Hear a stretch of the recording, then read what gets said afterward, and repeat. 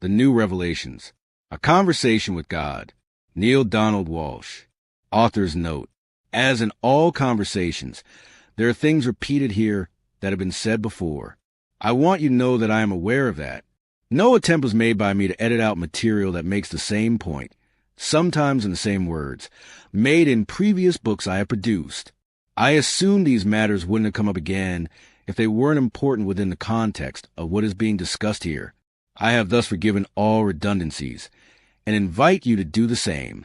The list of fallacies about God and life in this book seems, in particular, to be very similar to the 10 illusions of humans given to us in communion with God.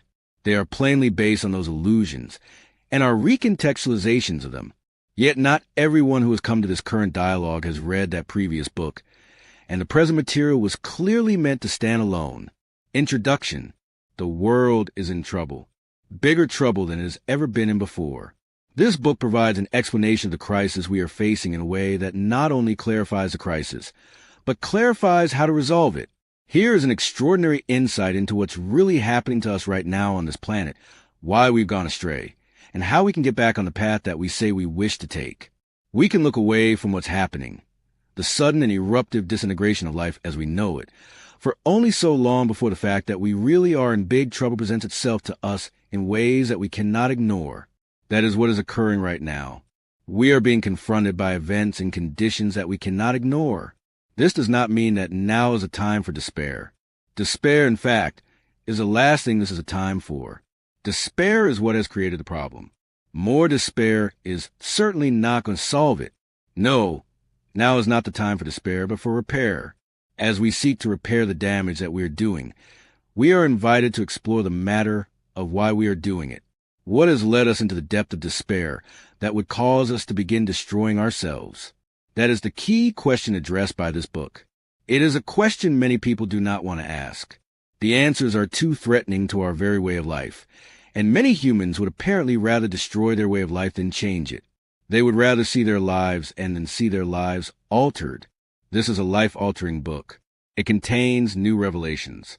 It provides the tools with which to pull ourselves out of despair, lifting the whole human race to a new level of experience, to a new understanding of itself, to a new expression of its grandest vision. This book was given to us, sent to us at just this moment, to help us. It presents its revelations in the form of a conversation with God. You do not have to believe that such a conversation took place to derive benefit from it. You have merely to be willing to follow the conversation, consider its contents, explore the possibility of applying them in your life, and observe the results. The human race has reached a time of choosing. Our options are being placed before us by the tide of events, and by those who are creating them. We can either move forward, building together at last a new world of peace and harmony based on new beliefs about God and life, or move backward, separately and continuously reconstructing the old world of conflict and discord based on old beliefs about God and life. How long we can keep ourselves going if we continue to choose the old ways is open to speculation. But ultimately our civilization, assuming no dramatic alteration in our present pattern, will simply cave in on itself. And everything I see tells me we are just years, not centuries, not decades, but years away from that. For those who are ready to embrace new beliefs, or at least to consider them, the issue becomes, what would they be, and what outcomes could they produce? I believe these new revelations have been given to us to offer some possible and powerful answers to these questions. This conversation with God began as a simple plea from one humble human being to the God of his understanding, in the way that works best for him. I ask God to reveal to us what we now need to know if we want to help change the self-destructive direction in which humanity is moving. Now, the God of my understanding may not appear to be the God in which you believe, but it is, I am convinced, the same God nonetheless. And I believe that if any person goes to the same God in purity, sincerity, and with deep desire, God responds. This book is God's response. I believe it can save the world. Chapter 1. God, please be here. We need help. I am here. We need help. I know, right now, I understand. The world is on the brink of disaster. And I'm not talking about natural disaster. I'm talking about man-made calamity. I know, and you're right.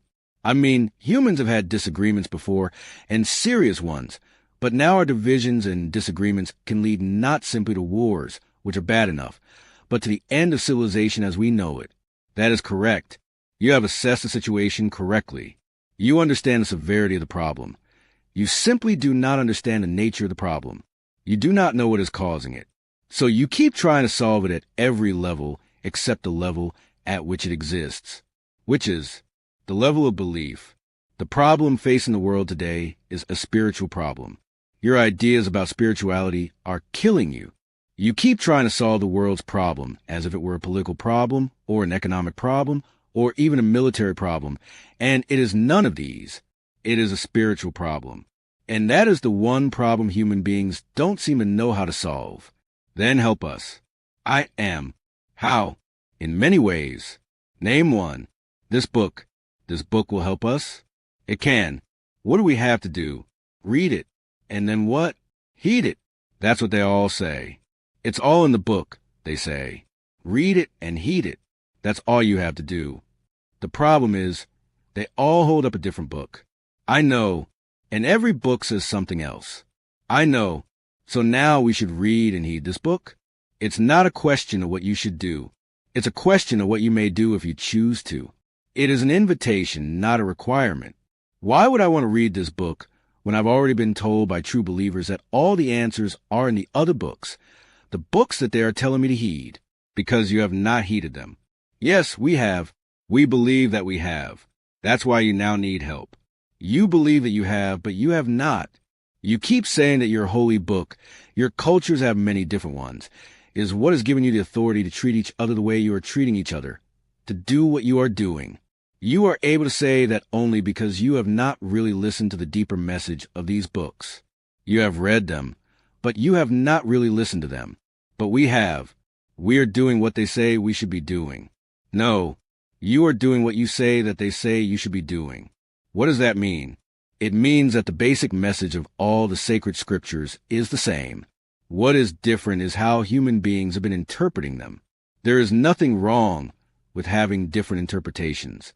What may not benefit you, however, is separating yourself over these differences, making each other wrong because of these differences, and killing each other as a result of these differences.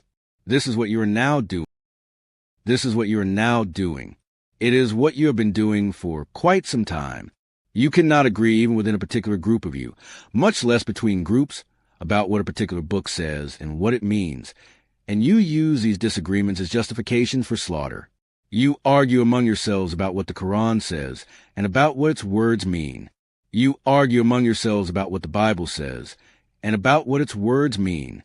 You argue among yourselves about what the Veda says, what the Bhagavad Gita says, what the Lun Yu says, what the Pali Canon says, what the Tao Te Ching says, what the Talmud says, what the Hadith says, what the Book of Mormon says, and what the Upanishad, the I Ching, the Adi Granth, the Mahabharata, the Yoga Sutras, the Mathnui, the Kojiki.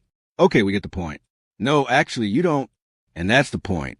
The point is, there are many holy writings and sacred scriptures, and you act as if there is only one. It is your sacred scripture that is really sacred. All the rest are poor substitutes at best, and blasphemies at worst. Not only is there only one sacred scripture, there is also only one way to interpret that scripture, your way. This spiritual arrogance is what has caused you your greatest sorrow as a species. You have suffered more and caused other people to suffer more over your ideas about God than over your ideas about anything else in human experience. You have turned the source of the greatest joy into the source of your greatest pain. That's crazy. Why is that? Why have we done that? Because there is one thing for which human beings seem willing to give up everything. They will give up love. They will give up peace. They will give up health, harmony, and happiness. They will give up safety, security, and even their sanity for this one thing. What? Being right. You are willing to give up everything you've ever worked for, everything you've ever wanted, everything you've ever created, in order to be right. Indeed, for this you are willing to give up life itself. But isn't that how it should be? I mean, You have to stand up for something in life. And the word of God is what's right. Which God? Which God? Yes, which God? Adonai, Allah, Elohim, God, Hari, Jehovah, Krishna, Lord, Rama, Vishnu, Yahweh, the God whose words were brought to us clearly by the Master and the prophets. Which Master and which prophets? Which Master? Which prophets? Yes, Adam, Noah, Abraham, Moses, Confucius, Siddhartha Gautama, Jesus, Patanjali, Muhammad, Bayullah, Jalal al-Din Rumi, Martin Luther, Joseph Smith, Paramahansa Yogananda. You're not equating all of those with each other, are you? Why not? Is one greater than the other? Certainly. Which one? The one in whom I believe. Exactly. Now you get the point. So what do you want me to do? Give up my beliefs? I don't want you to do anything. The question is, what do you want to do? I want to find a way to get past all of these mixed up beliefs that humans have. There's a way, which is transcend them. What does that mean? Transcending means to go beyond, to move past. It does not mean to completely reject or totally destroy. You do not have to destroy a thing in order to move past it. You would not want to destroy your old belief system in any event, because there's too much of it that you will wish to retain. Transcending does not mean always being other than, it means always being larger than. Your new, larger belief system will no doubt retain some of the old, that part of the old belief system that you experience as still serving you. And so it will be a combination of the new and the old, not a rejection of the old from top to bottom. Can you see the difference? I think so. Good. Then you can stop your resistance. The reason humans have hung so tenaciously to their old beliefs is that they do not want to dishonor those beliefs by rejecting them completely out of hand. They think that this is a choice they have, reject the old or accept the old totally. Yet, that is not the only choice you have. You can review the old and see what parts of the old no longer work. You can expand the old to make some parts of the old work better. You can add to the old to make some parts of your belief system new. Rejecting completely your present beliefs would be to discredit so much of what has been taught, so much of what has been understood, so much of what has been done, and so much of what has been good. It would make too much of the world feel wrong. It would make ancestors wrong. It would make entire scriptures wrong. It would make present-day lives wrong. People would have to admit that all of the spiritual aspects of the human experience have been a mistake, a misunderstanding. This is more than most people can acknowledge. It is more than they should acknowledge, because it is not true. In fact, you don't have to declare that you were wrong about anything, because you weren't. You simply didn't have a complete understanding. You needed more information. Transcending current beliefs is not an outright rejection of them. It is an adding to them. Now that you have more information that you can add to what you presently believe, you can enlarge your beliefs. Not completely reject them, enlarge them, and move on with your lives in a new way. A way that works. But I don't have more information. Yes, you do. I do. You have this book. Chapter 2. Let me see if I understand. You're saying that this book is on a par with the Torah, the whole Bible, the Bhagavad Gita? I did not say that. But for the sake of discussion, were not those books written by mortals, guided by divine revelation? Well, yes. But surely you're not equating the words here with the words of Confucius, the teachings of the Buddha, the revelations of Muhammad. Again, I say, these were mere human beings, were they not? I wouldn't call them mere human beings. They were very special human beings. Human beings who understood enormous truths. Human beings who were deeply inspired. You, too, can understand enormous truths. You, too, can be deeply inspired. Do you think these experiences are reserved for the very few? I tell you, they are meant for the very many. Divine inspiration is the birthright of every human being. You are all very special. You simply do not know that. You do not believe it. Why not? Because your religions have told you that you are not. They have told you that you are sinners, that you are unworthy, that only a very few among you have achieved a level of worthiness to be inspired directly by God, and that all of those people are dead.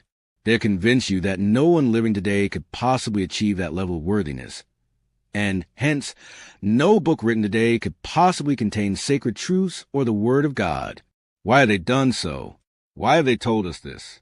Because to tell you otherwise would be to leave open the possibility that another master, another prophet, another messenger of God could come along, bringing new revelations and opening you to new understandings. And that is something that already established organized religions could not abide. And so, while your world's religions may not be able to agree on which book contains the highest truth and the deepest wisdom and the true Word of God, there is one thing on which they are able to agree. What's that? Whatever book it is, it's an old one. Definitely. It's an old book. It cannot be a new book. It cannot be a book written today. God's direct revelations ended long ago. Your religions agree. Only old sacred books can contain divine revelation. Most people can accept that God's great truths have come to humans through humans. They simply cannot accept that this could be true of humans living today. This is how you think. This is how you have it constructed. If it's old, it's worthy. If it's new, it's unworthy. If it's old, it's true. If it's new, it's false. If it's old, it's right. If it's new, it's wrong. If it's old, it's good. If it's new, it's bad. This peculiar mindset is what makes progress on your planet so difficult and evolution so time-consuming.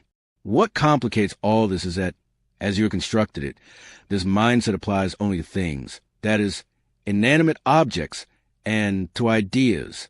Ironically, when it comes to people, you have it constructed the other way around. If it's new, it's worthy. If it's old, it's unworthy. Thus, your society dismisses out of hand some of the brightest new ideas and some of the wisest older people. Ask Hermann Kummel. Hermann Kummel? A medical doctor in Hamburg in the late 1800s who had a terrible time convincing other physicians that it was a good idea to wash their hands before surgery. The idea of scrubbing up was summarily dismissed by those who knew better, with Kummel turned into a laughingstock and practically driven out of his beloved medical profession for even suggesting that such a practice could save lives. The stubborn tendency of human beings to cling to their past, to refuse innovation or new thinking until they are forced to do so by an ultimately embarrassing weight of evidence, has been slowing your evolutionary process for millennia. Yet now it does not seem as if we can afford to have that process drag on. It feels as though now time is of the essence. We have reached a crossroad here. Yes, you are facing now a new and startling danger, a danger posed to your entire species, a threat to your very survival posed by the combination of a split in ideology and an advance in technology, which makes it possible for you to seek to resolve your differences with tools of human destruction unlike anything you may have heretofore dreamed of in your worst nightmare. My God, what can we do? There are 5 things you can choose now of changing your world, and the self-destructive direction in which it is moving is what you wish to achieve. 1. You can choose to acknowledge that some of your old beliefs about God and about life are no longer working. 2. You can choose to acknowledge that there is something you do not understand about God and about life, the understanding of which will change everything. 3. You can choose to be willing for a new understanding of God and life to now be brought forth, an understanding that could produce a new way of life on your planet. 4. You can choose to be courageous enough to explore and examine this new understanding, and if it aligns with your inner truth and knowing, to enlarge your belief system to include it. 5. You can choose to live your lives as demonstrations of your highest and grandest beliefs, rather than as denials of them. These are the 5 steps to peace. And if you take them, you can shift everything on your planet. Why all this emphasis on God and our beliefs? Why are you not telling us to change our worldwide political or economic systems?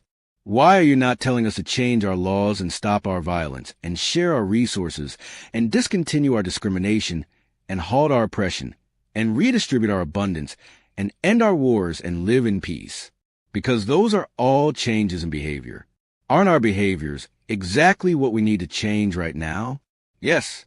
If what you decide you now desire is a world living in peace and harmony, the answer is yes. Okay, you got me. I don't understand. Why are you talking about beliefs when what we need to do is change behaviors? Because beliefs create behaviors. Chapter 3. All behaviors are created by beliefs. All behaviors. Aren't there such things as automatic reactions? Even those reactions are based on what you believe is occurring, is about to occur, or could occur. All behaviors are sponsored by beliefs. You cannot make a long-term change in behaviors without addressing the beliefs that underlie them. I'm going to repeat that because the brevity of the statement belies its importance. I said, you cannot make a long-term change in behaviors without addressing the beliefs that underlie them. So it is on our beliefs that society needs to focus. Exactly. And this is precisely where most of your societies have not been focusing, except those societies that are now causing and have historically caused the most upheaval. But if we listen to me, I am telling you something very important here. What I just said was, those societies that are now causing and that have historically caused the most upheaval in your world are those societies that have focused on beliefs. Most humans try to change things by focusing on behaviors. They keep thinking they can make things better by doing something. So everyone is running around trying to figure out what they can do. The focus is on doing something rather than on believing something. But radical forces within your societies have always sought to change things by using the power of thought, not action, for they know that thought produces action. Get a person thinking a certain way, and you can get a person to act a certain way. It is not easily done the other way around. Take killing, for example. You can rarely get a person to go out and kill another person simply by telling him to do so. You have to give him a reason. And reason exists only in thought. And thought is always based in belief. So, if you want to get one person to kill another, the fastest way to do that is to give him a belief that supports the action and can sponsor it. Such as, one such belief might be that killing is what God wants, that it is doing the will of God, and that one will be rewarded in heaven for doing it. That could be a very powerful belief, a very powerful incentive. And so, while most of the world is seeking to bring about change by telling people what to do, those who truly know how to motivate people are bringing about change by telling people what to believe. Do you get it? Wow. Yes. Your world is facing enormous problems right now, and you must solve the problems at the level of belief. You cannot solve the problems at the level of behavior. Seek to change beliefs, not behaviors. After you change a belief, the behavior will change by itself. But we are a very action-oriented society. The Western world, in particular, has always found its solutions in action, not in quiet contemplation or philosophy. You can take whatever action you want to take to alter someone else's behavior or to stop it, but unless you alter the beliefs that produce such behavior, you will alter nothing and stop nothing. You can alter a belief in two ways, either by enlarging upon it or by changing completely. But you must do one or the other, or you will not alter behavior. You will merely interrupt it. In other words, the behavior will return. Is there any question about that? Do you not see your history repeating itself? I see that. Yes, and it's frustrating. Your species is the same thing over and over again because your species has not changed its basic beliefs about God and about life. In millennia, beliefs are taught in virtually every school on your planet, in nearly every culture, in one form or another. Often you present beliefs as facts, but they are beliefs nonetheless. This would not be so bad and would not produce such terrible results if what you believe, if what you taught, was what is so, but it is not what is so. You teach your children what is not so, and tell them this is what's so. For the most part, you are not doing this intentionally. You do not know that these are falsehoods. They are, after all, the things that you were taught. You thus assume them to be true. It is in this way that the sins of the father are visited upon the son, even unto the seventh generation. In some schools, particularly some religious schools where children in their earliest years are encouraged to view life through the prism of particular religious doctrines and cultural prejudices, the result of this is the inbreeding of incredibly negative behaviors reflecting extraordinarily mistaken beliefs. You teach your children to believe in an intolerant God, and thus condone for them their own behaviors of intolerance. You teach your children to believe in an angry God, and thus condone for them their own behaviors of anger. You teach your children to believe in a vengeful God, and thus condone for them their own behaviors of vengeance. Then you send these, your children, to do battle with the demons of your own creation. It is not an accident that by far the highest numbers of warriors in any radical movement are the young.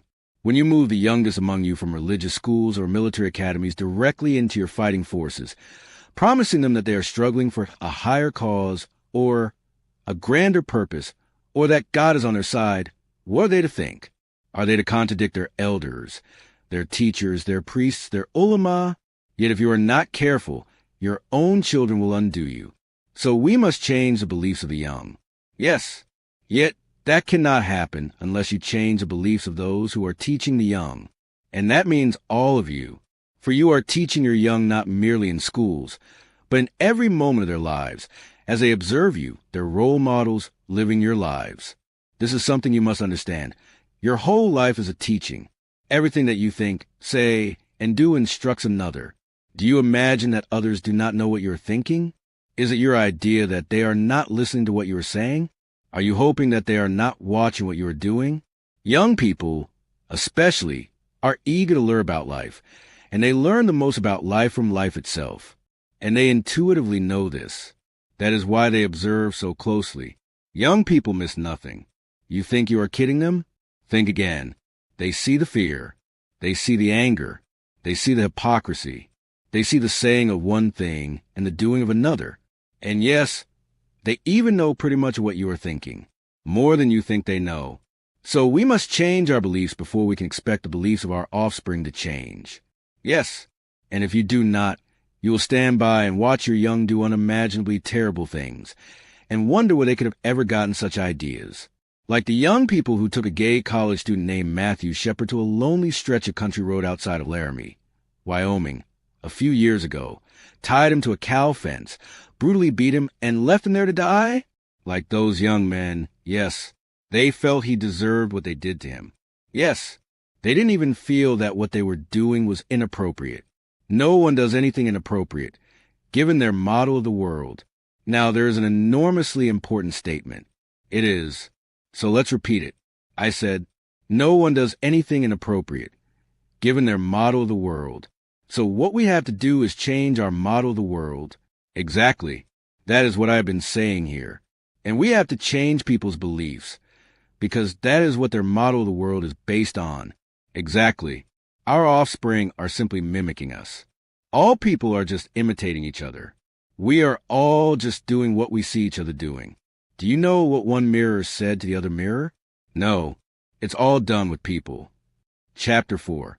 Okay, so humanity's beliefs about God and life are incomplete, and it is these incomplete understandings that we have been passing on to our children from generation to generation, creating the political, economic, social, and spiritual crisis the world is facing today. Correct. And if we can just change these beliefs, we can change all this. Yes, we can end the killing and the suffering. You can. We can end the poverty and the desperation. You can. We can put a stop to oppression and aggression and repression. Indeed, you can. That sounds so hopeful. That makes me feel as if we got a chance. Oh, you have more than a chance, my son. You and all the children of God have a happy destiny to fulfill. And using the power and the wonder and the glory of all the gifts I have given you, you will fulfill it. Only if you do not use that power, only if you set aside the wonder of who you are and throw away my gifts, can you not fulfill it. It is going to be very difficult for you to do that. I have made it very hard for you to not reach your goal. For my gifts to you are so extraordinary as to render that virtually impossible. Just look at what you have done so far. Against all odds, you brought yourselves into being and moved your species into consciousness. Against all odds, you acquired sufficient understanding of the world around you to produce truly extraordinary physical achievements. Against all odds, you grew in self-awareness to the point where you recognized that there was something greater than the limited experience of you, developing arts and culture, science, philosophy, and spirituality to express your expanded view of existence. When you look around your universe, which you will soon have the technology to do much more effectively, you will see that these are not small accomplishments. Of all the life forms in existence, only a tiny minority has done it. And look at your personal lives. Many of you have grown to become dynamic, productive, loving, caring, compassionate beings, deeply concerned with the feelings of others, deeply committed to betterment of all, and deeply determined to courageously explore the edges of your knowledge, that you might create an even brighter tomorrow. Do you see the magnificence of that? This is who you are, and it is only the beginning. Is this true? Do you mean this? I tell you, you are capable of achievements and experiences beyond your wildest dreams. You are standing even now at the edge of a golden age, the beginning of 1,000 years of peace, which will lead to grander glory for the human species, and your heart can now hold the knowing of. This can be your gift to the future. This can be your destiny. You need but choose it. You're talking about changing our entire experience of life on this planet. For with all of our accomplishments, with all of our understandings, we have not been able to achieve peace. When you talk about 1,000 years of it, you are talking about changing our entire way of life. That is what we are talking about. Yes, that is what you asked me to help you with. Is it not? It is. But I just don't get that there's a panacea, a magic pill that could do all that it takes to have that. There is. Our beliefs, your beliefs, specifically our beliefs about God and about life. What about people who don't believe in God? It doesn't matter whether people believe in God or not. All people have beliefs about life. And what you will find is that people's collective beliefs about life pretty much reflect humanity's collective beliefs about God. This is understandable, given what I'm now going to tell you, which is something that some people may not accept. What's that? God and life are the same thing. You may call these things by two different names, but they're the same thing. God is what life is, and life is what God is. God is the energy that you call life, and life is the energy that you call God. It is all the same thing. Life is God physicalized. So, if we believe in life, we believe in God. Is that what you're saying? Yes. You cannot separate God from life, and you cannot separate life from God. You can say you believe in life, but not in God, but that is like saying you believe in the brain, but not the mind. You can see and touch the brain, so you know it is there. You cannot see or touch the mind, so you're not so sure what that is, or whether it is there or not. The brain is the mind, physicalized, yet it is your mind that allows you to even contemplate your brain. Without your mind, you would not even know that the brain exists. It is exactly the same way with God and life. So we don't have to believe in God in order to change the world. Not at all. But those people who do believe in God have a head start. Not necessarily. What? I said, not necessarily. You mean a belief in God is not a benefit here? It's not an advantage? It could actually be a disadvantage. How can you say that a belief in God can be a disadvantage in changing the world? Everything depends not on whether you believe in God, but on what you believe about God. I've already told you that you don't have to believe in God at all in order to use beliefs to change the world. All you have to believe in is life. And you do believe in life because you are experiencing it. Yet if you're one of those who does believe in God, what you believe about God can have an extraordinary impact on what you believe about life, as well as how you live your life and how you experience it. So your belief about God becomes crucial. And to repeat, the world is in the place it finds itself in today, a place of crisis, of violence, of killing, and war. Because of what we currently believe about God? That is true. Okay, then, let's start there. What are the beliefs that we have about God that create crisis, violence, killing, and war? First, you believe that God needs something. Second, you believe that God can fail to get what he needs. Third, you believe that God has separated you from him because you have not given him what he needs. Fourth, you believe that God still needs what he needs so badly that God now requires you, from your separated position, to give it to him. Fifth, you believe that God will destroy you if you do not meet his requirements. These 5 fallacies about God have brought more pain and destruction to your day-to-day existence than all of your other beliefs combined. Well, okay, we could discuss those beliefs in detail, I suppose. It could benefit you to do so, and I would like to do that later. But right now, I don't see how these beliefs about God create crisis, violence, killing, and war between people. That's easy. You think it is appropriate to act with each other in the same way that you believe God acts with you. You also think that when you create crisis, violence, killing, and war, you are doing so in order to meet God's requirements. You think that you are helping God meet his needs. Many of you believe that God wants crisis, violence, killing, and war if that is what it takes for you to fulfill his requirements. In this context, you believe wanton killing to be God's will. Human beings believe that. I don't know of any human beings who believe that. You may not know them personally, but I can assure you they exist and have existed on your planet for a very long time. From the very earliest days, you described the worst human experiences and disasters, even man-made acts of terror, as the will of God. In fact, your effort to understand the bad things that happened to you is how you came to believe in the existence of a God in the first place, and to believe in a God who does bad things. Please explain that. In your most primitive times, what you would call the caveman era, and before, humans did not comprehend the simplest aspect of life around them. All they knew was that there was life around them. That is, there was something other than them. This other thing that existed demonstrated itself all around them. It showed up as wind and rain, sun and moon and clouds, plants and trees, and tiny living things that you now call insects, and large living things that you now call animals, and as spectacular effects such as fires that started spontaneously in the forest, thunder and lightning from the sky, huge waves on the ocean, and sometimes a frightening shaking of the very ground itself. Now, Homo sapiens did not know what to make of all these things. They did not know why people died, why hurricanes or tornadoes or droughts came along and destroyed everything, or why anything happened at all. In order to make some sense of these things, early humans concluded that there must be some power greater than theirs that made these things occur. They imagined spirits that caused good and evil to manifest itself in their lives in many ways. As they watched day turn into night and night into day, grass grow and flowers bloom, and trees lose their leaves and get them back again, they began to deify nature. They imagined rain gods and the sun god and many other gods that did things according to mood and whim. What had to be done, they reasoned, was to somehow affect this mood and to please the gods, and then the gods would do as they asked. All manner of rites and rituals were created to call forth the spirit of whatever gods might be needed or desired at the moment, to placate them and to honor them, and to get them to do what humans earnestly requested. There were rites of fertility and rites of passage, and rituals of every kind and intention.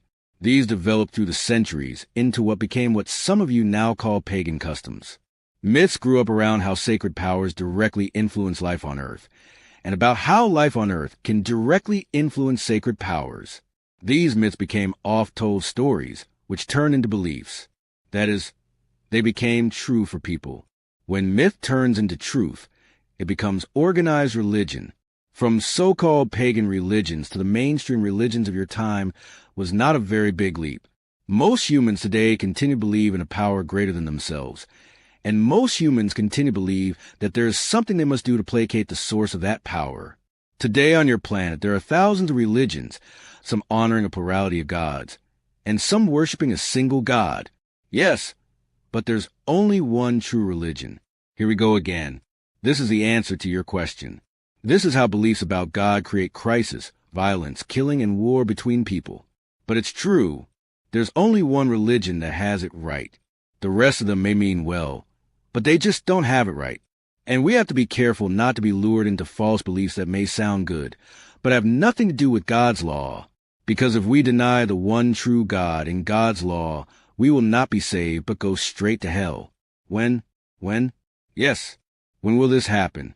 When you die, of course. And if true believers feel that you deserve to go to hell because you do not believe in the one true God, nor follow God's law, they are allowed to send you there immediately by killing you. Indeed, in some cases they are obliged to. When leaders of a religion issue a mandate, all true believers are required to follow it and kill whomever the leaders tell them to kill. Who told you that? You did. I did? Yes.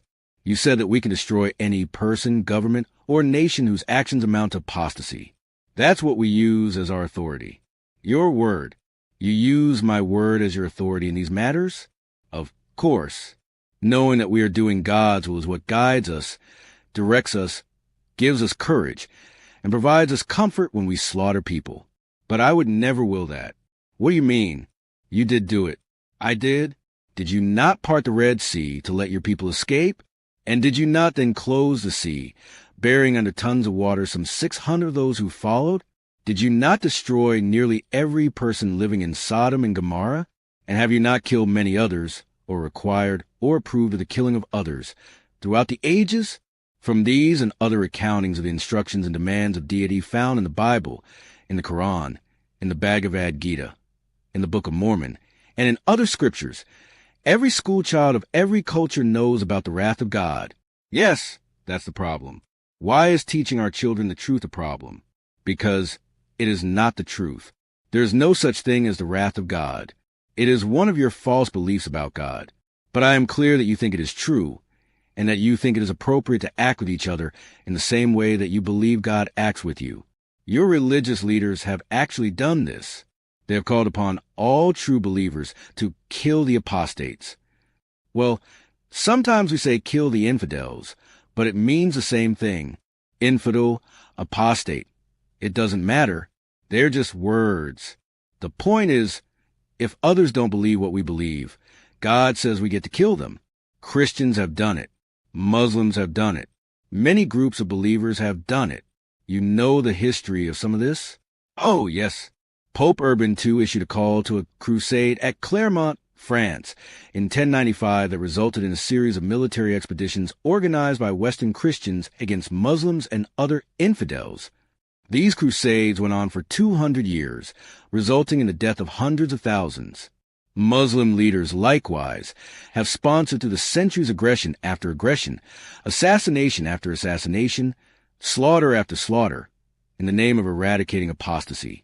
And these behaviors have not been limited to medieval times.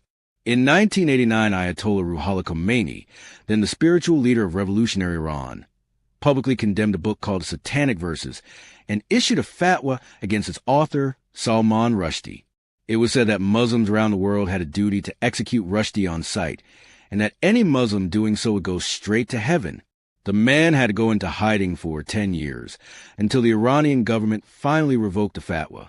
Most recently, in the late 1990s, radical Muslims, many of them living in Afghanistan, declared war on Western civilization, telling Muslims throughout the world that it was their duty to bring death to America and death to Israel, among other specified enemies. In other words, your history is repeating itself over and over again, and we can't seem to find a way to stop it. Now we are dealing with horrible terrorist acts and the killing of many innocent people. Meanwhile, the Encyclopedia Britannica 2001, in an article on the 200 years of Christian attacks, contained an ironic comment describing those crusades. It said that such random acts of terrorism, with their combination of idealism, ambition, heroism, cruelty, and folly, are a medieval phenomenon and, as such, outside modern man's experience. I expect that line will have to be rewritten for the next edition. Chapter 5. So the 5 fallacies about God create crisis, violence, killing, and war. Yes, that is observable. You also said there were beliefs about life that were leading us astray. Yes, what are those? The 5 fallacies about life that create crisis, violence, killing, and war are: 1. Human beings are separate from each other. 2. There is not enough of what human beings need to be happy. 3. To get the stuff of which there is not enough, human beings must compete with each other. 4. Some human beings are better than other human beings. 5. It is appropriate for human beings to resolve severe differences created by all the other fallacies by killing each other. These 5 fallacies about life, combined with the 5 fallacies about God, make for a deadly litany of error that is created and continues to create to this very moment a world of deep anger, brutal violence, terrible loss, unrelenting sorrow, and unremitting terror. You think you are being terrorized by other people, but in truth you are being terrorized by your beliefs. These are what you must change if you are ever to realize your dream of a world living in peace, harmony, and happiness. I say again and again and again, you cannot change the conditions of anger, violence, loss, sorrow, and terror by political or economic means. You can affect these conditions. That is, you can alter them somewhat for a short period of time, or you can interrupt them, but you cannot eliminate them without a change in your beliefs. Because belief creates behaviors. That is correct. Well, as I said earlier, I want to discuss these false beliefs, all of them, later. Good, because that is the point of this dialogue. But first, in the early part of this conversation, you said that there were 5 things we can do now of changing our world, and the self-destructive direction in which it is moving is what we wish to achieve. You call these the 5 steps to peace. Yet none of them sounded like much of an action plan to me. They seemed like mostly philosophical meanderings. Forgive me, I don't mean that pejoratively. I just wonder if this is the kind of information that will help people and that will serve the world right now. The purpose of this dialogue is to awaken people and to heal the world. That will both help and serve. Now, what I said was, there are 5 things you can choose. I said nothing about 5 things you can do. I am making the repeated point here that peace on your planet will only be achieved when you change beliefs, because unless you get this point, you'll be able to achieve nothing in the way of healing your planet. What you seek to heal are the wounds created by your beliefs. Your deepest beliefs have created the behaviors that have produced the wounds. The overriding desire of humankind is peace, and I am showing you that your current beliefs do not render you very peaceful. Peaceful is not something you do. Peaceful is something you are. One does not say, I am doing peaceful. One says, I am being peaceful, and beingness is an expression of the soul and the mind. Again, please. Beingness is an expression of the soul and the mind. Doingness is an expression of the body. All experiences of the body arise out of experiences of the soul or the mind. You get to choose which. If you choose the mind as your mind feels, so the body does. If you choose your soul as the soul feels, the body does. The soul always feels joy because the soul is joy. The soul always feels love because the soul is love. The soul always feels connected with the wonder of life, because the soul is the wonder of life expressed. In order to feel this always, you have to be out of your mind. You have to get out of your head and into your heart. I thought you were going to say, into your soul. The heart is the bridge between the mind and the soul. First get out of your mind and into your heart space. From there, it is a quick jump into your soul. When you are in your heart space with another, that is when you can have a real soul talk. When you are in your heart space with yourself, that is when you can experience connecting with your soul at a very deep level. That is when you can experience communion with God. If you stay in your mind, you will be affected by the constructions of the mind. If the mind is dampened or weakened, the body will function in ways that reflect that. If the mind is uplifted, strengthened, or renewed, the body will function in ways that reflect that. If the mind is discouraged, diminished, restricted, frustrated, angry, wounded, or agitated, the body will demonstrate that. If the mind is excited, enlarged, unlimited, exuberant, joyful, healed, and peaceful, the body will behave in an entirely different way. But isn't that just the way old-time religion makes people feel? Doesn't it talk about the renewing of your mind? Doesn't it make people feel excited, enlarged, unlimited, exuberant, joyful, healed, and victorious? Isn't that precisely its appeal? Isn't that explicitly its promise? Indeed, yet it is a promise your old religions have not been able to keep for humanity as a whole. Why is that? If religion can make individuals ecstatic, why can't it heal the world? Because organized religion, as you currently create, it is largely an exclusive experience. It is exclusive to the individual or the group experiencing it. You have not found a way to include everyone in the same experience, that is, society as a whole, because you have not found a way for everyone to agree on how the experience should be experienced. Indeed, you disagree on this question so dramatically that it has caused you to interrupt your own ecstasy to express your disapproval of another for not experiencing their ecstasy in the same way. You have argued with each other, battled with each other, and killed each other in your anger over this ecstasy. Why? Why have we done this? And why can't religions heal this? Organized religions by their nature exclude as many as they include. This would be non-problematic if religions were tolerant of those they exclude. Yet far too often this is not the case. Religions, which you count on to teach tolerance, have not learned how to practice it. And so, teach just the opposite. I am so sad about that. And I wouldn't have believed how serious the problem was, and is, to this very day, if I hadn't come across evidence with my own eyes. The most recent, and to me is shocking, evidence of exactly what is being discussed here was contained in a newspaper article in the Arizona Republic, written by Stephanie Simon, and originally appearing in the Los Angeles Times on December 1st, 2001. I want to reprint that story here in full, because I want all the world to know just how insidious and how serious this problem is. Most people to whom I've shown this story are aghast. Their mouths drop. Here's the article, Lutheran Pastor Assailed. joining interfaith event called heresy. St. Louis. To the Reverend David Benke, the ceremony at Yankee Stadium was a blessing, an opportunity to join other religious and civic leaders in offering comfort to a nation raw from the terrorist attacks on the World Trade Center and the Pentagon. He joined the celebrities and politicians on stage to sing patriotic songs and to pray. It was, he thought, his duty as a pastor. But some fellow clergymen took quite a different view. They saw his participation in an interfaith event as heresy.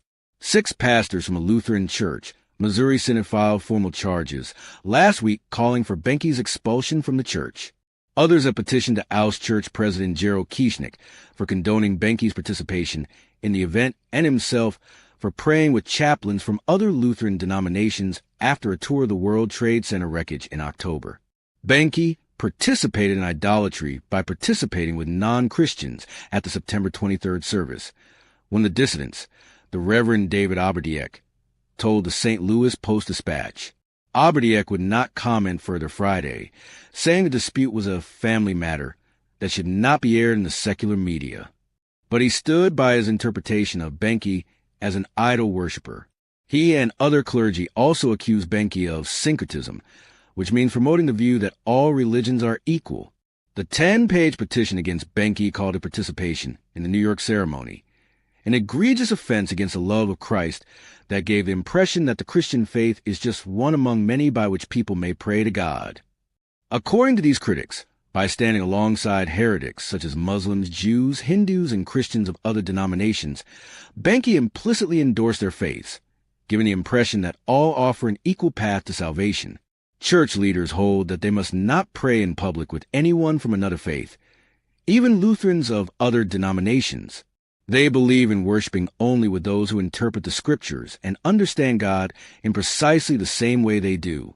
We can't go the communion rail with someone who thinks of communion in a completely different way, explained the Reverend David Strand, a spokesman for the church, which is based in suburban St. Louis. The nation's largest Protestant denomination, the 16 million-member Southern Baptist Convention, hews to a similar tradition. I do not have an ecumenical bone in my body, the Reverend Page Patterson, a former president of the church, has often said, and indeed, many Southern Baptist clergy made a point of staying away from interfaith services after the September 11th attacks. Yet Benke and Kieschnick insist that the Yankee Stadium ceremony was not a formal worship service, and thus was not off-limits to Missouri Synod members. They viewed it as a secular event organized by Mayor Rudolph Giuliani and hosted by actor James Earl Jones that included some prayer. When it was Benke's turn at the microphone, he recited a brief prayer that opened and closed with references to Christ. Although he stood in respectful silence while other religious leaders spoke, his supporters insist he was not worshiping with them, nor was he assenting to their views. To suggest that when the imam was praying to Allah, Dr. Benke was praying right alongside is an insult to even imply that was what he was doing, Strand said.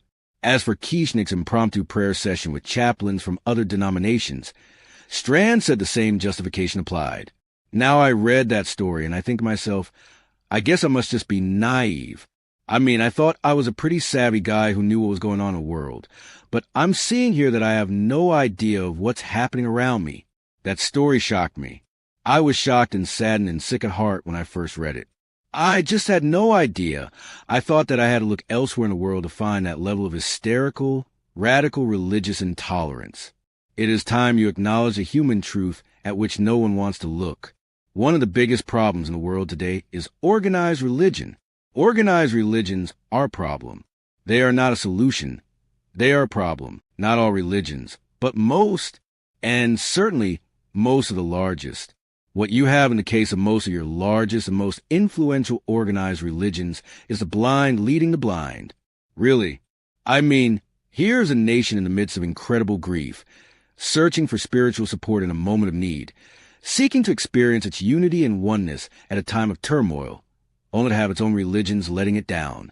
Here are a people wanting only to link arms and walk in step, each person appealing to the God of his or her understanding, each person knowing that healing begins with the expression of tolerance for every other person's understanding, only to find that organized religion forbids it. Religions forbid tolerance. Can you imagine? Baptists refusing to pray with Jews or Catholics. Lutherans refusing to pray with other Lutherans, as if there was a wrong time or a wrong place or a wrong person with whom to pray. Is it any wonder that human beings around the world are asking, what's wrong with this picture? Is it any wonder that bumper stickers and billboards have begun to appear, saying, God, save me from your people? Who in the world wants to believe in a God who is less charitable and less tolerant than they are?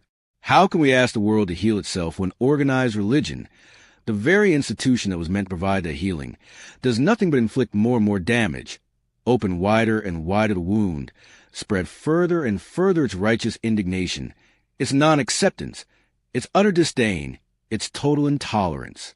Yet how can you blame religion if religions believe in a God who does exactly the same thing? It is your understanding of God that is the main problem. I will say again, so that you cannot miss it, the problem confronting humanity today is spiritual. You do not understand who you are. You do not understand who God is. You do not understand how the world works. You do not understand that love is the basis of all of life, nor can you comprehend a love that is unconditional. You imagine that God is a small, petty, jealous deity who says to people bowed in prayer, sorry, it's my way or the highway. Your prayer I hear. Your prayer I don't, because you didn't do it right. You did not please me. In this you turn me into a replica of the worst of humanity. You claim that you are striving to be godlike in your lives, and if this is a God you're striving to be like, you have succeeded brilliantly. You may thank organized religion for teaching you how. Not all organized religions are in this category. Some of them teach tolerance and actually practice it. Some of them teach a God who is inclusive and actually live that teaching. The Unity Church is one that comes to mind. The United Church of Religious Science is another.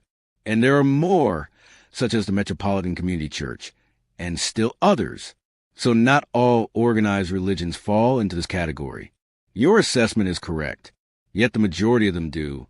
When I say organized religion, or religion in general, within the context of the dialogue that we are now having, I want it to be known that I am speaking of those religions that teach a doctrine of exclusivity.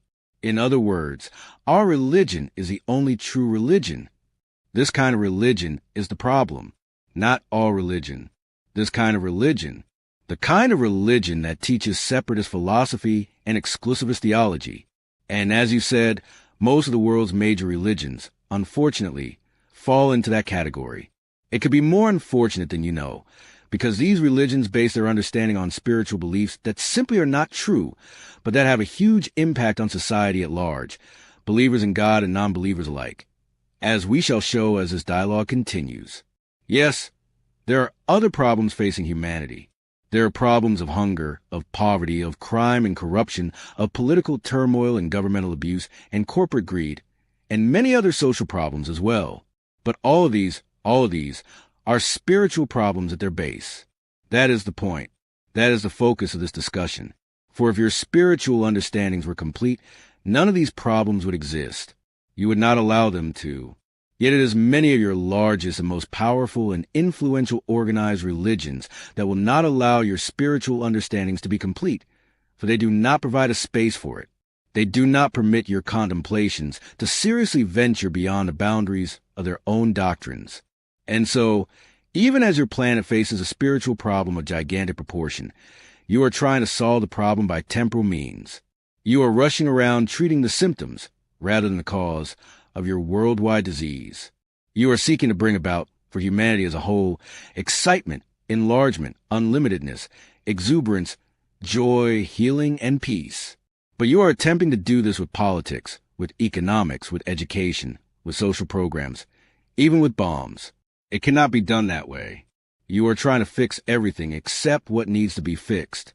You are trying to change everything except what needs to be changed. You are addressing everything but your most basic beliefs. Yet it is your most basic beliefs that are creating the problem. That is why the 5 steps to peace have to do with God and the Spirit, not with the body. Chapter 6. Okay, I've got it. I'm convinced. So let's get back to that. We never got to really discuss those 5 steps to peace. Could we review them? Yes. You can choose to take these steps now of changing your world and the self-destructive direction in which it is moving, is what you wish to achieve. Make this declaration. 1. I acknowledge that some of my old beliefs about God and about life are no longer working. 2. I acknowledge that there is something I do not understand about God and about life, the understanding of which could change everything. 3. I am willing for new understandings of God and life to now be brought forth, understandings that could produce a new way of life on this planet. 4. I am willing to explore and examine these new understandings, and if they align with my inner truth and knowing, to enlarge my belief system to include them. 5. I am willing to live my life as a demonstration of my beliefs. Okay, let's take the first one. There are many people who are nowhere near ready to admit that their beliefs are not working, particularly their religious beliefs. In fact, they say that a little bit of old-time religion is exactly what this world needs right now, that everything would work out fine if we would all just start listening to it, obeying it, doing what it says. Yes, one group of religious believers who have been saying this has come to be known as fundamentalists.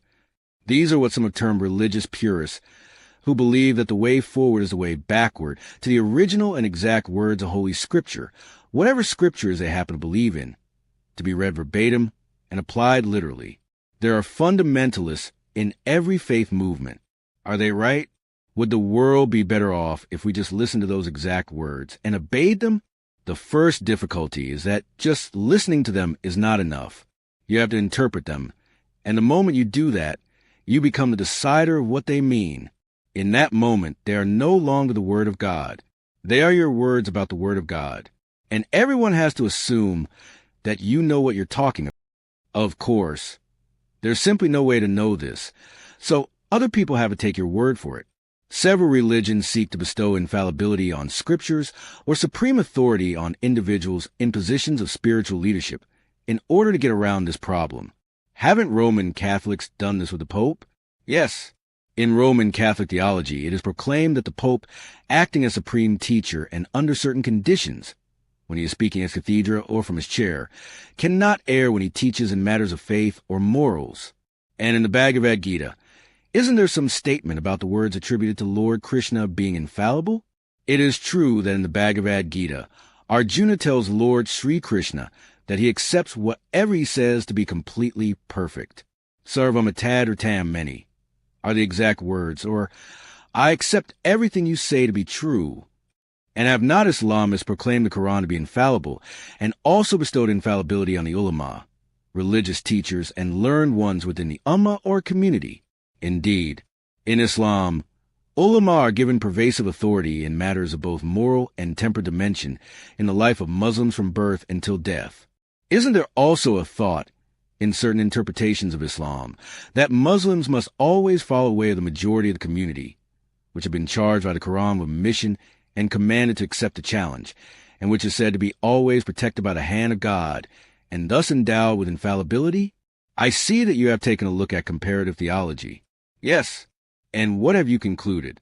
That no human being is infallible, and that the assigning of infallibility to any person or group can be very dangerous. I see that the doctrine of infallibility, the idea that we are always right, invariably leads to making someone else wrong. It produces disagreement and conflict. It can also produce a certain hubris, which is the opposite of the humility said to be the bedrock of all religions. It has, in fact, done so. But I am curious. What would you say to people who assert that following the words of their holy scripture verbatim and interpreting them literally is the only way? I would ask them to notice that these words were written at a different time and in a very different kind of place and circumstance. I would observe that, while these teachings were based on firm set principles, to now interpret their words literally, rather than seek to understand the underlying principle that they reveal, could lead, at the very least, to misunderstanding, and, in the worst case, to a loss of the original wisdom in which they were grounded. I would invite humans to explore whether they might derive more benefit from the original teachings of all faith traditions if those teachings were contextualized within the framework of a continually evolving society. In other words, remain open to the possibility of new interpretations that might allow us to better apply ancient wisdom to contemporary life. Exactly. Yet in the end, I would say to people everywhere, believe as you wish, Follow your heart and your soul where it leads you, but do not seek to impose your views on others, and certainly do not seek to do so by force. Yet what if they still insisted that their way is the only right way to live? And what if they believe that they are required to make others live in the same way? I would ask, who is doing requiring? And if they answered, God, I would say, you've got me all wrong. I am not asking you to do that. I am not requiring you to do that. I would never give free will to people just so you could take it away from them.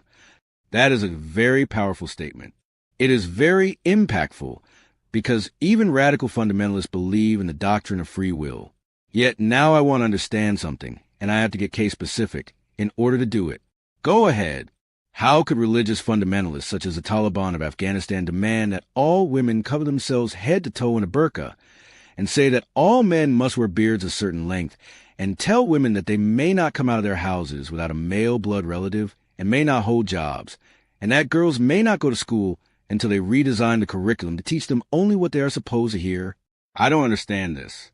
I'm trying to understand this, and I don't understand this.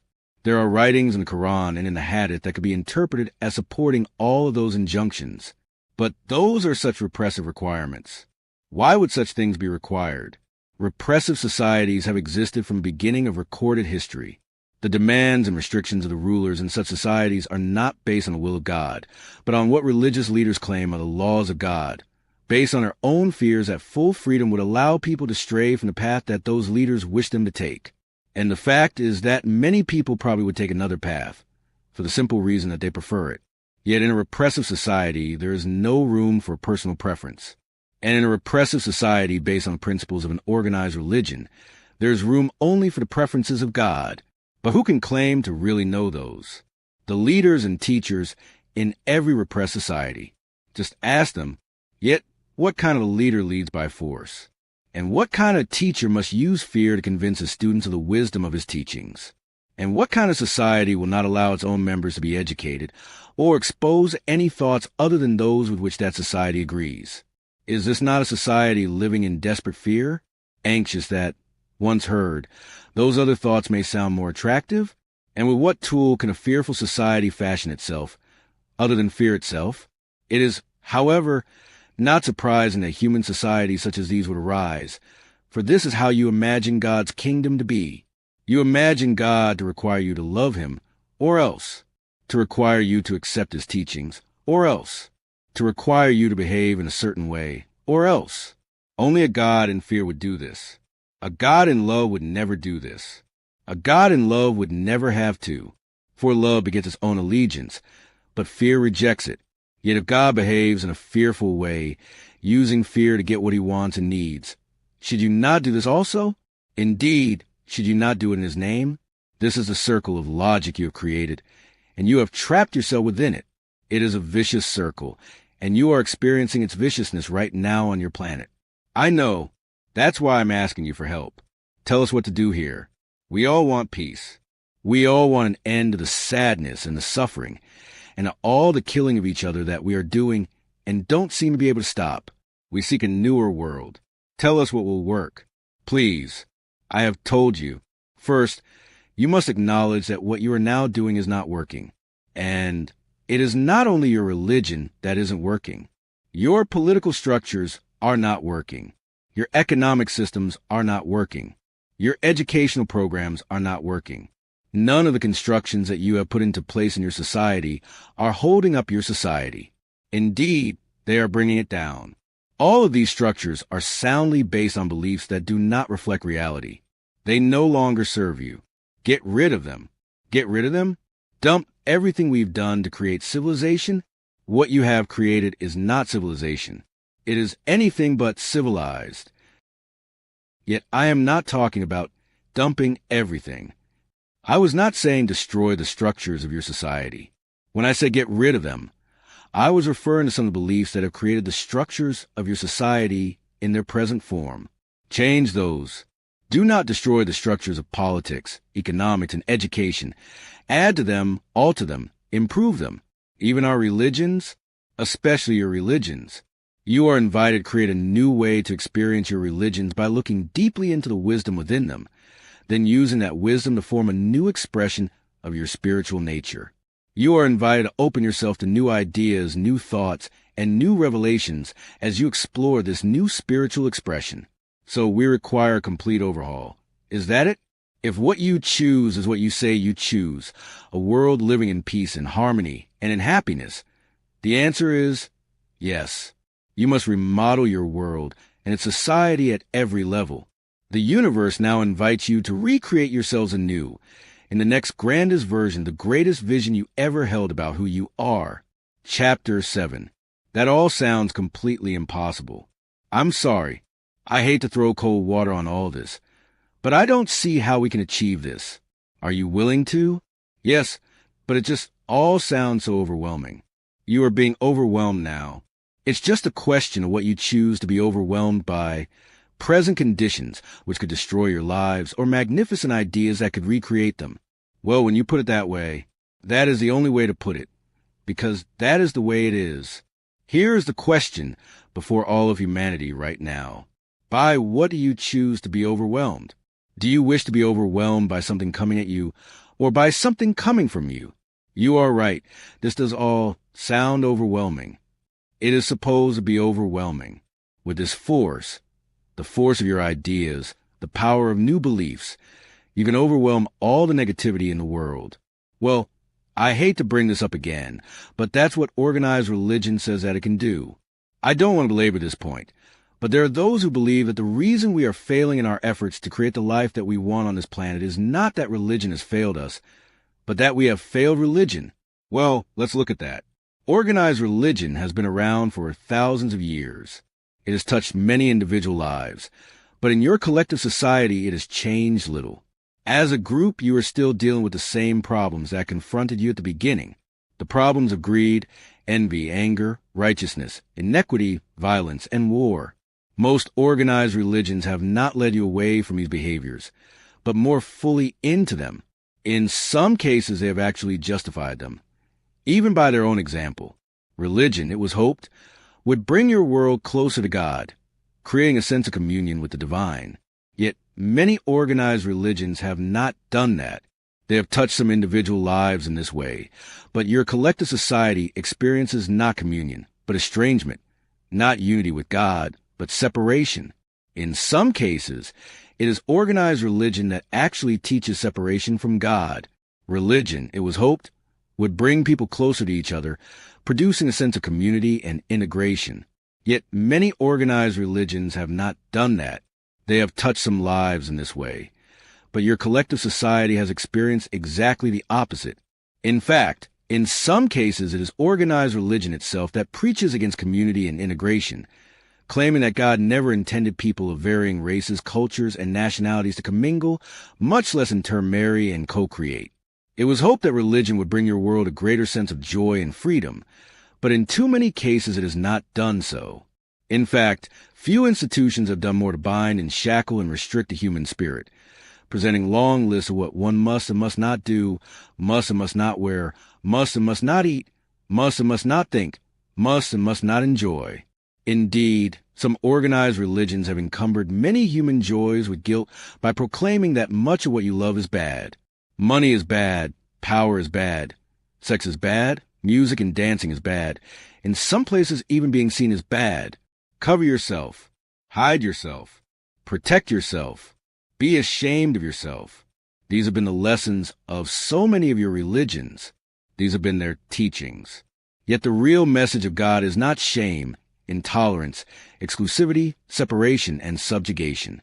The real message of God is joy, acceptance, unity, freedom, and unconditional love. Most of the killing and most of the domination and most of the suppression and most of the terror on your planet has been carried out under banner of organized religion and in the name of God. The 200 years of the Christian Crusades are a prime example, during which people were slaughtered in the name of Christ. Yes, former U.S. President Bill Clinton said in a speech to students at Georgetown University in November of 2001 that the international terrorism today, which had only just then reached the United States, dates back thousands of years. In the First Crusade, Mr. Clinton said, when the Christian soldiers took Jerusalem, they first burned a synagogue with 300 Jews in it. then proceeded to kill every woman and child who was a Muslim on the Temple Mount. I can tell you that story is still being told today in the Middle East, and we are still paying for it. This kind of religious insanity continues to this very day, on which you murder with the invocation, Allah is great. The enormous irony and the immense sadness is that some humans do not even see the contradiction. This is the effect that your organized religions of exclusivity and righteousness and retribution have had on you. They have solved nothing. They have, in fact, enlarged the very problems they were intended to solve. But religion has done a lot of good in the world. Look at its charity work. Look at the millions whose lives it has touched in positive ways. Religion has indeed done good in the world. As a helping hand and as a change agent in the lives of individuals, it has produced many blessings. As a force of societal evolution, however, it has not fared well. Why have your organized religions been so singularly ineffective in bringing about a general uplifting of human morals, motivations, and modi operandi? Why have they been totally unsuccessful in producing any significant shift in wholesale worldwide consciousness? This is the issue humankind might do well to address. Yet this is the question you are afraid to ask. And if we asked it, you would find that it is not for lack of effort. Most organized religions have been sincere in their attempts to bring about social change and a new way of life. It is for lack of understanding, and it is because of stubbornness. Most of organized religion has not changed its basic point of view for centuries and, in some cases, for millennia. Let me restate that so that you can appreciate its full impact. I said, there has not been a significant new idea brought into most major organized religions in hundreds and thousands of years. Indeed, the very idea of new ideas is anathema. This conversation, the conversation you're now having, will dare to present some new ideas. Do you dare to look at them?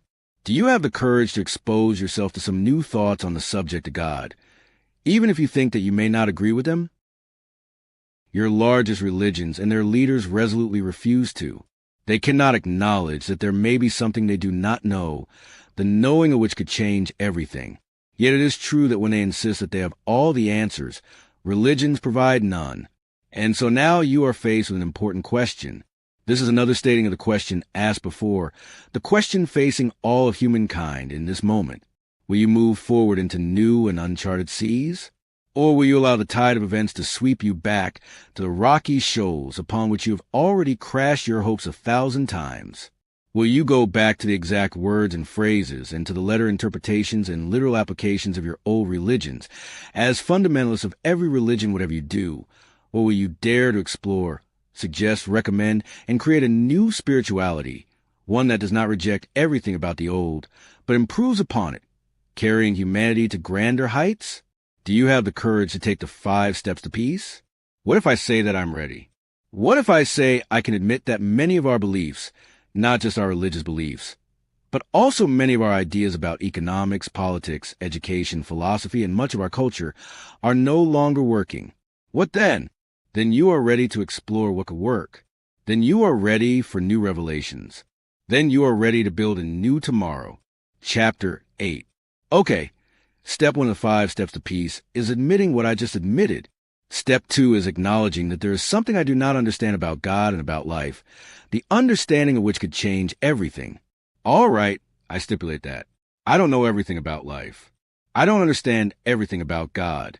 You may not, but some people believe that they do, and many of your religions say that they do. Are you willing to look at that? Are you willing to be a force and a source, in your own way, in your own corner of the world, which brings about a change in these beliefs?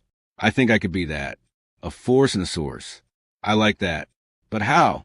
How to be that? That is the question. First, you must choose to be. You must select yourself. It is a matter of self-selection. You must decide that this is who you are. Then, you must decide to demonstrate your decision about yourself every hour of every day. You must understand that every act is an act of self-definition. Everything you think, say, and do defines you, announces your choice about yourself. Life is a decision conveyor. It conveys to the world the decisions that you made about yourself. It tells people what you decide about who you are and who they are, and why you are here, and why you think they are here, and what life itself is about. Those decisions have greater impact than you could ever guess. They touch people in ways that go far beyond what you might have imagined. Yet it does not begin by trying to change the world. It begins by seeking to change the self. Change the self, and your inner world changes. And when your inner world changes, the outer world that you touch changes little by little. And when the outer world that you touch changes, the world that it touches changes, and the world that it touches. Outward and outward and outward this spreads, like a ripple in a pond. Yes, I have heard that analogy before. And perhaps now it is time to make waves, to rock the boat. If not now, when? If not you, who? Indeed, I see this now. I see that I must get involved. Me, personally, I can't sit around waiting for others to solve the problem. None of us can. We can't afford any more. Time is of the essence. You are correct. I could begin by seeking to change the part of myself that does not believe I have any role to play in helping to create the outer collective world we all inhabit. I could change my inner beliefs about that world, about life, and about God. Then I could talk to my community's religious leaders. We could all do that. We could go to our local spiritual leaders and ask them to sit down with us. Heck, to sit down with each other and talk about these things. I know of a situation in my own community of Ashland, Oregon, where a local Muslim spiritual leader was hearing that terrible and inaccurate things were being said about his faith by a Christian minister in the community in sermons to his congregation. The Muslim called the minister's office to ask if a meeting might take place, but he could not even get a return phone call. Still, he refused to give up. He called every day, then every hour, gently asking if the minister would just sit down and talk with him.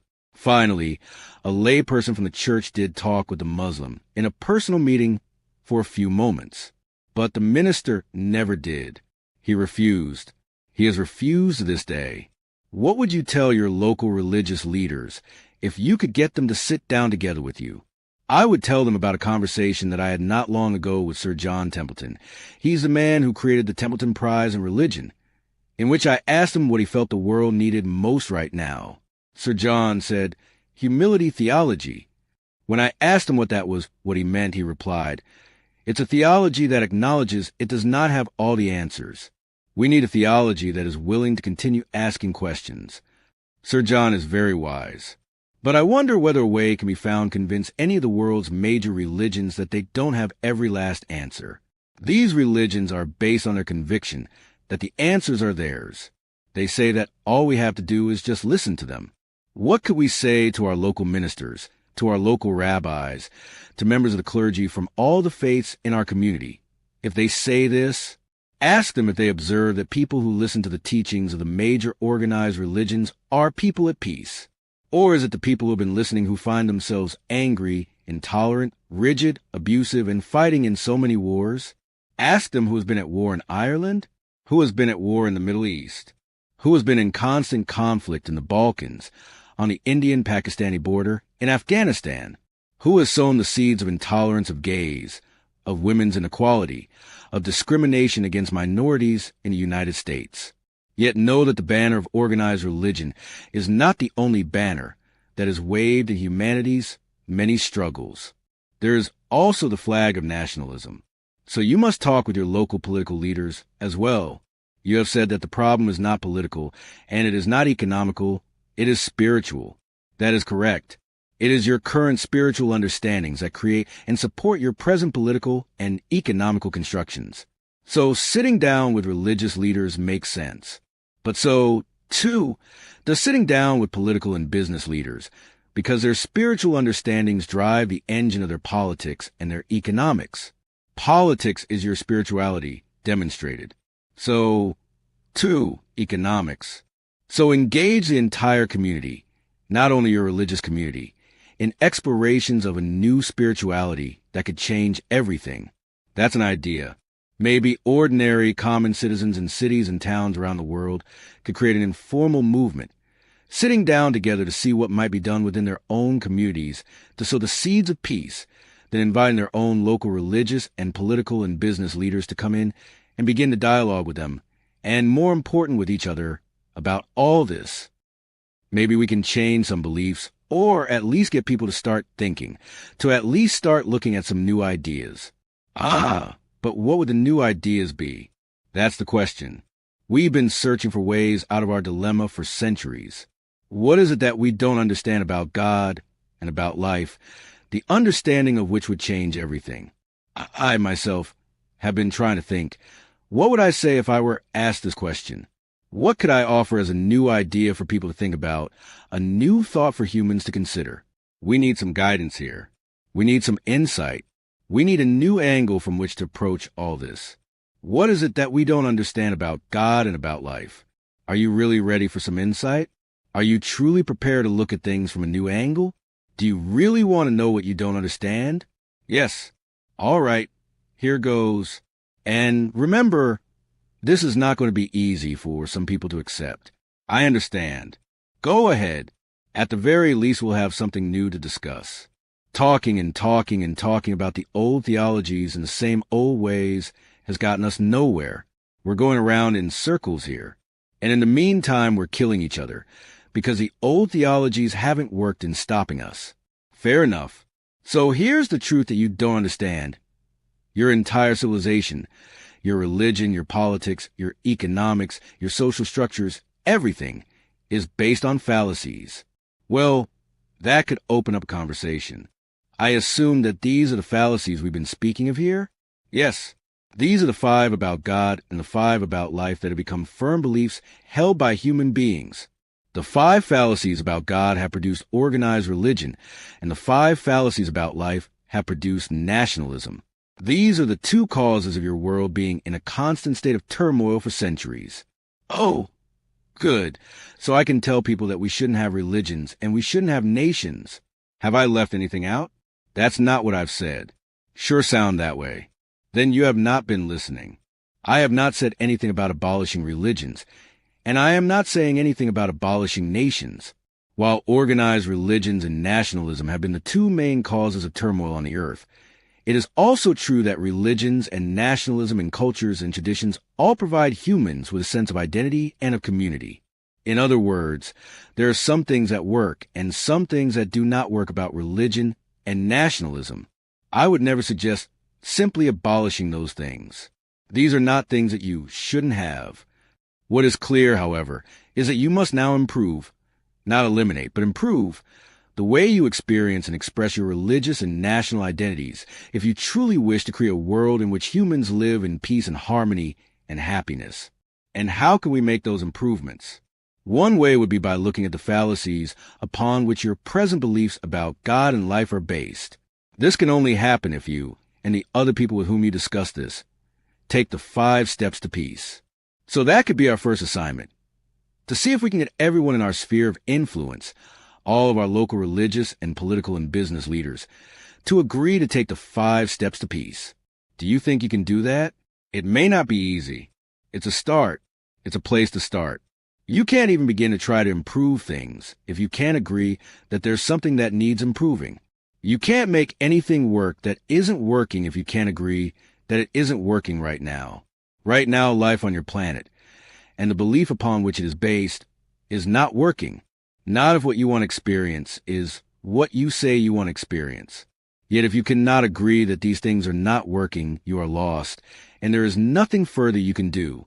Well, I'm going to try. I'm going to promote the 5 steps to peace. Publish them. Ask for comments from the public about them. Generate support for discussing them in our communities. I may even announce a 5 steps to peace dialogue or conference and invite local leaders. I'll make it a public invitation. I'll try to make it irresistible. This is spiritual activism, and I think this is what we need more today. We need to begin with open, honest dialogue about our respective points of view. We need to make it all right to dissent, all right to criticize, all right to ask questions, and to question the answers we get when we ask them. Many of our religions themselves stifle such discussion and debate. While in most Christian circles it is now conceded that not every single word in the Bible should be taken literally, many fundamentalist Christians continue to believe the Bible to be the unadulterated and absolute Word of God, down to the last crossed T and dotted I. In the Islamic tradition, there is not even any such thing as a fundamentalist. All of the Muslim faithful profess to believe that the Quran as revealed through Muhammad is the unadulterated and absolute word of God, down to the last crossed T and dotted I. There can be no deviation from this. Anyone who does not adhere to this belief is deemed an apostate. In some places, such apostasy is punishable by death. Some may think I'm exaggerating when I say these things, but the fact of the matter is that some religious followers have now gotten down to arguing over pronouns. So trivial have our clashes over God become. So petty do we imagine our God to be, that a publishing firm in America has created a firestorm by simply printing a Bible that seeks to be gender neutral. Writer Kathy Lynn Grossman reported on this event in March 2002 in USA Today under the headline, A Holy War Words. Grossman informs us that a new gender-accurate translation of the New Testament, called today's New International Version and published by a company named Devine, is creating a furor among believers who see every sacred word as a cobblestone on the path to Jesus and salvation. Grossman's story goes on to say that the new Bible is threaded with revisions that swap they for he and children for sons from Matthew to Revelation. Zondervan President Scott Belinder claims it honors biblical principles, yet shows today's readers that the Bible isn't only for boys. But critics such as James Dobson, founder of the conservative focus on the family ministry, say muting the masculinity intended by the authors of Scripture violates the gospel by obscuring the fatherhood of God and the true identity of Jesus Christ. Reporter Grossman sums up the point of view of many of these critics. Mess with the Bible and you're messing with God. The gender-neutral Bible, these critics say, could throw innocent believers and new converts off the track to eternal life, Grossman writes. The problem, the article quotes critics as saying, is that changing pronouns in biblical text implies that something was wrong with the original, and among evangelicals, you just don't say that the Bible is wrong. Nancy Ammerman of Hartford Seminary's Institute for Religion Research was quoted as saying, the story also quotes our Albert Mohler Jr., president of the Southern Baptist Theological Seminary, as saying that capitulating to the treacherous winds of popular culture would be an insult to the very character of the Bible as eternal, inerrant, and authoritative Word of God. Now, just what kind of insult are we talking about here? Reporter Grossman's story offered an example. In today's New International Version, the wording of John 11:25, he who believes in me will live, even though he dies, and whoever lives and believes in me will never die, has been changed to, anyone who believes in me will live, even though they die, and whoever lives and believes in me will never die. Grossman came up with other examples as well, including a change in Titus 2 verse 12, where, elaborating on Paul's teaching, older Bibles say that the grace of God that brings salvation has appeared to all men, whereas the controversial newest translation says that this grace offers salvation to all people. Now, I'm not sure that such changes constitute an insult to the very character of the Bible, but I am sure that it is just a sort of petulant bickering over the inerrant Word of God that produces so many of the errant behaviors of humans. Accuracy and fidelity to the Word of God is always the high moral ground, says Susan Harding, an anthropologist at the University of California, Santa Cruz, identified in Grossman's USA Today article as a writer on fundamentalist language and politics. The story quotes Ms. Harding as saying that the kinds of gender changes in the Bible cited earlier create the slippery slope to perdition. So that's it, then. We're on our way to hell if we change the pronouns in the Bible from he to they. The Harding quote concludes, you can't have a community of believers who literally don't agree on what the Bible says. I respectfully disagree. I observe that it's when we have a community of believers who do not disagree on anything that we are all in very big trouble. What we need is open dialogue about the revelations of God, about the truths of life, about who we are and who we choose to be, and how we can all best get to where we want to go as a human society. The conversation that we are having right here is a good example of an open and candid dialogue. Share it with others so that they can know the kind of things being talked about. Now, through our discussion here, you yourself have already taken the first 2 steps to peace. You've admitted that your old beliefs are not working, and you've acknowledged that there's something you do not understand about God and about life, the understanding of which will change everything. Are you ready to take the 3rd step? Let's see.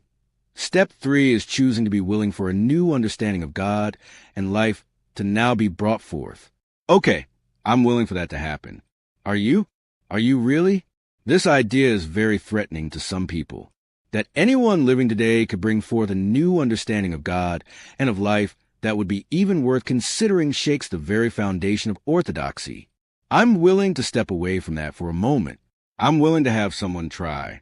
No, this is not about having someone try. This is about your being willing for a new understanding to be brought forth, not your being willing for someone to try to bring it forth. What's the difference? The difference has to do with how wide you are opening the space of possibility. The believers in Muhammad and Jesus and Baha'u'llah and the others do not say that those men tried to bring forth great truth. They say that they did. Now, are you willing to announce and declare that it is possible for someone to try to bring forth a new understanding of God and life, or that it is possible for someone to actually bring forth a new understanding of God and life? There is a huge difference. You see, in your world, it is very difficult to experience anything that you do not believe is possible. Even if it happens, you will deny it. That doesn't feel true. Many things have happened in my life that I didn't think were possible. Yes, but other people around you verified it for you. They swore that it was happening. They said that it was true, so it became true for you. On the other hand, if the majority of people in your culture, virtually everyone in your society, says that something is not possible, it would be very difficult for you to experience it. Indeed, it may not be possible for you to experience it all. Even if you are looking right at it, you may not see it. Or you will look right at it and see it as something else because you simply do not understand it. Yes, I remember my elderly grandmother watching man's first walk on the moon. She stared at the television and said, "Isn't this a good movie?" When my father and my aunt told her, "No, Ma, this is real. They're really on the moon," Granny said, "It's a wonderful movie, so imaginative." She simply could not hold the reality of it. She simply did not understand how such a thing could be possible. And what you do not understand, you will deny. Exactly. And so, if you do not think that it is possible for someone living today to bring forth a new understanding of God and life, to bring to the world a new revelation, you will find it incomprehensible. You will not understand it, which means we will deny it, even as your heart beats with the excitement of its message, even as your body trembles with growing awareness, even as your soul dances with joy and ignites your mind. Yet now I invite you to open wider the space of possibility, not to acknowledge that it is possible for someone to try, but that it is possible for someone to do the thing called bring forth a new understanding of God and life. The space of possibility must allow room for a new truth, a huge new truth. Okay, I'm open to that. I'm going to be open-minded enough to consider that there could be something new here for me to look at. Good. Can you state it directly? Yes. Let's call this the first new revelation. God has never stopped communicating directly with human beings. God has been communicating with and through human beings from the beginning of time. God does so today. This is what you can tell others when they ask you, what are these new ideas you would like us to consider? What is it that we may not know, the knowing which would change everything? What I am inviting you to do is to change your belief about this. Let go of your idea that God ever stopped communicating directly with human beings. Be willing to consider a new thought about it. The thought that God is talking to everyone all the time. Can you do that? Can you hold the space of that possibility? I'm trying. I've been trying very hard since the beginning of this dialogue. You can't try. If you wish to have the experience that you say you wish to have, if you truly wish to be one of those who assist in changing the self-destructive direction in which your world is heading, you must do more than try. You must do it. You asked me if I would do something. You asked me if I would help you. You asked me if I could give you some tools with which you could join in changing the world. Yes. Well, I'm going to invite you to do something. Yes. Use the tools that I give you. Do not say that you are trying to use them. Do not do as some others have done and dismiss them as not being the right tools, or lay them aside, saying they are too difficult to use. I would not give you these tools if I did not know you could use them. It is not my function to frustrate you, or to test you, nor to punish you if you do not meet the test. Now, just what kind of insult are we talking about here? Reporter Grossman's story offered an example. In today's New International Version, the wording of John 11:25, He who believes in me will live, even though he dies, and whoever lives and believes in me will never die, has been changed to anyone who believes in me will live, even though they die, and whoever lives and believes in me will never die.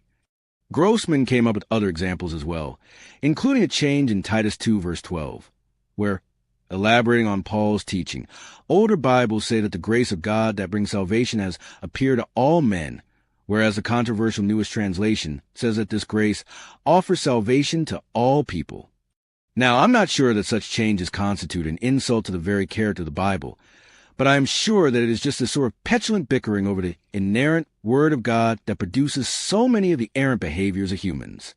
Accuracy and fidelity to the Word of God is always the high moral ground, says Susan Harding, an anthropologist at the University of California, Santa Cruz, identified in Grossman's USA Today article as a writer on fundamentalist language and politics. The story quotes Ms. Harding as saying that the kinds of gender changes in the Bible cited earlier create the slippery slope to perdition. So that's it, then. We're on our way to hell if we change the pronouns in the Bible from he to they. The Harding quote concludes, "You can't have a community of believers who literally don't agree on what the Bible says." I respectfully disagree. I observe that it's when we have a community of believers who do not disagree on anything that we are all in very big trouble. What we need is open dialogue about the revelations of God, about the truths of life, about who we are and who we choose to be, and how we can all best get to where we want to go as a human society. The conversation that we are having right here is a good example of an open and candid dialogue. Share it with others so that they can know the kind of things being talked about. Now, through our discussion here, you yourself have already taken the first 2 steps to peace. You've admitted that your old beliefs are not working, and you've acknowledged that there's something you do not understand about God and about life, the understanding of which will change everything. Are you ready to take the 3rd step? Let's see. Step 3 is choosing to be willing for a new understanding of God and life to now be brought forth. Okay, I'm willing for that to happen. Are you? Are you really? This idea is very threatening to some people, that anyone living today could bring forth a new understanding of God and of life that would be even worth considering shakes the very foundation of orthodoxy. I'm willing to step away from that for a moment. I'm willing to have someone try. No, this is not about having someone try. This is about your being willing for a new understanding to be brought forth, not your being willing for someone to try to bring it forth. What's the difference? The difference has to do with how wide you are opening the space of possibility. The believers in Muhammad and Jesus and Baha'u'llah and the others do not say that those men tried to bring forth great truth. They say that they did. Now, are you willing to announce and declare that it is possible for someone to try to bring forth a new understanding of God and life, or that it is possible for someone to actually bring forth a new understanding of God and life? There is a huge difference. You see, in your world, it is very difficult to experience anything that you do not believe is possible. Even if it happens, you will deny it. That doesn't feel true. Many things have happened in my life that I didn't think were possible. Yes, but other people around you verified it for you. They swore that it was happening. They said that it was true, so it became true for you. On the other hand, if the majority of people in your culture, virtually everyone in your society, says that something is not possible, it would be very difficult for you to experience it. Indeed, it may not be possible for you to experience it all. Even if you are looking right at it, you may not see it. Or you will look right at it and see it as something else because you simply do not understand it. Yes, I remember my elderly grandmother watching man's first walk on the moon. She stared at the television and said, "Isn't this a good movie?" When my father and my aunt told her, "No, Ma, this is real. They're really on the moon," Granny said, "It's a wonderful movie, so imaginative." She simply could not hold the reality of it. She simply did not understand how such a thing could be possible. And what you do not understand, you will deny. Exactly. And so, if you do not think that it is possible for someone living today to bring forth a new understanding of God and life, to bring to the world a new revelation, you will find it incomprehensible. You will not understand it, which means we will deny it, even as your heart beats with the excitement of its message, even as your body trembles with growing awareness. even as your soul dances with joy and ignites your mind. Yet now I invite you to open wider the space of possibility, not to acknowledge that it is possible for someone to try, but that it is possible for someone to do the thing called bring forth a new understanding of God and life. The space of possibility must allow room for a new truth, a huge new truth. Okay, I'm open to that. I'm going to be open-minded enough to consider that there could be something new here for me to look at. Good. Can you state it directly? Yes. Let's call this the first new revelation. God has never stopped communicating directly with human beings. God has been communicating with and through human beings from the beginning of time. God does so today. This is what you can tell others when they ask you, what are these new ideas you would like us to consider?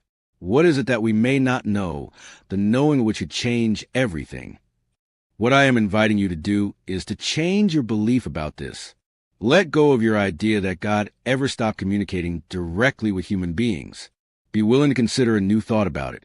The thought that God is talking to everyone all the time. Can you do that? Can you hold the space of that possibility? I'm trying. I've been trying very hard since the beginning of this dialogue. You can't try. If you wish to have the experience that you say you wish to have, if you truly wish to be one of those who assists in changing the self-destructive direction in which your world is heading, you must do more than try. You must do it. You asked me if I would do something. You asked me if I would help you. You asked me if I could give you some tools with which you could join in changing the world. Yes. Well, I'm going to invite you to do something. Yes. Use the tools that I give you. Do not say that you are trying to use them. Do not do as some others have done and dismiss them as not being the right tools, or lay them aside, saying they are too difficult to use.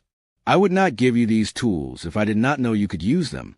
It is not my function to frustrate you, or to test you, nor to punish you if you do not meet the test. It is my function to glorify you, and so to glorify me.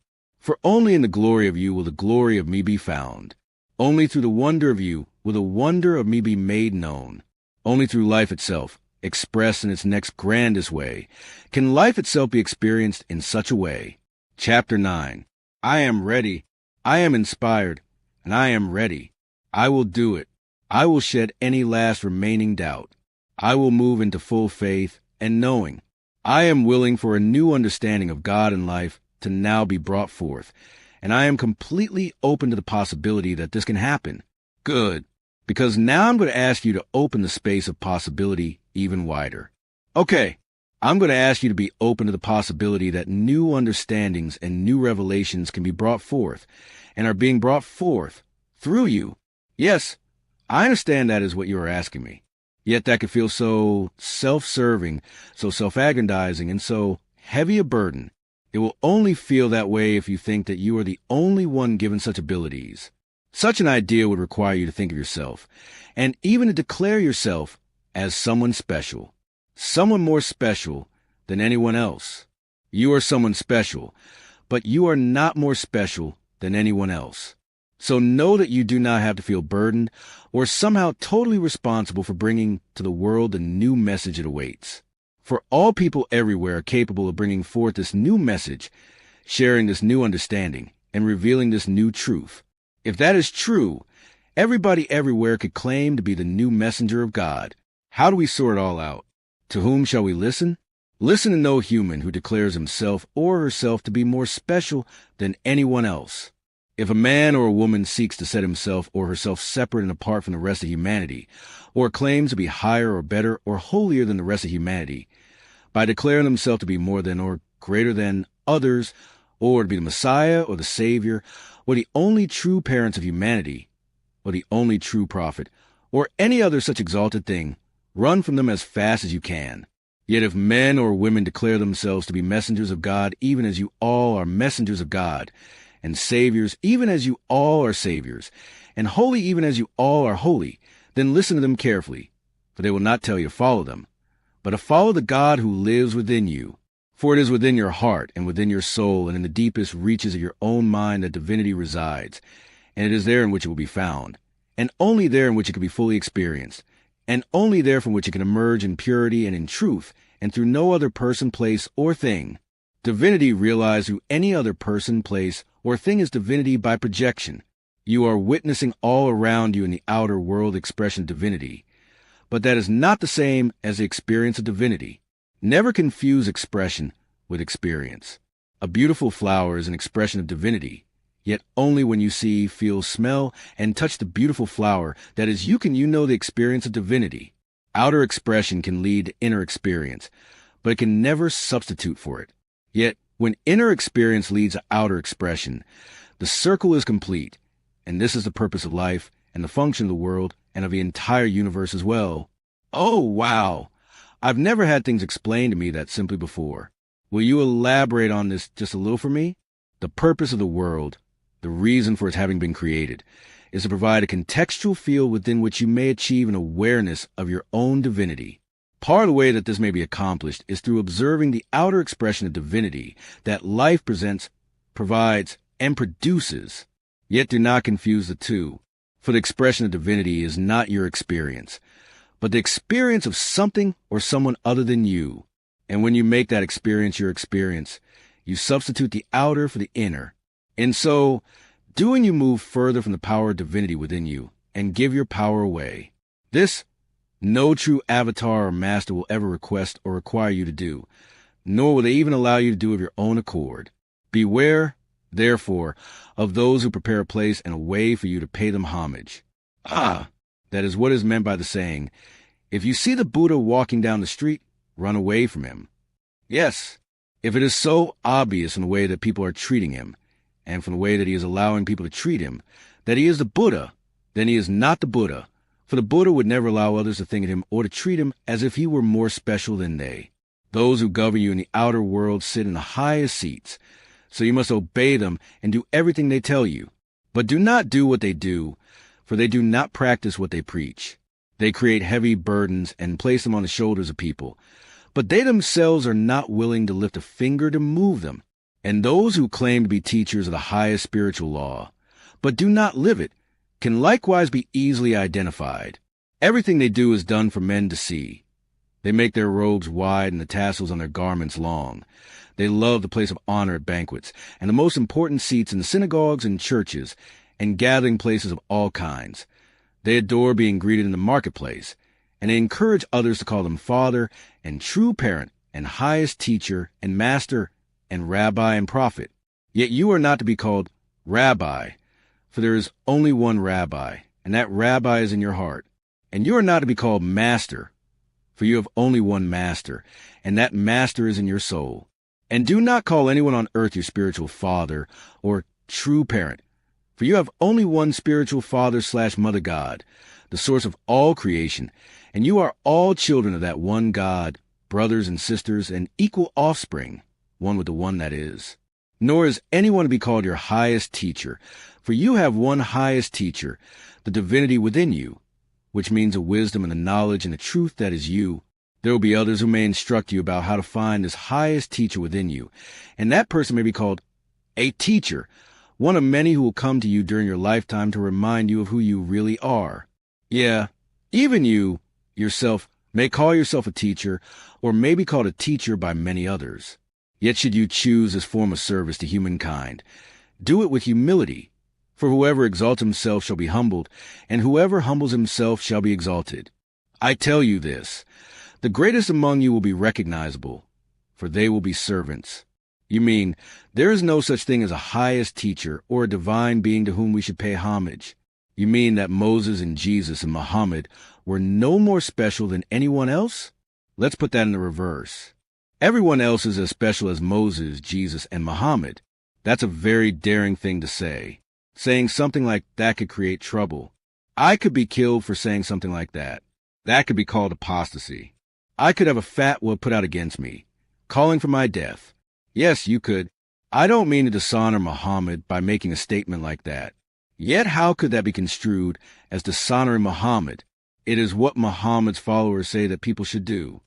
Muhammad's followers say that all people should strive to be as special as he.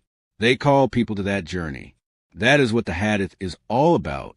Through it, the followers of Muhammad use his life as their template. People may say that they are modeling their lives after Muhammad, but they don't say that they have duplicated his life. It is blasphemy to say that we are as holy as Muhammad. It is heresy to claim that we are as special as Jesus. It is the height of spiritual arrogance to imagine that we are as wise as Moses. Is it? Did Jesus not say, "I and the Father are one, and those who hear the word of God and do it are my brothers and sisters"? Maybe, but being brothers and sisters does not mean that one brother cannot be more special than the rest. Ask a mother which of her children is more special. And did Jesus not say of his own miracles, "The works that I do shall you do also, and greater works than these shall you do"? Yes, but he said that about those who believe in him. "He that believeth in me," he said, "shall do these things, and greater still." Meaning, if you believe that I am the Son of God and can do these things, you can do these things too, yes? I suppose it could be interpreted that way. Jesus was setting an example. So was Muhammad. Masters have always set such examples, encouraging others to follow their lead, to live as they have lived, to be as they have been. All Muslims seek to emulate the life of Muhammad. All Christians seek to emulate the life of Christ. All Buddhists seek to emulate the life of Siddhartha Gautama. Do you not believe that you would do well to emulate the lives of your greatest spiritual masters? Yes, I suppose I do. Well, to emulate means to strive to equal or excel. Now, look at the last two words in that last sentence. Look at them. Do you understand their implication? Now, would it not be the cruelest hoax of all to encourage you, in one breath, to do that, and in the next breath declare that it is impossible? I never thought about it that way. Well, think about it that way. For I tell you this, a true master is not the one with the most students, but one who creates the most masters. A true leader is not the one with the most followers, but one who creates the most leaders. A true king is not the one with the most subjects, but one who leads the most of royalty. A true teacher is not the one with the most knowledge, but one who causes the most others to have knowledge. And a true God is not one with the most servants, but one who serves the most, thereby making gods of all others. For this is both the goal and the glory of God, that his subjects shall be no more, and that all shall know God not as the unattainable, but as the unavoidable. From CWG1. Oh, I love that. God is not the unattainable, but the unavoidable. That is an extraordinary statement. You consider extraordinary only because you've been told that the opposite is true. You have been told that you cannot attain godliness, and that you certainly should never claim to. Yet is it not true that the masters whose teachings many of you follow have done exactly that? Yes. And have they not encouraged you to follow their example? They have, yes. Then why would you declare it apostasy or blasphemy to do so? I don't know. It is an example of the contradictions found in your understanding of what the messengers honored by your religions have said. But now, here is a second new revelation. Every human being is as special as every other human being who has ever lived, lives now, or ever will live. You are all messengers. Every one of you. You are carrying a message to life about life every day, every hour, every moment. Everything you think, say, and do is a message. Your whole life is your teaching. If you thought that others tomorrow would walk in the path that you have taken today, would you take the same path? You may think that people do not look to you, but they do. More people than you know. Everyone, in fact, whose life you touch is touched by your example. You are giving them data about life. You are telling them how it is, how things operate, how things are, and they will emulate you. They will copy you. They will take your data into their world and make it part of their own lives. Your children will do this. All young people, children or not, who see you and know of you and are touched by you will do this. Your family will do this. All people, family or not, who see you and know of you and are touched by you will do this. Your neighbors will do this. Your nation will do this. You are the nation. The nation is made up of you. You are your religion. Your religion is made up of you. Everything starts with you. You are the first domino. All the rest of the dominoes fall when you do. What you fall for is what they'll fall for. Therefore, don't fall for anything, but rather fall in step with your highest self, for your highest self steps on the path. Fall in line with your grandest thoughts, for your grandest thoughts lead you to that path. Fall in love, for love is that path. Then watch things fall into place, all because of you. You are such a messenger. This is God work we're up to, you and I. So keep on.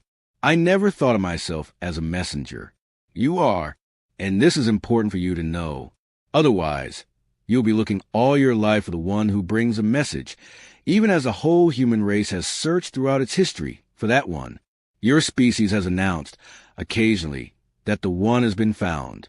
And, having made that announcement, humans then decided that there could be no other messenger then or ever. This was not something that I told you. This was something that you made up. This was something that you decided on your own. The fact is that you all know inherently, intuitively, what works and what does not work in getting you where you say you choose to go, and creating what you choose to create. You have already said that what you choose to create is a world of peace and harmony and happiness. There is a compass inside of you pointing you in that direction. There is a yardstick against which you can measure every option, a scale on which you can weigh every decision. You have within you an internal guidance system, and you can call this whatever you wish. Intuition, hunch, confidence, or a feeling in your bones. But you cannot deny that it is there. It is a greater awareness. It is a felt sense of sureness. And the more you rely on it, the more you will know that you can rely on it. Chapter 10. Okay, I'm still working on step 3. I'm willing for a new understanding of God and life to be brought forth. But let me see if I've got this straight. Are you saying that we should pay as much attention to the words of a cab driver in Phoenix as we do to the words of Moses, Jesus, or Muhammad? Why pose your question this way? Why not ask this question about Confucius, or Siddhartha Gautama, or Patanjali? Why not single out for comparison Baha'u'llah, or Jalal al-Din Rumi, or Joseph Smith? And what's wrong with Paramahansa Yogananda? That's the second time you brought up this question. Are you saying that people like Siddhartha Gautama were as holy as Jesus? He was called the Buddha, wasn't he? Okay, I picked the wrong one. What about Joseph Smith? Surely you're not putting him in the same category with the Buddha, Moses, Jesus, and Muhammad. Why not? Because it just isn't right. That's all. Now let me see if I've got this straight. Muhammad inspired the Quran, correct? Yes, that's my understanding. And Joseph Smith produced the Book of Mormon. Yes. So you're saying that the Quran is more sacred than the Book of Mormon because Muhammad is more holy than Joseph Smith? Well, I'm not saying that, but I suspect that most Muslims would say that. And Christians would say the same thing about the New Testament and Jesus as compared to Joseph Smith. And Jews would say the same thing about the Torah and Moses as compared to Joseph Smith. Is that what you're telling me? I don't want to speak for anybody else. I can only speak about my observation through the years. It is my observation that the majority of Christians would not say that the Book of Mormon is as authoritatively the Word of God as the New Testament, in spite of the fact that members of the Church of Jesus Christ of Latter-day Saints, Mormons, very definitely consider themselves Christians. And I don't know what Jews would say about whether the Book of Mormon is as clearly the Word of God as the Torah. They might say, who can know? They would probably have a good debate about it. Like I said, I'm confused. Okay, let's move to some other comparisons. Who is more holy, Jesus, Moses, or Muhammad? I don't know. You're asking me something that I don't know. Well, Moses brought down the 10 Commandments, didn't he? And Jesus brought forth the teachings in the New Testament, yes? And Muhammad's words are what the Quran is all about, no? So who is more holy? Are you trying to start an argument here? No, but human beings are. In fact, they started one a long time ago, and they've never finished it. In their effort to finish it, they're threatening to finish you. That's the point. That's part of what's going on in the world. You keep saying this. Yes, because I am preparing you for the third new revelation, which is, no path to God is more direct than any other path. No religion is the one true religion. No people are the chosen people. And no prophet is the greatest prophet. If this is true, then we have to set aside every assumption we have made in the creation of our beliefs. We have to rip out every building block we put down. Those building blocks no longer support a structure housing a world of peace, harmony, and happiness. I have said to you here that the problem now confronting the world is a spiritual problem. It cannot be solved by political means. It cannot be solved by economic means. It cannot be solved by military means. It can only be solved by a change in beliefs. The beliefs that you are now invited to explore and may wish to adopt are all expressed in the new revelations given to you here. Examine these new revelations carefully. Consider them seriously. They have not been given to you without reason. You've asked for help. You've asked, what are the new ideas the human race can consider? What is our opening point for discussion? What are the new thoughts with which we can be inspired and with which we can hope to inspire others? These new revelations are given to you in answer to your call for help, but you're asking us to take all of our present beliefs and turn them upside down. Your present beliefs are turning your world upside down, and inside out. You are tearing yourselves apart, blowing yourselves up, ripping yourselves to pieces, pulling yourselves in every direction, poisoning yourselves with your beliefs.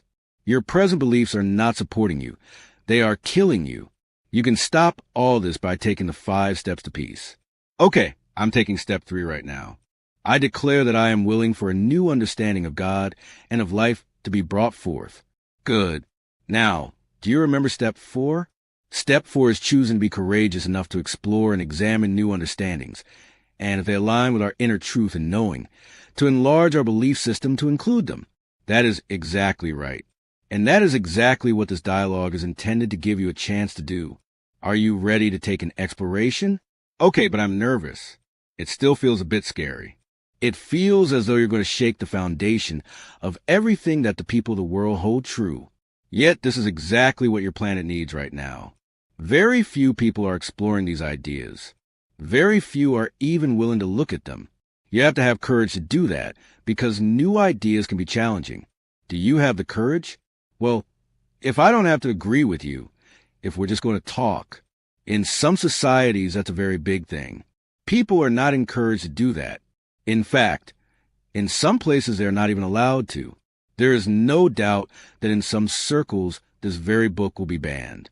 Well, I guess I'm among the courageous ones, then. Not just you, but everyone reading this book. If they haven't put it down by now, they're courageous, too. Well, here we all are, so let's get to exploring. We're going to be examining beliefs, right? Yes, these are the underpinnings of all human experience. Although some of them seem to pertain only to God, and hence, might seem as though they affect only those people who believe in God, you will see presently how these ideas about God have deeply impacted secular life. Yes, you were talking about that before. One does not have to believe in God to be impacted by the social conventions created by those who do. These social conventions produce cultural imperatives, ways that all people feel they have to live their lives, because that's just how things are.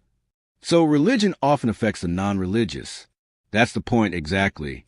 Organized religion, in the end, is nothing more than a system of beliefs. All human behaviors are based on human beliefs, and one set of beliefs feeds another, creating what you might call super beliefs that transcend particular religious or secular philosophies. With beliefs, as with all things, the whole is greater than the sum of the parts. So, it is pertinent to explore basic religious beliefs whether one is religious or not. I got us into this briefly out of respect for sincere atheists and the agnostics. I wanted to give them a reason to stay with the discussion. All that anyone who cares about life has to do is take a look at the world around them. That should be reason enough. We are in a very precarious place. That's for sure. And it is your beliefs that have put you there. There are, of course, many beliefs about God promulgated by the hundreds of religions now established on the earth. Yet 5 of these are foundational. They are shared by the majority of organized religions, and it is upon these that they have based their fundamental, if varying, dogmas. The foremost of human beliefs about God is that God needs something. This idea is very foundational in most people's construction of God. According to this formulation, God is a being in the universe who needs and wants something in order to be happy. Although God is described as a supreme being, it is nevertheless true, according to this formulation, that under certain experiences and conditions God becomes displeased. This displeasure ultimately turns into anger, and this anger finally produces retribution. In short, God has things he wants you to be, do, and have, and things he does not want you to be, do, and have. These are God's expectations and requirements, and if they are not met, woe be unto you. That's exactly what the nuns used to say to me in Catholic elementary school. If you do not obey God's laws, then woe be unto you. So said the sisters of mercy. These requirements of God have been articulated and summarized in different ways in the canons of your various religions, but they all say pretty much the same thing. Perhaps the most familiar précis is known as the Decalogue, or the 10 Commandments. The belief that God needs something in order to be happy is a fallacy. It is fallacy number one of the 5 fallacies about God. God is all there is, all there ever was, and all there ever will be. There is nothing that is not God, and God is therefore wanting and needing nothing at all. Here, then, is a 4th new revelation. God needs nothing. God requires nothing in order to be happy. God is happiness itself. Therefore, God requires nothing of anyone or anything in the universe. That can't be true. It is. It can't be. Practically every holy scripture of all the religions of the world has a long list of requirements that God has placed on the human race. These involve behaviors, rituals, observances, and even such things as diet and clothing. His Divine Grace A.C. Bhaktivedanta Swami, founder of the International Society for Krishna Consciousness, who produced the book Bhagavad Gita as it is, said in its introduction that one is to understand that the central point of the Bhagavad Gita is this. Instead of satisfy his own personal material senses, man has to satisfy the senses of the Lord. That is the highest perfection of life. The Lord wants this, and he demands it. That is not true. His divine grace was wrong. His divine grace was inaccurate in that writing. That is an inaccurate statement. Okay, then let's take the Torah. It has a long list of do's and don'ts handed down as the law of God. So does the Quran, to name just 2 more humanity's holy scriptures. Yes, they do. That is correct. So let's look at some of what these scriptures say. Let's see if these are the kinds of statements you'd attribute to God. In the book of Deuteronomy, it says that if a man marries a woman and finds that she is not a virgin, and if her family cannot prove that she was a virgin before her marriage, she shall be brought to the door of her father's house, and there the men of her town shall stone her to death. Wait a minute. This is God's law, as Moses is said to have handed it down. Yes. The Torah also says that if found to be in an adulterous relationship, both the man and the woman are to be taken to the city gates and also stoned to death. Can we hold it here just a second? And God is concerned about other real-life matters as well. Apparel, for instance. A woman must not wear men's clothing, for the Lord your God detests anyone who does this. The Torah says. Well, there go slacks and tailored suits. Also, do not wear clothes of wool and linen woven together. Now, wait a minute. Then, 2, only certain people are welcome in God's house of worship. If you happen to be a child born out of wedlock, you cannot go there. You can't? No illegitimate child, nor any of his descendants may enter the assembly of the Lord, even down to the 10th generation. Also, if a certain part of your body happens to be injured in an accident or as a result of war, you cannot join with other worshippers of God, either. I beg your pardon? The Bible says, if a man's testicles are crushed or his penis is cut off, he may not be included in the assembly of the Lord. Okay, let's hold it right there. But these are words right out of the Bible. Do they upset or embarrass you? Those words are in the Bible? Turn to Deuteronomy 23 verses 1 to 2, New Living Translation. Oh, one of those modern Bibles. Yes, the King James Version has it this way. He that is wounded in the stones or hath his privy member cut off shall not enter into the congregation of the Lord. But it means the same thing. Well, I'll be doggone. And I have some startling news for women who take some of those self-defense classes that are offered these days. Really? Yes. They can find themselves in a lot of trouble with some of what they learn in those classes. What do you mean? The Bible says, if 2 men are fighting and the wife of one of them comes to rescue her husband from his assailant, and she reaches out and seizes him by his private parts, you shall cut off her hand. Show her no pity. Boy, the writers of the Bible had a real thing going on about male genitals, didn't they? Who do you suppose was doing the writing? I get it. Oh. And they also had some thoughts about children who don't obey their parents. These are probably not thoughts that many mothers would have. Okay, what does this particular holy scripture have to say about children who don't obey? Kill them. What? According to the Torah, God says to kill them. I don't believe that. Well, it's right there, plain as day. If a man has a stubborn and rebellious son who does not obey his father and mother and will not listen to them when they discipline him, his father and mother shall take hold of him and bring him to the elders at the gate of his town. They shall say to the elders, "This son of ours is stubborn and rebellious. He will not obey us. He is a profligate and a drunkard." Then all the men of his town shall stone him to death. You must purge the evil from among you. I guess that would do it, all right. But God does not always rely on his subjects to do his punishing. Very often, according to your various holy scriptures, God does the punishing directly. Wait a minute. You mean you don't wait for Judgment Day? You punish people while they're on earth? Certainly I do, especially if they don't believe in me and in my goodness. Wouldn't you? If you were all-powerful, all-wise, all-good and kind, and all-loving, wouldn't you punish those who didn't believe in you? I mean, wouldn't that make you really mad? You're kidding me here, right? You're pulling my leg, yes? Are you calling your holy scriptures wrong? Be careful. That could get you punished. Oh, come on. The Quran clearly states, "As for those who disbelieve, their deeds are like a mirage in the desert which the thirsty take for water until he reaches it to find that there was nothing, and finds God with him who settles his account. For God is swift at the reckoning." Surah 2400 hours, 39. Muslims know what action by God awaits those who believe in my goodness, and those who do not. Surah 9:26. But Allah did pour his calm on the messenger and on the believers, and sent down forces which he saw not. He punished the unbelievers. Thus doth he reward those without faith. So we're forced to have faith, or else. That's right. I don't know about all this. It just doesn't seem reasonable that the source of all goodness and kindness and wisdom would punish people who, for one reason or another, simply do not believe in him. But I always give people a chance.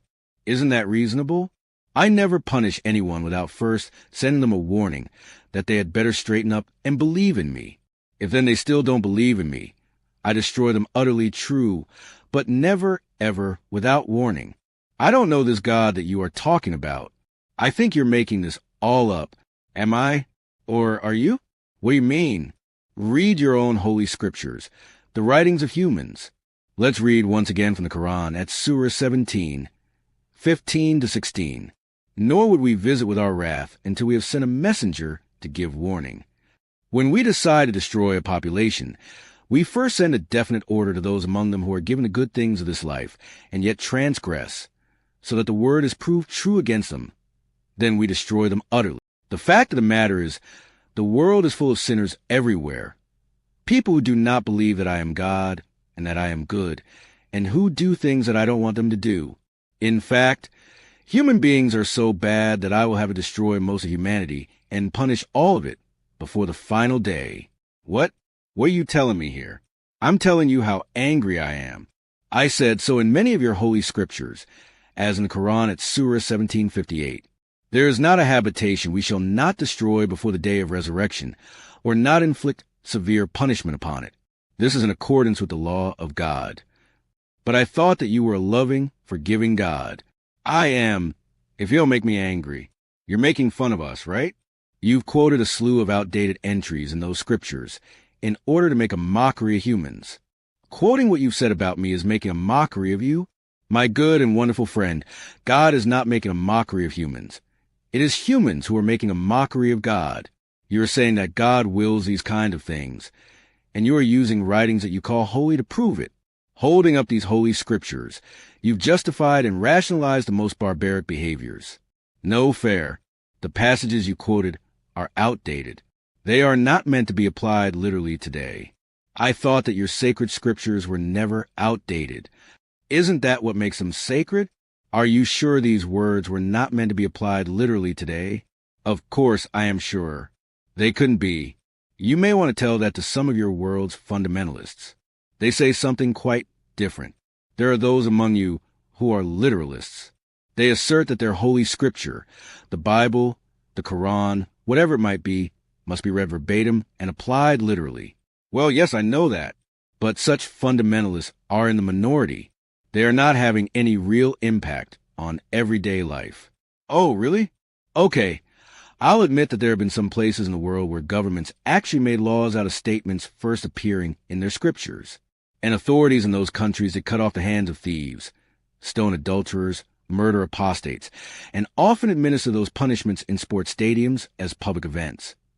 Yes, primitive things happen in primitive times. Well, I was not even talking about primitive times. I was talking about the 21st century. I was talking about these days and time. So was I. Oh, well, most humans do not think of these as primitive times.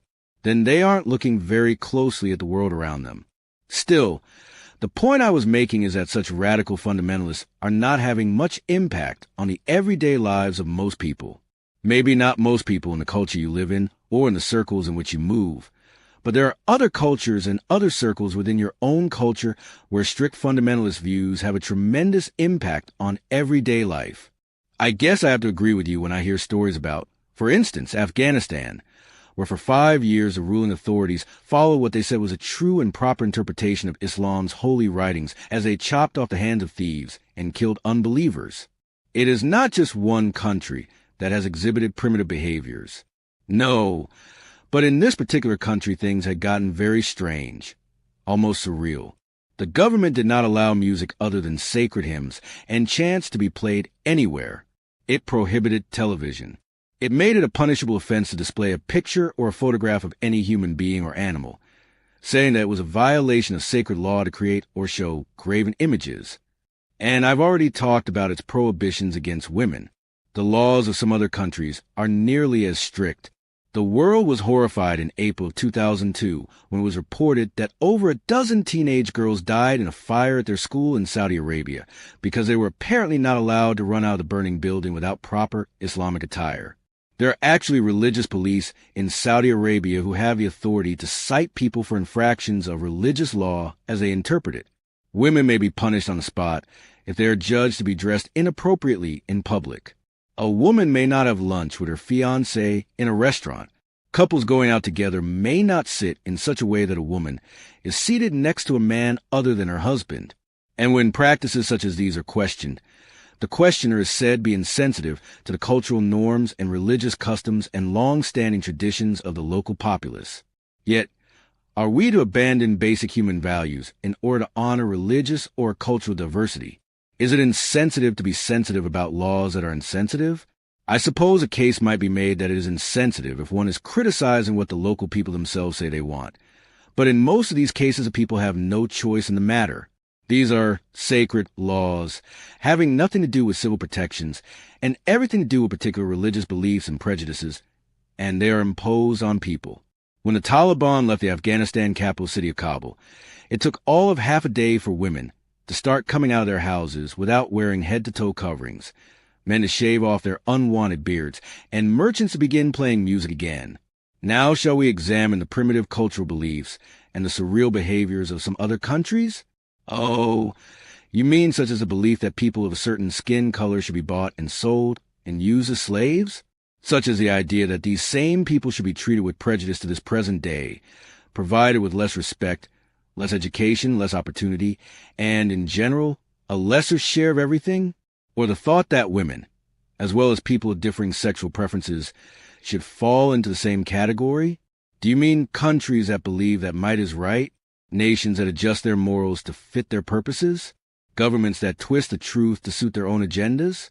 People who conquer and destroy and bomb and murder and plunder and economically overpower and systematically deny others 1/10 what they have in order that they may have more? You are making this list, not me, but help me understand. Many people in nations around the world do what they do, say what they say, and believe what they believe based on what they know that God has proclaimed. I do not make proclamations.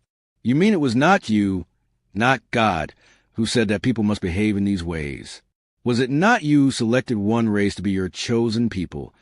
Not you who placed one nation under God? Not you who said, as the New Testament makes clear, that races must never intermarry, that gays are an abomination, or that, as the Torah declares, if a man's testicles are crushed or his penis is cut off, he may not be included in the assembly of the Lord? What do you think? I don't know what to think. Yes, you do. You know exactly what to think. You know the truth about that. You know, thanks to that internal guidance system I talked about, you have a felt sense of sureness that God could not possibly have said those things, or half of the other things attributed to me. You know it, and I know it, and everybody else knows it. The question is not whether you know it, but whether you're able to admit it, to say out loud, to contradict the prevailing notion, which has it that trampling on sacred beliefs and ancient traditions is very wrong. Trampling on each other is permitted, but not trampling on beliefs. In fact, it has become a tradition to trample on each other because of your beliefs. And so, absurdity has come full circle. Chapter 11. I have to admit that I always did find it hard to believe God would tell people they may not intermarry, or that women must not allow any portion of their body be seen in public, or that couples may not use contraceptives, or that men must wear beards. I never did understand why God felt he had to give human beings so many orders. I don't have to give orders to anyone, and I've never done so. Never? No, and I never will. You never will? You mean that we will never know what God really wants? No. Why? Why would you do this to us? Do what to you? Why would you tell us to follow God's law, to obey your wishes, and then not tell us what you really want? Because there is nothing that I do want. And this is what you cannot understand or refuse to accept. There is nothing that God wants or needs. God demands nothing, commands nothing, requires nothing, compels nothing. Teach this in your seminaries and your madrasas. God neither orders nor requests, insists nor expects anything. Tell this to your young. I am the author of everything. I am the creator and the created.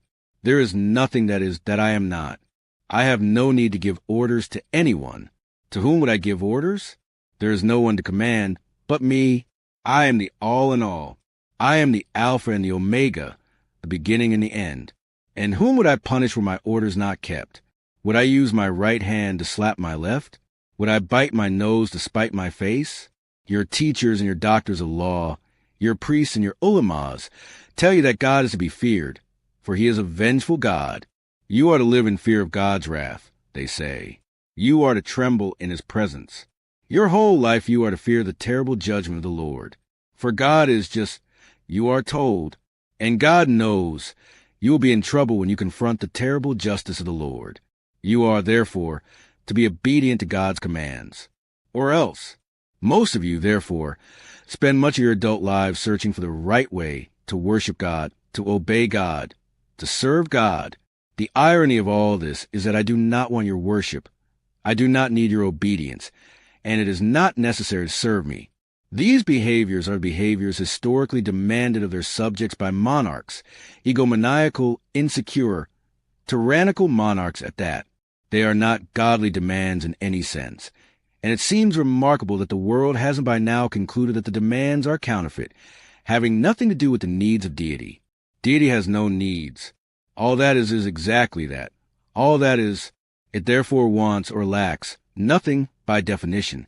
If you choose to believe in a God who somehow needs something, and has such hurt feelings if he doesn't get it that he punishes those from whom he expected to receive it, then you choose to believe in a God much smaller than I.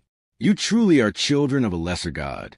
No, my children, please let me assure you again, through this present conversation, as I have done in conversations past, that I am without needs.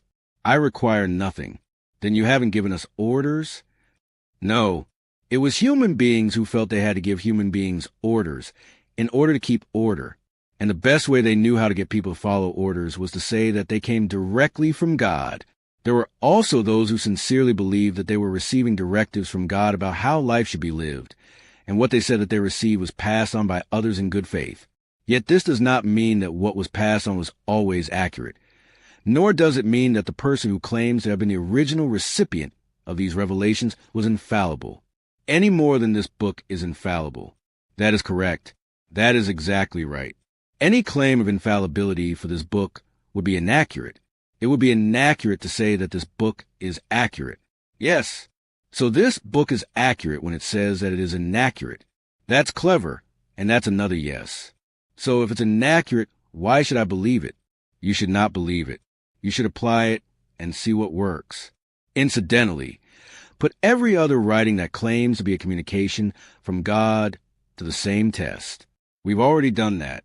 We've been testing out the words of those other books for centuries, and life on our planet is our evidence of whether their teachings work or not. So it's no longer a question of whether you have evidence. It's a question of how much evidence you need. Apparently, still, what you are saying here in this book is impossible to believe. It can't be true. It violates everything I have ever been taught. God must want something. Why? I don't know, but he must. If he doesn't, what reason would there be for us to do or not do anything? You mean you need God to require you to do the things that are best for you and to prohibit you from doing things that are clearly not good for you? No. We need God to determine what is best or not good. Once we know what that is, we can pretty much depend on ourselves to do or not do it. It's deciding what is best. That's difficult, but that should be easy. Simply decide what it is you are trying to do. Just look at what it is you want to experience. Who? Us as individuals, or all of us as a collective, and when? Now or in the future? Because you see, the problem is that most of us decide what it is we ourselves want to experience and what we want to experience now, right here, right now, and don't give a thought to the future, not even to tomorrow, much less next month or next year. Why are you so short-sighted? Because we are selfish. Why are you so selfish? Because it is our habit to think first, and sometimes only of the self. You know this about yourself? Yes, we can admit that. Then the problem is easy to solve. The answer is obvious. Really? What is it? Simply expand your definition of self. The problem is not that you are self-centered. The problem is that you have misdefined the self around which you are centered. When you center around a self that is much smaller than the self really is, when you define the self as something less than the self is in truth, that is when you get into difficulty. As it turns out, your definition of self is too small. When you first became self-conscious, that is, when Homo sapiens first became aware of themselves, you experienced that you were over here and that everything else was over there. And so you defined the self in a way that was far too limited.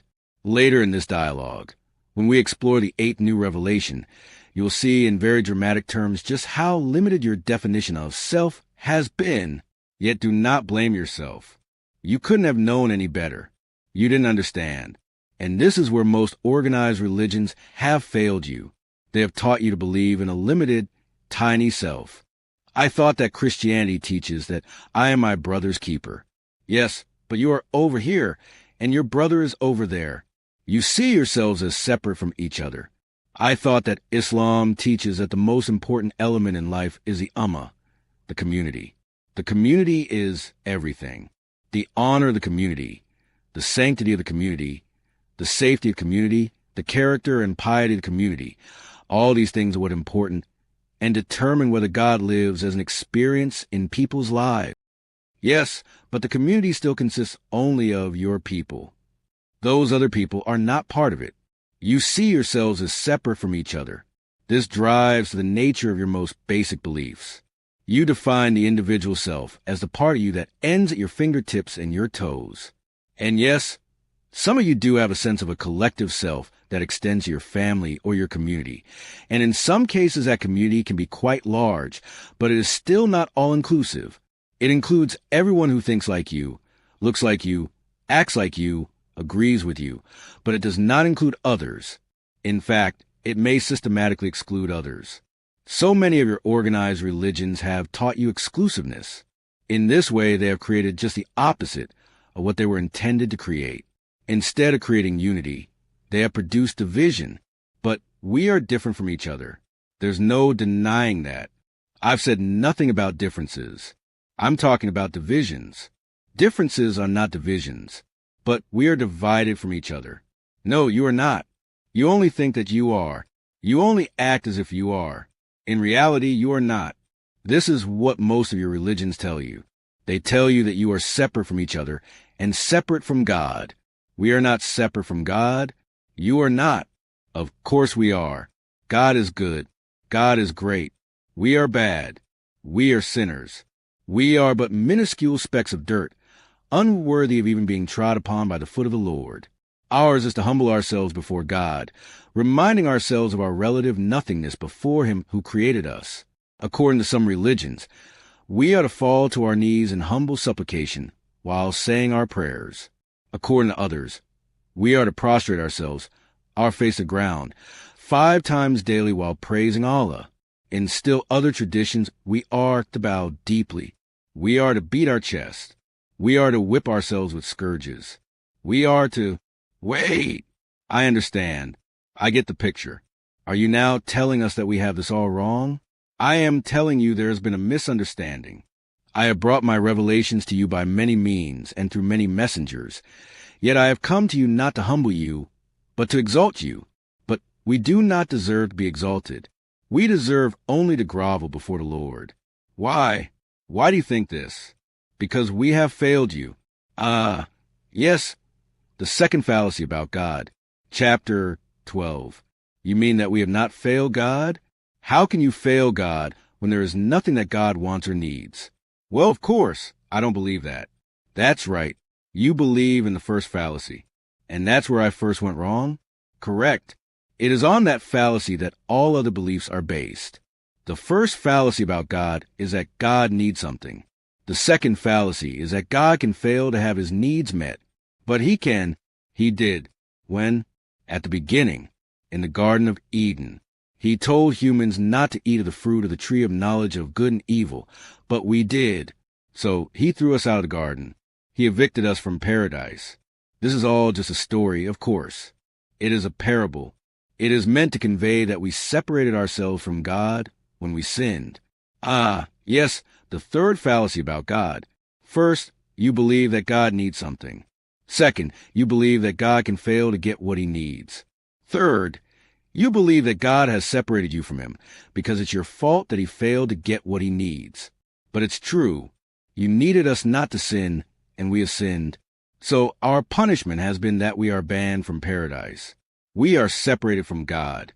Now we have to work our way back. We have to get back into God's good graces.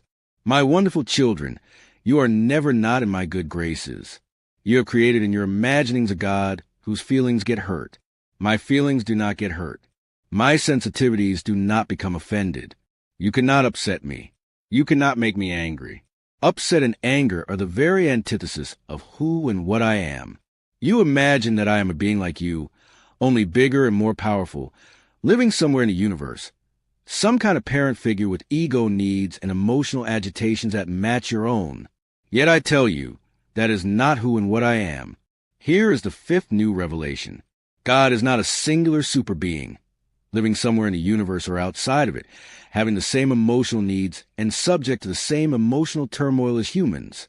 That which is God cannot be hurt or damaged in any way, and so has no need to seek revenge or impose punishment. Now I know and I understand that this upsets your apple cart. This throws everything into disarray.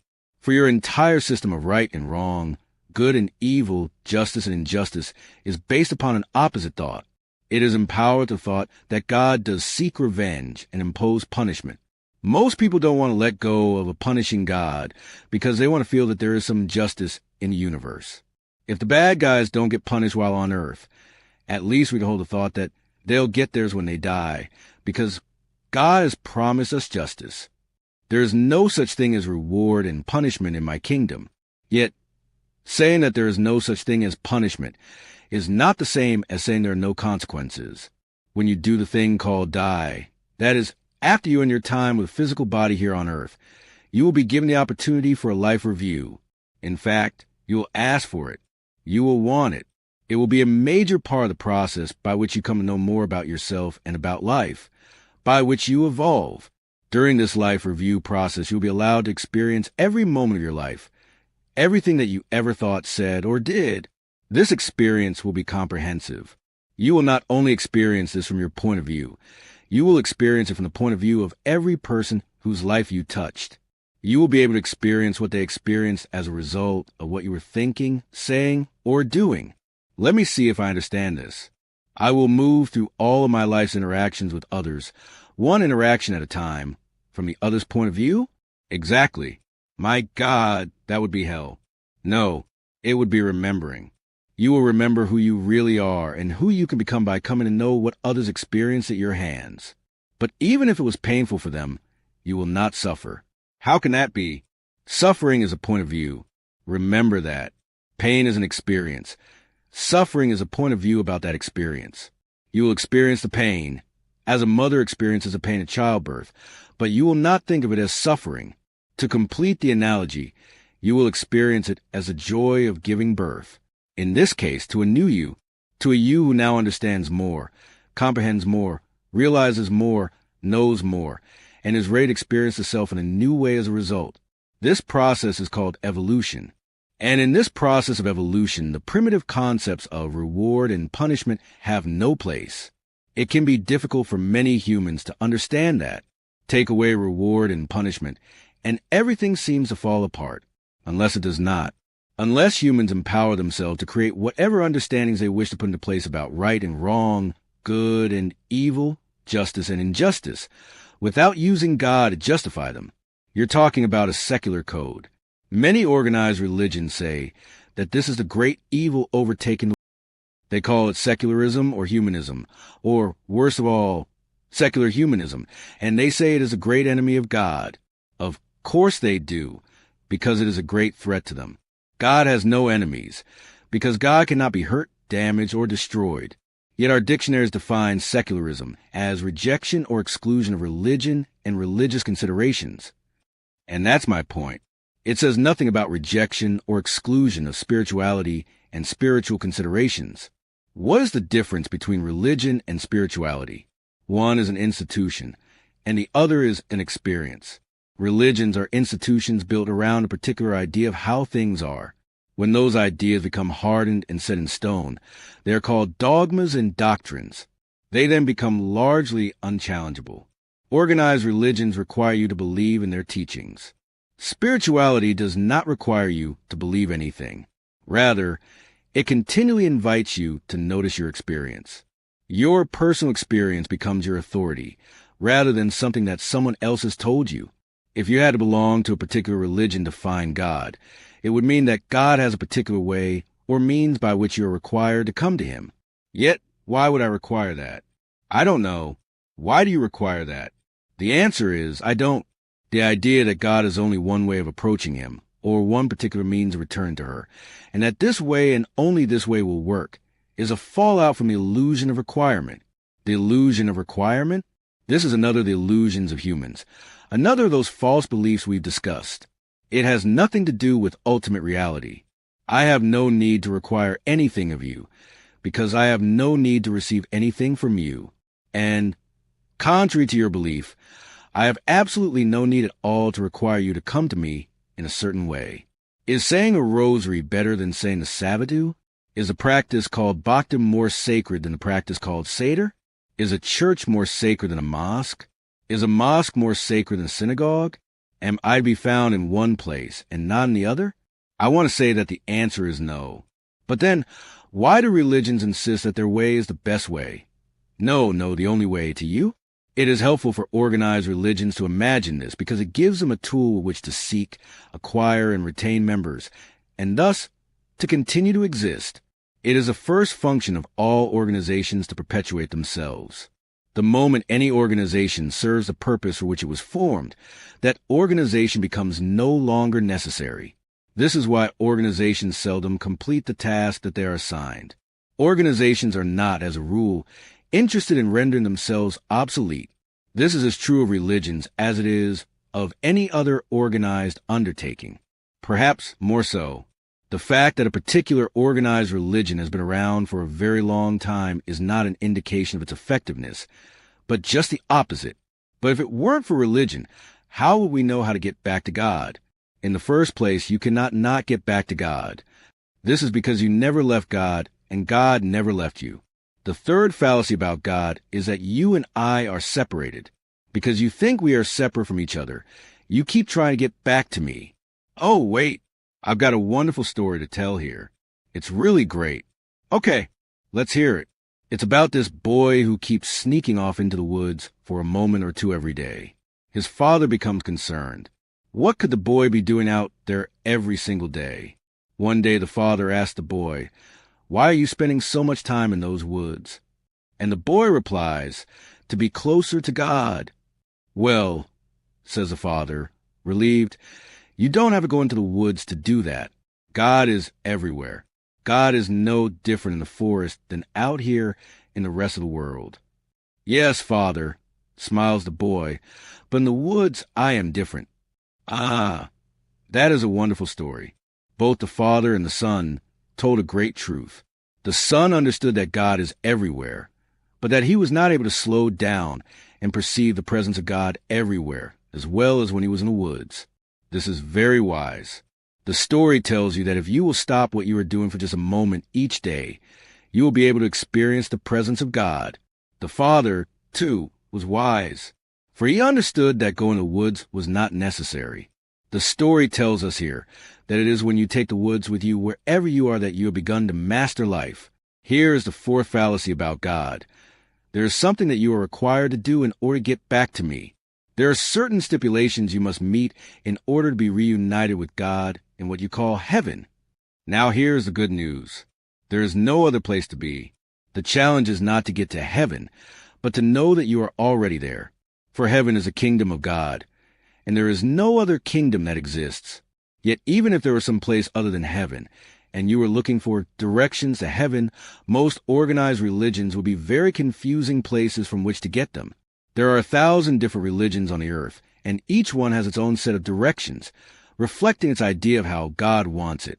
Of course, as has been said here now repeatedly, there is no particular way that God wants you to worship God, nor, in fact, does God need to be worshipped at all. God's ego is not so fragile that she must require you to bow down to her in fearful reverence, or grovel before him in earnest supplication, in order to find you worthy of receiving blessings. What kind of supreme being would need to do this? What kind of a God would this be? That is the question you must honestly ask yourself. You've been told that God has made humans in his image and likeness, yet I ask you this. Is it possible that religions have fashioned God in the image and likeness of humans? You have made that comment before. Indeed, it is a question I invite you to deeply explore. Because what humans do when they don't get from others what they require from others is become angry. Then, if they really think they need what they were requiring and they still can't get it, human beings condemn and destroy those who don't give it to them. This is exactly what you say God does. This is the fifth fallacy about God. You believe that God will destroy you if you do not meet his requirements. Nothing could be further from the truth. Why would I destroy you? What purpose would be served by that? Justice. Justice? God is just. If we disobey God's law, we are punished. And just what is God's law? It's all there in the book. Which book? Here we go again. You know which book. Yes, the book that you believe in. Right? Do you see the circle here? It is a vicious circle. It will go round and round, producing one human disaster after another, until you can all agree on one set of laws based on no religion in particular. You mean, create a secular society. I mean, create a spiritual community, as opposed to a religious community. A community based on spiritual principles, not a community based on the doctrines of the major organized religions, most of which are rooted in incomplete understandings and exclusivist theologies. The community I am inviting you to create would have a deep foundation in all of the new revelations, including the sixth new revelation, which puts to rest forever the 5 fallacies about God. All things are one thing. There's only one thing, and all things are part of the one thing that is. Chapter 13. Does the statement, all things are one thing, mean that because everything is part of the same cosmos, we are all interconnected? Or does it mean that we are all quite literally the same thing? It means that you are all the same thing. Everything in the universe is made of the same stuff. Now you can call that stuff anything you want. You can call it God. You can call it life. You can call it energy, or you can call it by other names, depending upon how it manifests itself. That will not make it any less the same. You cannot, therefore, be in any way separate from me, nor from any living thing, nor from anything at all. All things are living. There is no such thing as a dead thing. Rocks? Dirt? Other inert objects? How do you define an inert object? Well, here we go with the dictionary again. It says that inert means lacking the power to move. There is no such thing in the universe. Rocks have the power to move. Rocks are movement itself, in a particular way, at a particular speed, with a particular vibration. Everything is in motion. Everything. Motion is the nature of the universe and all things in it. There is nothing that is not moving. Nothing. Put a rock under a microscope, and what will you see? Molecules. Atoms. Yes. And what will they be doing? Moving. Right. Now put it under a very powerful microscope, and what will you find? Subatomic particles. Protons, neutrons, electrons, hadrons, baryons, mesons, quarks, antiquarks. Good. And what will all those things be doing? Moving? Exactly. Will any of them be standing still? No. In other words, all things are made up of things that move. Is that right? I guess so. Now, here is the elementary question. Okay, what makes them move? I'm not sure I know. Take a guess. Some invisible force. Gravity? Actually, on the scale of atoms, the effect of the force of gravity is practically non-existent when compared to the other forces at work. Other forces? Your science has already discovered 3 other basic forces, all of them stronger than the force of gravity. Together with gravity, you call these the 4 basic forces. In order of strength, they are the strong force, the electromagnetic force, the weak force, and gravity. Wow! Thanks for the physics lesson. We haven't even begun, my son. We haven't even begun. We could talk here of leptons and neutrinos, of the muon and the tau, of many, many things. We could speak of the unified field of everything, and still we would only touch the surface of what is true about life. There are more things in heaven and earth than are dreamt of in your philosophy. So what does make things move? What does keep everything in motion? In simple terms that you can understand? Please. I do. You do? I am first cause. I am that which makes all the right moves. You could say, God is cool. God is all the moves. I am the Alpha and the Omega, the beginning and the end, the here and the there, the before and the after, the up and the down, the left and the right, and the space in between. I am the all, not all, the AM, not AM. I am that which is and that which is not, which means, in effect, that there is nothing which is, because in the absence of that which is not, that which is not, and that, in turn, means there is nothing which is not. Everything is and is not. Do you understand? Of course I do. Why, I was just saying that yesterday to a couple of fellas down at Murphy's. We were just kind of shooting the breeze, see, and the subject of God came up, and I was just getting into all that when suddenly I realized how late it was and that I had to get going. The point, therefore, of all this, it is, as I said, that we are all the same stuff.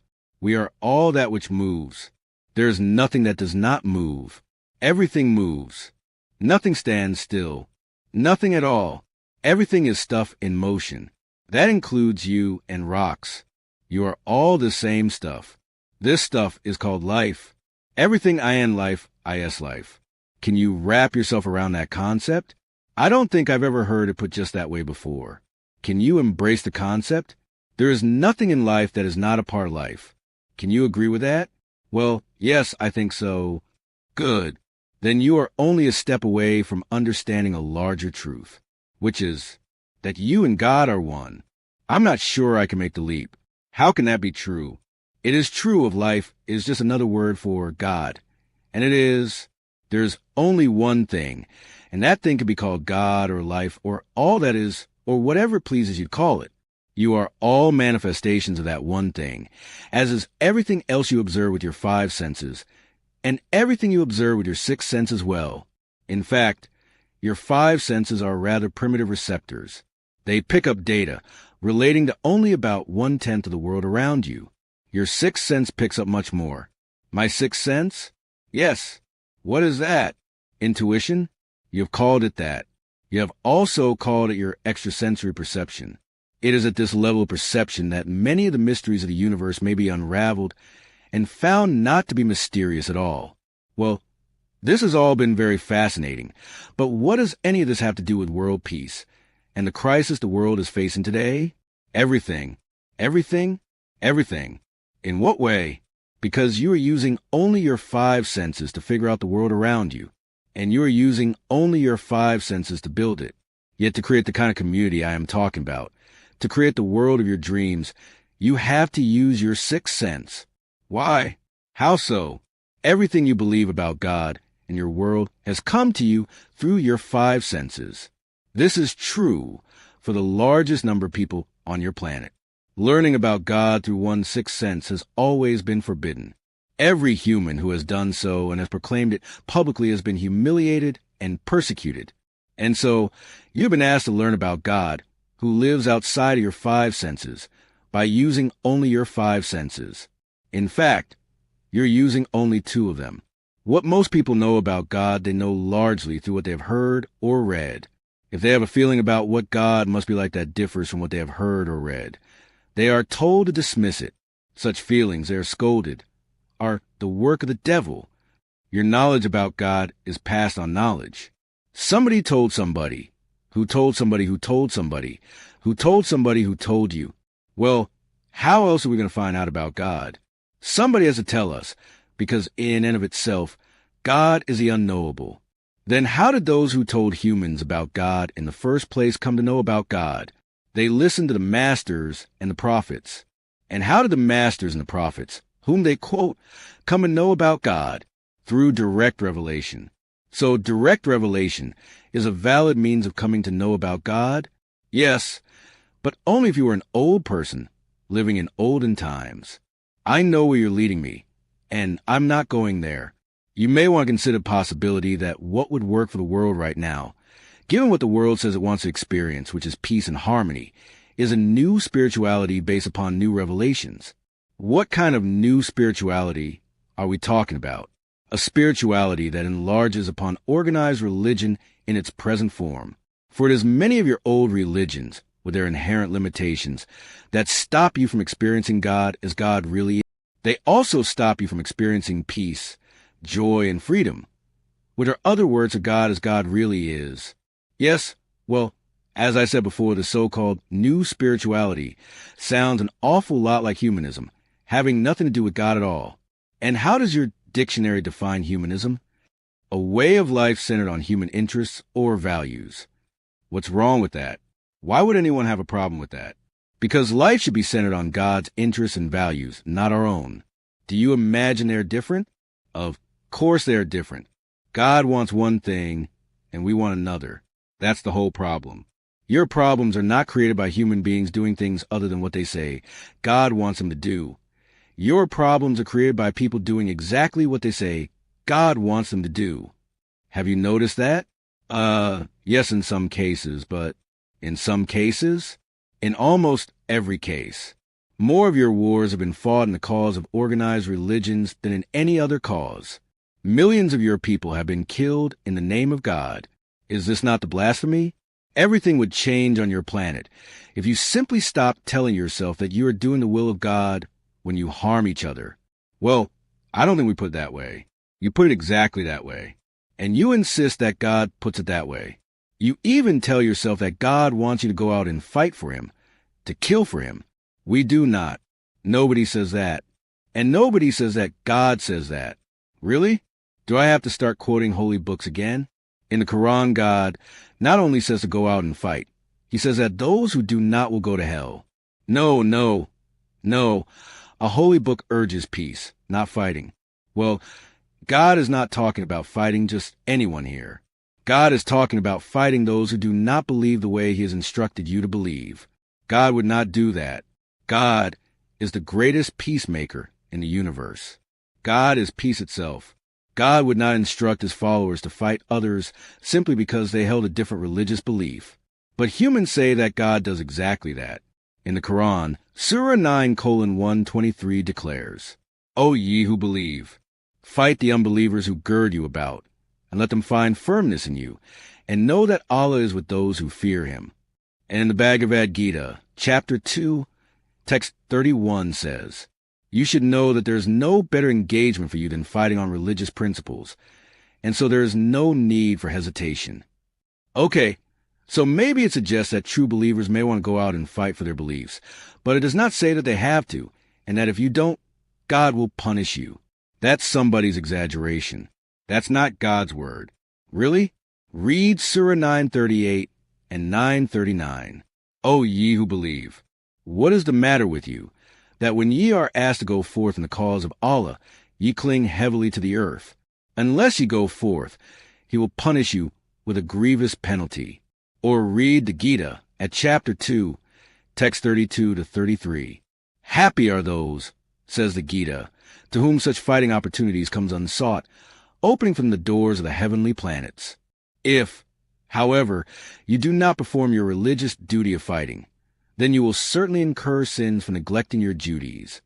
So, if you wonder where all of this warrior mentality is coming from, where these cultural tendencies to fight religious battles and to be suicide bombers originate, just look to your many holy scriptures and your religious teachers.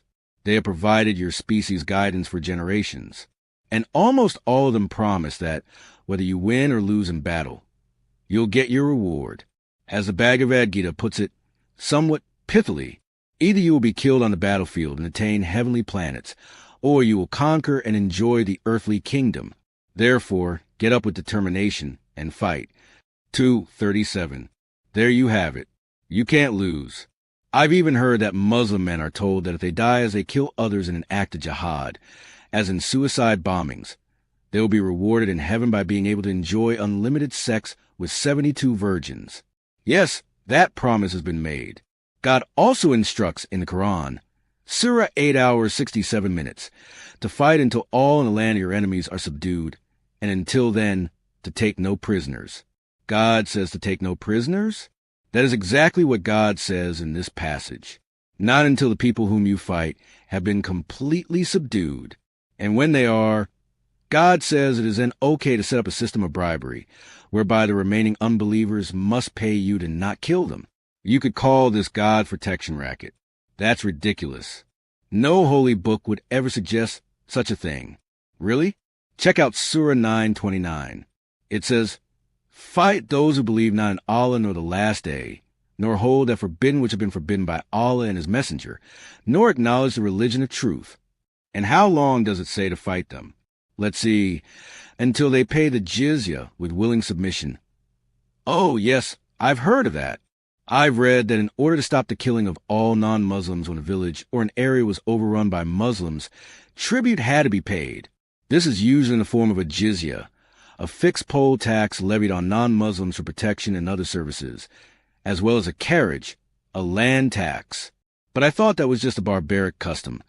I didn't know that payment of a jizya for protection was a religious instruction actually given in the Quran. Now you know. Okay, but really, nobody in modern times actually believes or lives any of this. I mean, those words were written in ancient times. It was a different world back then. Nobody today believes that Islam instructs its followers to go out and subdue people or countries, or to kill non-believers. Nobody in places of importance. Anyway, maybe a few fundamentalist radicals say that, but nobody with any real credibility says that. Would you consider the political or religious leader of an entire country a person with credibility? Certainly, but national religious and political leaders do not say such things. The Pope did at the time of the Crusades. Okay, yes, but that was also a very long time ago. I'm talking about today. I'm talking about modern times. The human race has matured. It has evolved.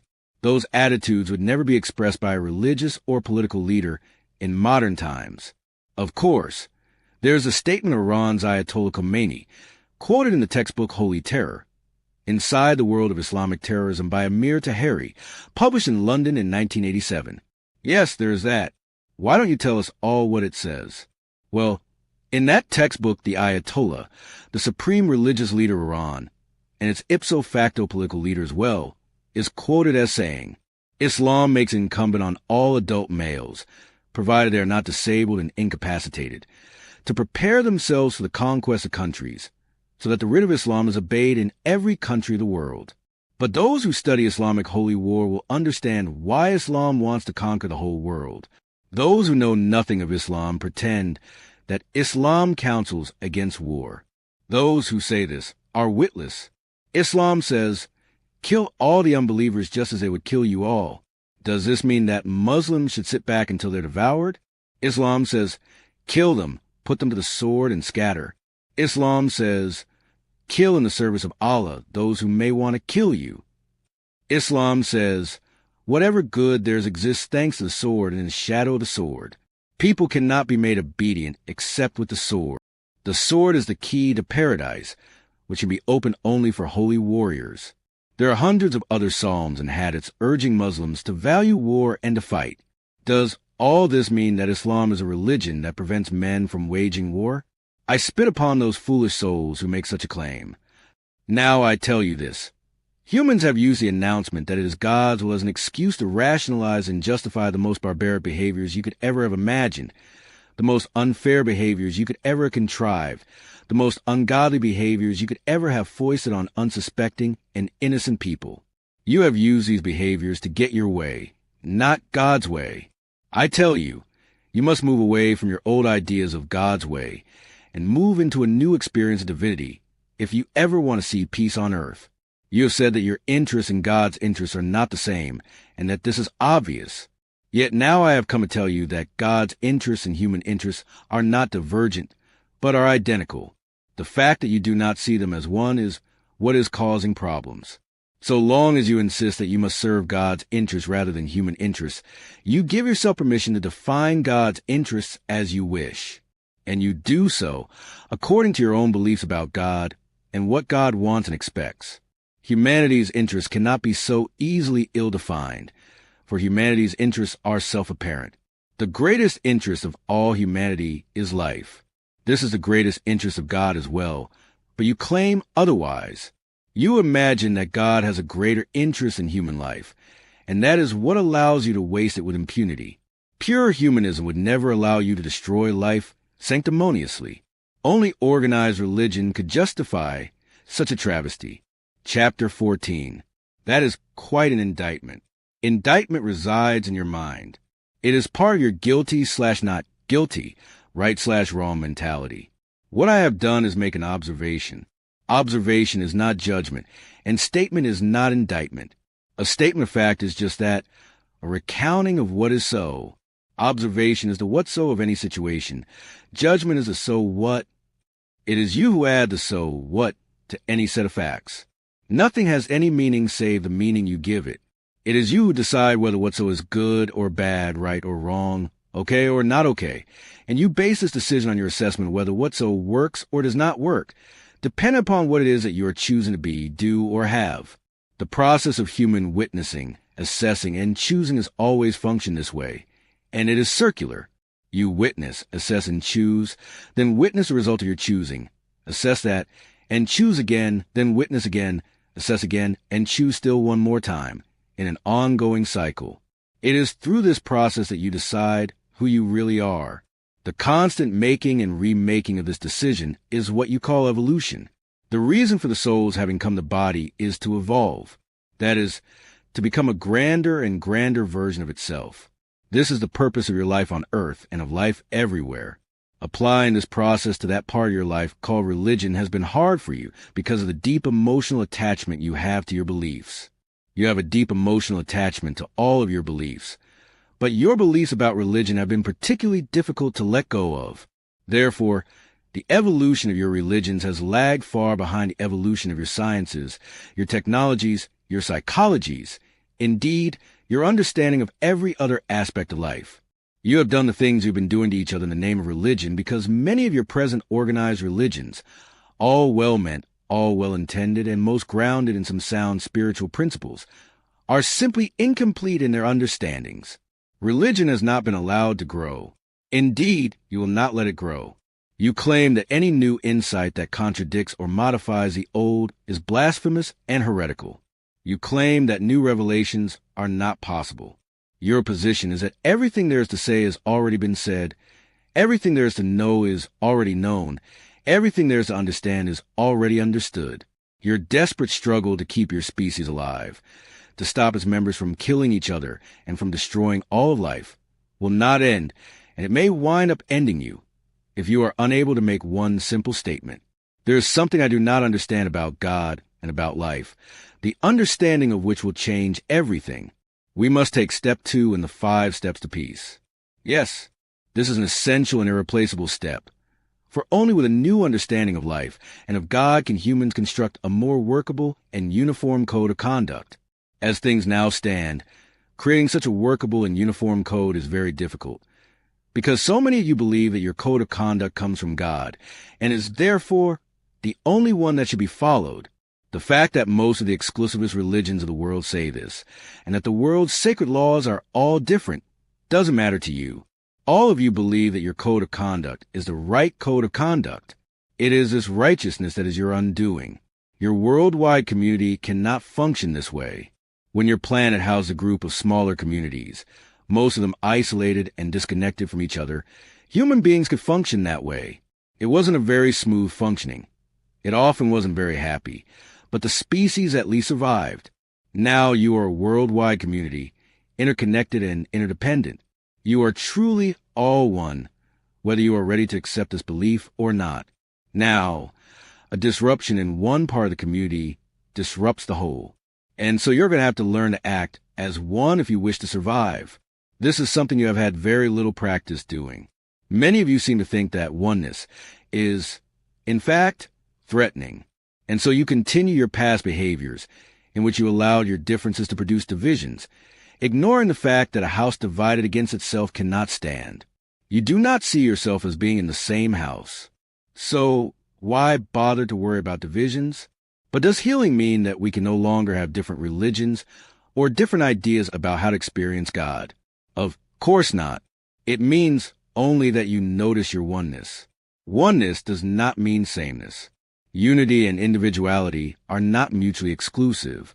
Differences do not have to mean divisions, and contrast does not have to lead to conflict.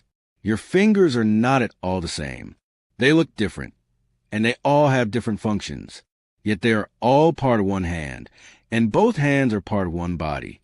Your nose looks not all like your eyes, and your mouth bears no resemblance to your forehead. All of these have different functions, yet they are part of one face, the face you show the world. Would you bite your nose to spite your face? Why do you allow your religions to do so to the face of humanity? I keep thinking about that newspaper article about those protesting Lutherans. They were not only upset that a Lutheran minister was praying with non-Christians, they were angry that he prayed with other Lutherans who simply belonged to a different Lutheran denomination. They said that this constituted an egregious offense against the love of Christ. And what do you think? I can't imagine that God would think that. I don't want to have anything to do with a God who would think that. I want to run out and buy one of those bumper stickers that says, "God save me from your people." And yet it's important to remember that these behaviors are neither right nor wrong. They simply no longer work. They do not function effectively, given that you say what you wish is to survive in peace and harmony. Functional behavior is what is now desperately needed if life, as you know it on earth, is to continue. Right now our behaviors are woefully dysfunctional. We have created a completely dysfunctional society. That is your witnessing, that is your assessment, and that is your choice. No, it is not my choice. It is what I observe, but it is not what I choose. Of course it is. You are choosing it every day by failing to do anything about it.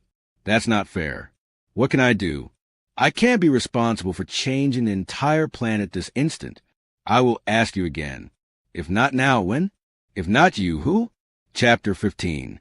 How in the world can one person take on the task of changing the world? If all it takes is one person to instigate self-destruction, can it not also be one person who inspires self-renewal? The human race now yearns to renew itself. You can sense this everywhere. You can feel it in the air. All that people are waiting for is someone to stand up and show the way, someone to get the ball rolling, one person to topple the first domino. Yet let me make something clear. The era of the single savior is over. What is needed now is joint action, combined effort, collective co-creation. What is called for now is not one person only, but a large number of humans willing to be the one person in their family, in their community, in their circle of influence, who will take on the task of bringing about change right then, right there. In this context, one person can make a huge difference, for it is always one person within a group or cluster who calls forth the highest vision, who models the grandest truth, who inspires and cajoles and agitates and awakens and ultimately produces a contextual field within which collective action is rendered possible and becomes inevitable. Are you that one person? Do you choose to be an inspiration for all those whose lives you touch? That is the question your soul asks you now. That is why it has brought you to this book. Perhaps one of us reading this book is that person. Perhaps several are. Maybe many. But however many of us may take up the call, we will still need your help. We need God's help. I understand. That, too, is why you came to this book. It is, in fact, how you began this dialogue. You said that you wanted my help. That was a good beginning. But we cannot move forward if you believe that I am a confused God. Who believes that? Most of the human race does. Judging by its actions. As I said, its codes of conduct are remarkably different from culture to culture, yet all are declared to be based on the word and law of God. If they all are, God must be terribly confused. Of course, we would not say that it is God who is confused. We would say that it is humans who are confused. Yes, and if they would all just pay attention to your code of conduct, they would no longer be confused. Exactly. That's right. Yet if God is the all-powerful, why does he not simply make it clear which code of conduct is a correct code of conduct? Why does he not simply resolve the matter? That is exactly what he is doing. He is. Do you not know that the end days are near? Do you not see that the final victory is at hand? Do you not observe the fruits of the struggle, the glorious outcome of the jihad? You mean the maiming and killing of thousands of people in God's name? I mean the elimination of the traitorous infidels. I mean the cleansing of human society. You must purge the evil from among you, says the Bible. Fight them until there is no more conflict, and all faith goes to God, the Quran instructs. To protect men of virtue and destroy men who do evil, to set the standard of sacred duty. I appear in age after age, the Bhagavad Gita informs us. So you see, this is the right and proper work of God's people. Do you really believe that? No, I do not. Then why are you saying it? I want to be fair and to give a voice to those who do believe it. It is just such beliefs that have caused the havoc in the world that religious wars have produced. Do you see that? I do, of course. Most people do, except those who are deeply enmeshed in them. The problem is, we don't know what to do about it. We don't know how to help those who are caught up in those beliefs to break the spell. You can help them by telling them that you can understand how they could feel that way, that you recognize these are their beliefs, and that you would like to engage in a dialogue with them about those beliefs to see if there's more about them and about other beliefs in the world for you both to learn. But what if what they're doing, the way they are acting, is causing you damage or harm? What if their beliefs are making them do things to you that are horrible? Even people who do horrible things will stop doing them, if only for a moment, if you will ask them why they're doing them. It is not the basic nature of human beings to be horrible. It is the basic nature of human beings to be loving. When humans are being horrible, it is because of something they believe. Ask them, therefore, even in the midst of the horror, ask them, what hurts you so much that you feel you have to hurt me to heal it? Now that is a piercing inquiry. It is a wonderful question to pose in the middle of any disagreement that is causing another to cast negative energy at you. It works in households as well as in international affairs. But then, having asked the question, you must be willing to listen to the answer. You cannot write the answer off as so much propaganda or dismiss it out of hand. You cannot ignore it or belittle it or devalue it because you disagree with it. And, of course, you will disagree with it or no one will be fighting with you. It is helpful to understand that when someone is fighting with you, they are usually fighting for your attention. If they could get you to hear them and to help them with what is hurting them, without going to battle with you, they would forego the battle, if only to remove themselves from danger. But then, why do they go to war or start battle? Don't they know that it is bound to place them in danger? Because they perceive that dangerous things are already happening to them or are about to happen to them, and that is what they are trying to stop. Remember what I told you. When they attack, no nations or groups or individuals think of themselves as attackers. They all think of themselves as defenders. What hurts you so much that you feel you have to hurt me to heal it can therefore be a very useful question. Yet, what if I can't do anything about what hurts them so much? What if their point of view is skewed and their demands are unreasonable? Everybody's point of view is skewed. Let's begin with that. You should know that going in. To be a healer, you must understand that nobody does anything inappropriate, given their model of the world. Does that mean that I have to accept everybody's point of view as valid? It means you have to understand that it is valid for them. You have to be ready to say 9 words that could heal the world. I can understand how you could feel that way. This is a very powerful sentence. It does not indicate that you share another person's feelings or agree with something they have done, but it does indicate that you can understand how they could have come to this feeling. That statement alone can put out huge fires. Really? I mean, is it really that powerful? Yes, because it says to the other, you are not alone. You are not going crazy. You are not the only one who, given your beliefs, thoughts, and experiences, could come to your conclusions. If you are to be a healer, you must understand that the biggest difficulty facing people with a problem is rarely the problem itself, but the fear that nobody else understands it. If nobody else understands it, the prospect of finding a solution can seem very dim. That is why the feeling of not being understood leads to desperation. And conversely, the feeling that someone else understands moves people back from the brink and opens the door to discussion. That's still a mighty tall order. If someone is dropping bombs on you, or poisoning your water, or conducting biological warfare on your nation, or, for that matter, screaming in your face in the kitchen, it's pretty hard to say, I can understand how you could feel this way. If you don't say it, or at least ask, what hurts you so bad that you feel you have to hurt me to heal it? You will never end the violence. You may interrupt it, you may postpone it, but you will never end it. This is because, I repeat, all attack is seen by the attacker as a defense. Understanding this is the basis of all healing. Chapter 16. I found those last statements extremely provocative. Could we explore them further? Certainly. We should. What do you mean, nobody does anything inappropriate, given their model of the world? I mean, no one ever sees their actions as wrong. But some people's actions are wrong, whether they see them as that or not. Perhaps this is a good time to bring up the 7th new revelation. There is no such thing as right and wrong. There is only what works and what does not work, depending upon what it is that you seek to be, do, or have. How can you say that? How can you say, there's no such thing as right and wrong? Because it's true. Right and wrong are figments of your imagination. They are judgments you are making, labels that you are creating as you go along. They are values that you are deciding upon, depending on what it is that you want individually and as society. When what you want changes, what you decide to call right and wrong changes. Your own history proves this. Nonsense. The basics don't change. They don't? No. Give me an example of a basic value that doesn't change. Okay, killing. Thou shalt not kill doesn't change. That's a basic human value. Unless what you want is to win a war. No fair. That's self-defense. We have a right to defend ourselves. Well, not all wars are wars of self-defense. Your planet has known such things as wars of aggression. Yes, but let's not talk about them. That only complicates things. I see. Our country never aggresses upon anyone.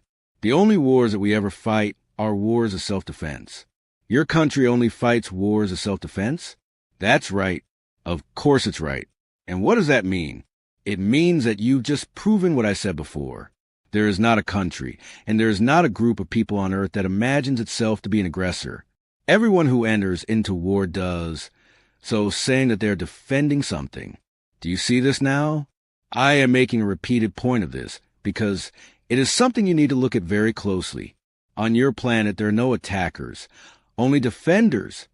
You achieve this interesting paradox by simply calling all attack a defense. In this way, you are able to change your basic values from moment to moment as it suits you, without seeming to change them at all. You get to kill people with impunity to obtain what you want by simply saying that you had no choice. You had to defend yourself. All attackers see their actions in this way. Indeed, you have seen your own attacks on others exactly this way. Not just in war, but in every situation of conflict in your life. From battlefields to bedrooms, command centers to boardrooms. Nobody attacks. Everybody defends. Seeing another's attack on you, in this way can produce miracles. Yet you could never see another's attacks in this way so long as you imagine that there is such a thing as right and wrong. This is very hard to swallow. I hope you know that. The idea of a world in which there is no such thing as right and wrong is very difficult to accept. It seems to me that we really do have some basic values here on this planet. Values shared by all people, or certainly by most of them. Well, don't be shy. Give me another example. Okay, the prohibition against suicide. Most people consider that the taking of one's own life is wrong. It is immoral. Yes, on the question of ending one's life, it is the current imaging of the majority of people on your planet that it is not okay to do that. Similarly, many of you still insist that it is not okay to assist another who wishes to end his or her life. In both cases, you say this should be against the law. You have come to this conclusion, presumably, because the ending of the life in question occurs relatively quickly. Actions that end a life over a somewhat longer period of time are not against the law, even though they achieve the same result. Thus, if a person in your society kills himself with a gun, his family members lose insurance benefits. If he does so with cigarettes, they do not. If your doctor assists you in your suicide, it is called manslaughter, while if a tobacco company does so, it is called commerce. With you, it seems to be merely a question of time. The legality of self-destruction, the rightness or wrongness of it, seems to have much to do with how quickly the deed is done, as well as who is doing it. The faster the death, the more wrong it seems to be. The slower the death, the more it slips into okayness. Interestingly, this is the exact opposite of what a truly humane society would conclude. By any reasonable definition of what you would call humane, the shorter the death, the better. Yet your society punishes those who would seek to do the humane thing and rewards those who would do the insane. It is insane to think that endless suffering is what God requires, and that a quick, humane ending to the suffering is wrong. Punish the humane, reward the insane. This is the motto that only a society of beings with limited understanding could embrace. So you poison your system by inhaling carcinogens. You poison your system by eating food treated with chemicals that over the long run kill you. And you poison your system by breathing air that you have continually polluted. You poison your system in 100 different ways over 1,000 different moments. And you do this knowing these substances are not good for you. But because it takes a longer time for them to kill you, you commit suicide with impunity. What about stealing? It's a basic human value that we don't take from another that which is not ours, unless you think that another has no right to it. And you do. That's not fair. If someone else has no right to something and we do, then precisely because it is not theirs, but ours, we have a right to take it away from them. Of course you do. According to your values, that is true. Particularly, your value called ownership, which we shall discuss later.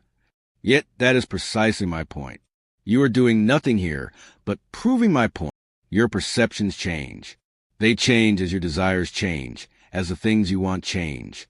If you want something that another party thinks is theirs, and if you want it or imagine that you need it bad enough, you will justify yourself in taking it. Believe me, you have done this. You have done exactly this. Values are a movable feast. You cannot think of a single basic human value that has not been temporarily set aside, altered, or completely abandoned at one time or another by human beings who have simply changed their minds about what it is they wanted to be, do, or have in a particular moment. If you think, therefore, that there is such a thing as absolute right and absolute wrong, you are deluding yourself. You mean we are wrong? That's very clever, and it points up a major problem with your word wrong. It has for centuries been used in at least two different ways, to mean that which is mistaken, and to mean that which is immoral. An action that is called mistaken is an action that does not produce a desired or predicted outcome. An action that is called immoral is an action that violates some life code or larger law that society has put into place, or that a society imagines its deity to have put into place. The difficulty with morals, as I have just pointed out, is that they change from time to time and place to place, depending upon what it is a society or its members are trying to accomplish. Morality is therefore extremely subjective. The difficulty with mistakes is that in religious societies or contexts, they are often equated with moral failure, rather than simply operational failure. This makes it not merely inconvenient or unfortunate to have made a mistake, but sinful. In certain religious or morality-based cultures, normal human error can be considered an offense against God, punishable by severe and disproportionate sanctions or suffering. We have already looked at some examples of this. Here are more. 1. He that curseth his father or his mother shall be put to death. 2. A blasphemer shall be stoned to death. 3. A woman who fails to wear a covering over her entire body may be whipped and beaten. 4. A person who steals shall have his hand cut off. Those who do not agree with such stringent, inflexible standards, to say nothing of the disproportionate responses required by them, are considered apostates and can be killed. This circumstance creates all the conditions for a large-scale conflict and war. For now an attack may be justified as a defense of the faith, an act authorized by, and indeed required by, God. That's exactly what's been happening on our planet. You've hit the nail right on the head. That's what's been going on in the world in these days and times. It has been going on for centuries. Indeed, for millennia. That is why the seventh new revelation is so important. For it creates a context that separates mistake from morality, removing God from the picture. Do you really think I ever cared whether you ate meat on Fridays, or wore a head-to-toe body covering, because you were female, or stood on the appropriate side of the Wailing Wall? I heard that not long ago some women attempted to stand with the men on the men's side of the Wailing Wall, one of the most sacred sites in all of Judaism. They wanted to make a point, that it is time to end this infantile separation of women from men because of the thought that women are unworthy or, because of their menses, somehow unclean. The men, some of them rabbis, began shouting and cursing and spitting, and some even began scuffling with the women. Is it truly your imagining that God is concerned with these things? It does seem rather petty, even in the name of sacred tradition, perhaps especially so. Yet do you not care at all about life on earth and what is going on here? God cares about life on earth enough to give humans all the help, all the support, and all the tools that they could ever need to make it a wondrous and joyful experience. And God loves human beings enough to give them the greatest gift of all, free will. Now, interestingly, a challenge that you have created for yourselves is that you believe God gives you this free will, but then takes it away from you by telling you exactly what it is that he requires you to do, even what you are to think and to say. In some cases, how you are to dress and to eat. Some of you think that it is disrespectful even to write the name of God, and so you use dashes where the vowels would be in order not to complete the spelling, ignoring the fact that this writing custom simply grew out of the fact that the original language in which God's name was written had no vowels. Others of you pass laws in your societies against possessing or displaying any pictures, or even drawing any of God or humans or animals, because you believe there be a prohibition against these graven images. You denied yourself many of your simplest pleasures, music and dancing, for example, claiming that your God says he doesn't want you to engage in such indulgences. These are, some of you say, sinful and immoral. Indeed, in countries where civil law is based on religious law, you've made the smallest mistakes and the tiniest human errors matters of moral turpitude. Yet true morality as an unchanging, objective criterion does not exist. It cannot in any evolving society, for the nature of evolution itself is change. And, of course, this is exactly what most governments that have their foundation in religion seek to stop. They seek to stop change. Yet change is the nature of life. And so they seek to create a better life by denying life itself. But life will not be denied, nor will its process be corrupted. Great difficulty can thus arise when societies change and morals do not. A deep chasm is created between by-the-book rules and on-the-ground experiences. As this chasm widens, new and more practical standards of behavior spontaneously emerge within a culture. Yet as new standards emerge, old ones are offended by those who are afraid to make the adjustment. And so, again, attack is justified in the name of defense. This is exactly the situation in many of your cultures today. It is an irony of life on your planet that freedom, which is the very essence of what God is, and free will, which is God's greatest gift, is nearly always severely restricted by those governments that are controlled by religions. There are those who say that government should not be controlled by religions, that there should be a strict separation of church and state. Yet, that is a very Western worldview. Other cultures feel that only God should and can be the supreme governor of human affairs, and that God's law, as contained in holy writings and interpreted by religious teachers and jurists, should be the law of the land. This is the clash of ideology that I spoke of early in our conversation. It is essentially a clash between individual freedom and personal restriction, between human rights and what some people declare to be God's law.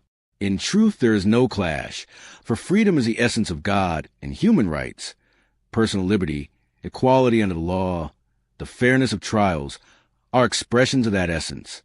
Yet there have been religions, there still are today, that do not recognize basic freedoms and equalities as every person's human right. According to some religions, as has been noted here already, women are not equal to men. According to certain religions, atheists do not have the right to live. A person who is not a member of the faith cannot testify against one who is. And slavery is permitted. No, there is no bona fide religious scripture that fails to condemn slavery. You had better read the Bible and the Quran more closely. Now, when such religious teachings become the law of the land, or become the innermost beliefs and morals of a culture, a clash is certain to develop, especially when those religions seek to make their beliefs the guiding principles of other people. There have always been ideological differences on your planet. But the present widening of the split in ideology with a simultaneous advance in technology has created the conditions for rapid self-destruction. Well, here we are again at the same question. What can we do to stop this? It will take an unprecedented act of courage on a grand scale. You may have to do something virtually unknown in the annals of human history. What? You may have to give up some of your most sacred beliefs. I can't. I would rather die than do that. That's what some people will say when they read this. Then they're going to. Many people are going to die in order to be right. Only when enough human beings die over these ideologies will you decide that maybe it was the ideologies themselves that were mistaken. Your life and your experience will cause you to change your mind, at last, about what is right and wrong, and about what works and what doesn't work. Well, here we go. This is the very kind of relativism that fundamentalists claim is creating all of our problems in the first place. Isn't this what gives rise to even more radical fundamentalism? Yes. Afraid of losing a way of life, unable to cope with rapid and endless change, having no new theological thoughts or ideas or spiritual models offered to them in centuries, some people know no other way to move forward than to go backward. These people insist on returning to a narrow and literal interpretation of their particular sacred scripture and upon adherence to the fundamentals of their religious traditions, even if some of those ancient fundamental teachings and requirements make no sense at all in present-day circumstances. This creates a clash with those who see clearly that present-day situations cannot be addressed or resolved by such ancient interpretations. Yet people who wish to remain true to their innermost beliefs feel that it is these beliefs that are being attacked, and these they will defend to the death. What, then, is the solution? The world must create a new spirituality, not something to completely replace the old, but something to refresh it, not something to reduce the old, but something to expand it, not something to subvert the old, but something to support the best of it. Human spirituality is in need of refreshment. It is now time to present the world with new theological thoughts and ideas, a new spiritual model. The world must have something new to hold on to if it is to release its grip on the old. If you were in the middle of a raging stream, would you let go of a log? No. Build, therefore, a bridge. Become that bridge. Live the beliefs of a new spirituality. Walk the path of a new revelation. Do not merely speak of this revelation, but demonstrate the truth of it with your life lived. Show the way. Be a bringer of the light. I have to ask again, what can one person do? You are the light of the world. Do you not know this? Everyone is when they choose to be.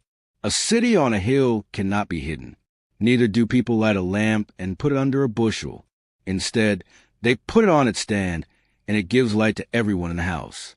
In the same way, let your light so shine before men that they may see your good works and praise the beliefs that have sponsored them. By this means, you can help others span the chasm between yesterday and tomorrow, and close the gap between the comfort of tradition and the necessity of innovation. For the world must now invent itself anew. Yet honor the past as you envision the future. Do not completely reject old beliefs, nor require anyone else to. Enlarge upon them, alter them where alteration seems appropriate, and invite others to do the same. Let your new spirituality be not the rejection, but a fulfillment of all that your old religious laws and your ancient prophets have promised you. And when others ask what you are doing, say, "Do not think that I have come to abolish the law or the prophets.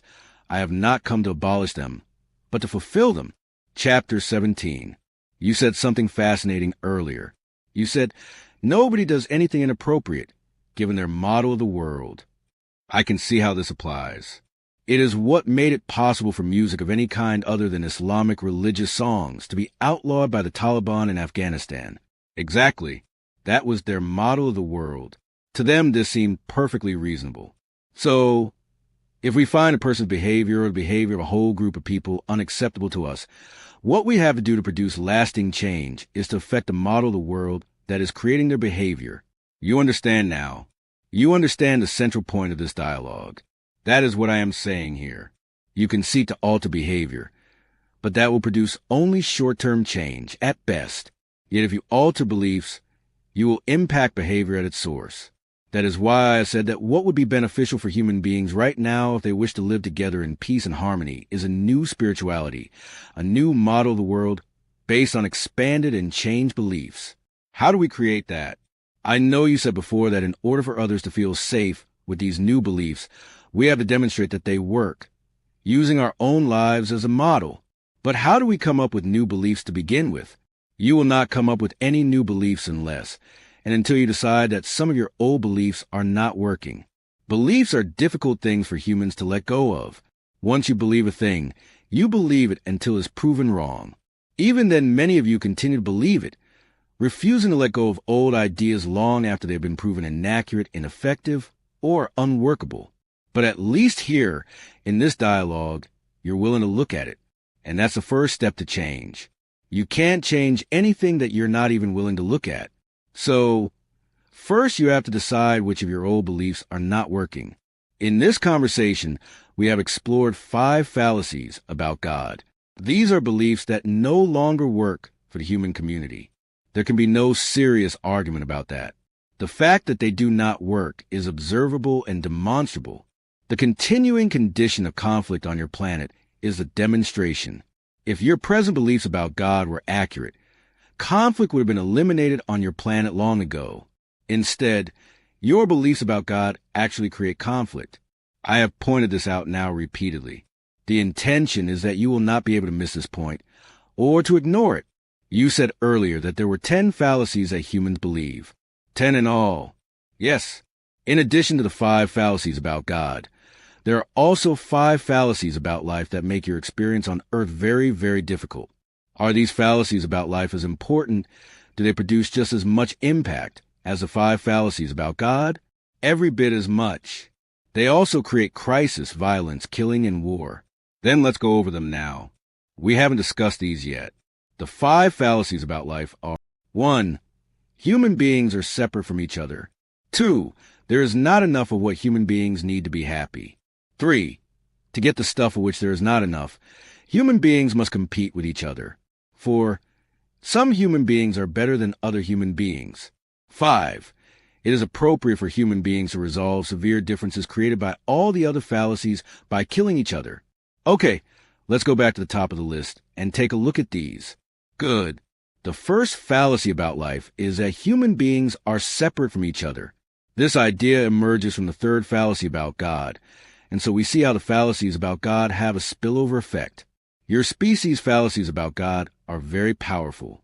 They impact every area of your collective experience, even for those who do not believe in God, because they are connected so deeply with the root cause of all experience as you now understand it. Your ideas about God affect and actually create your beliefs about life, producing fallacies in the secular arena as well. You believe that God has separated you from him because you have not given God what she needs. This idea, in turn, stems from your belief that there is something in particular that God does need, and that God can actually fail to have his needs met. Both of these ideas are almost ridiculous on the surface, but the absurdity of ideas has never stopped human beings from embracing them. As you have pointed out, God is, by our own definition, the Almighty, the All-Powerful, and the Most High. You would think we would get that God needs and requires nothing to be happy. The idea that we must somehow placate God in order to have his blessings and not his curses showered upon us, and to guarantee a place for us in heaven, nevertheless persists. And what humans have done to placate God is inhuman.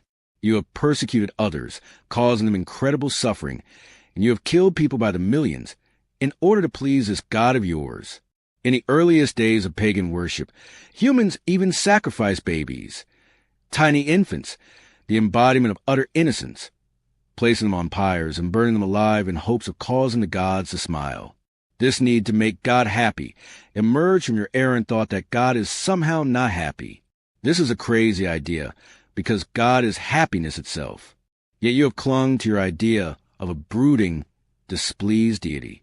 Your idea that God is not happy, and that humans are the cause, is what has created an insane basis for insane religions to inspire people to act insanely.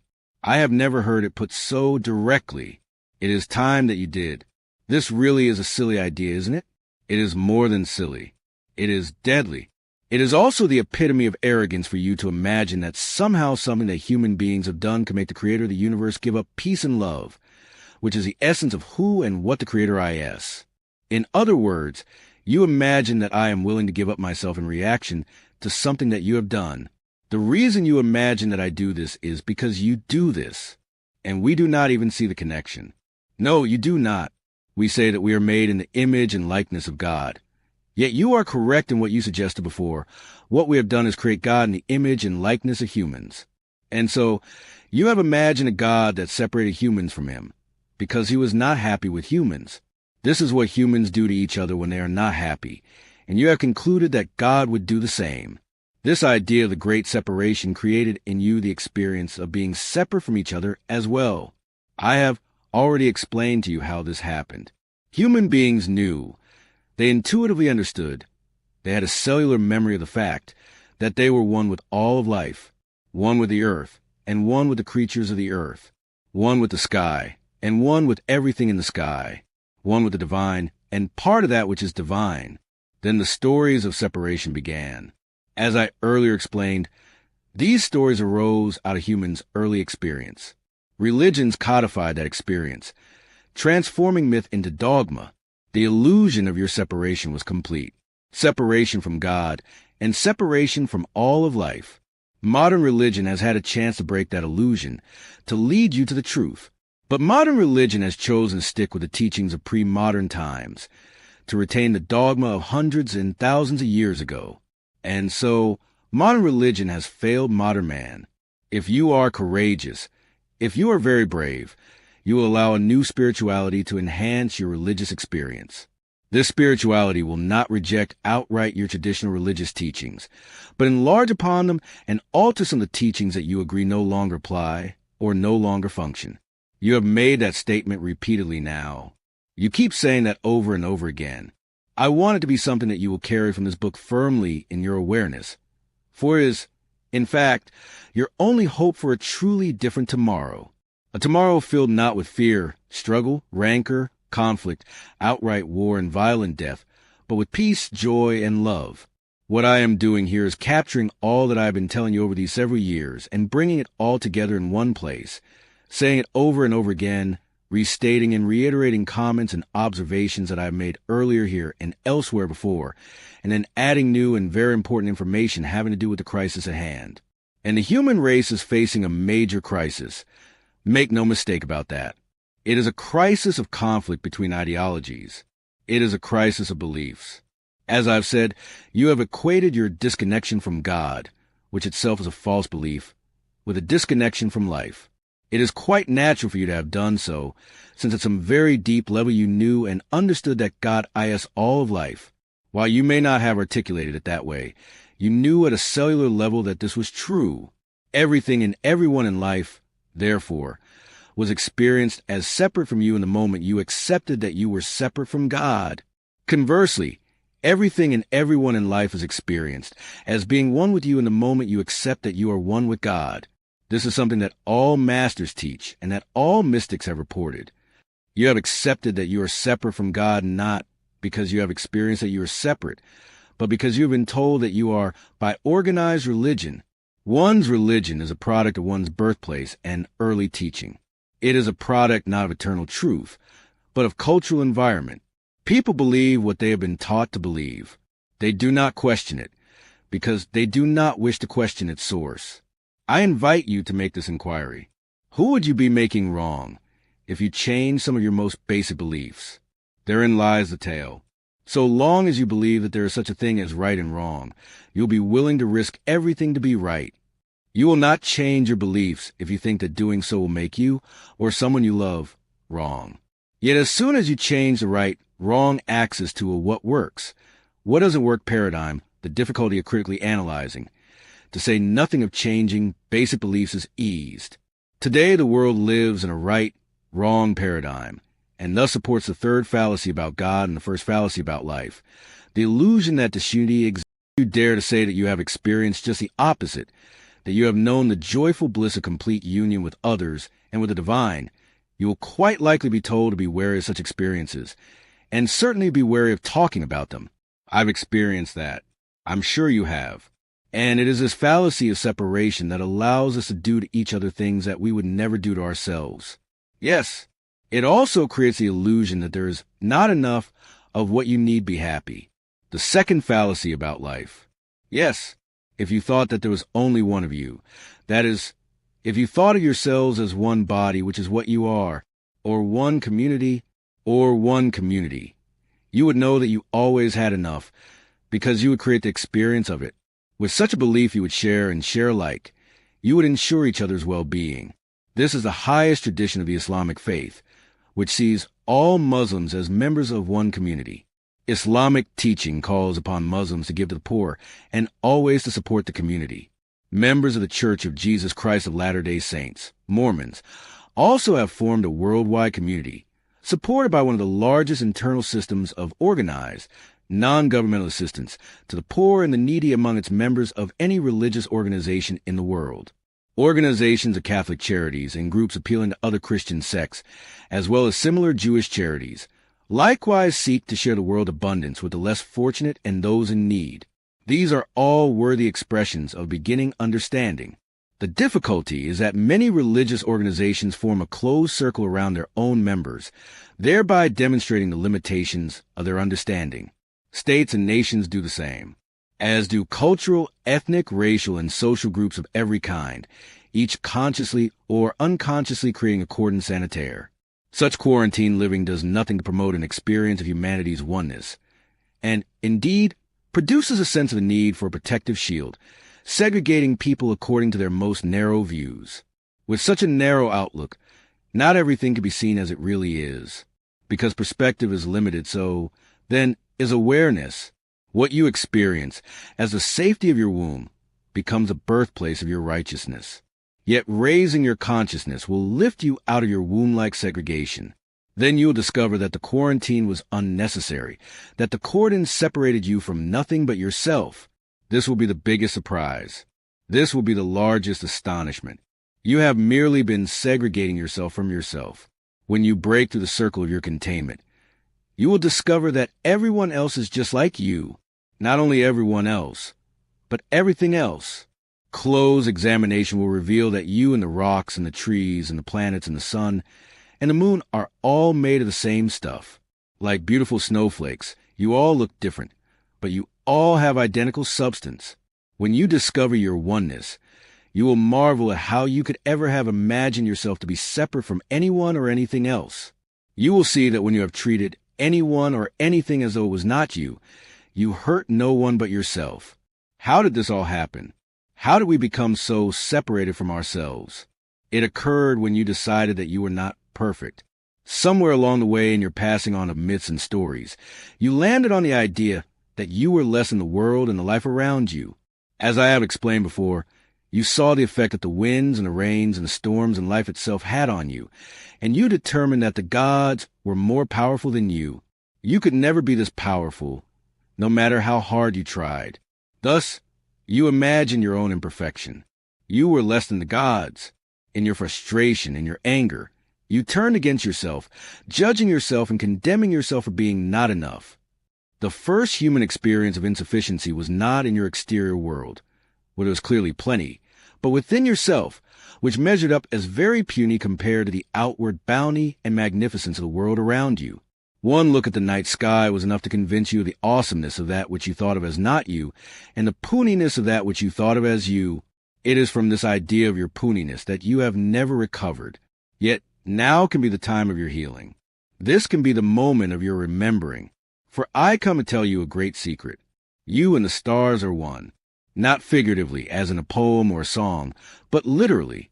Your chemical makeup is the same. You will find the same trace elements within you that you will find in all celestial bodies. And indeed, in everything else that is. Does this surprise you? Are you amazed to learn that nothing is composed of anything except differing combinations and concentrations of the only substance there is? It should not. I have been telling you this for a long time. Yes, you have. But I think most humans thought that this was meant figuratively, not literally. It is a literal truth, my child. You are all one. In the beginning stages of its development, your species could not comprehend this. Now, in the earliest years of its adolescence, it can. Our species is in its adolescence.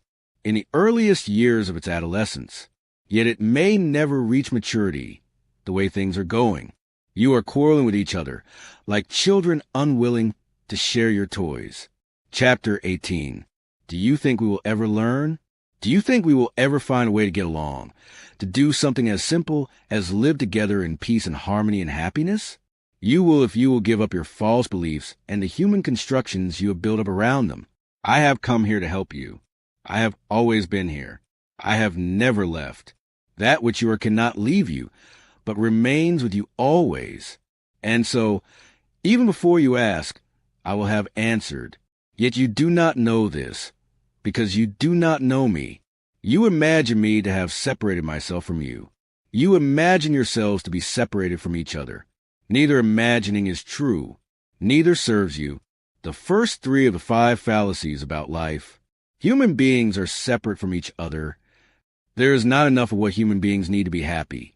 And to get the stuff of which there is not enough, human beings must compete with each other, are sufficient to create crisis, violence, killing, and war in and of themselves. How did we ever get to that third fallacy about life? The one about competition. As soon as you accepted that there was not enough of the stuff of life, you concluded that you had to do whatever it takes to make sure that you and yours had enough. In the beginning, you just reached out and took it. In this scenario, the hand with the most muscles won. Later, as you began to move into the adolescence of your species, you evolved to the point where it did not seem fair to you that the biggest and the strongest always won.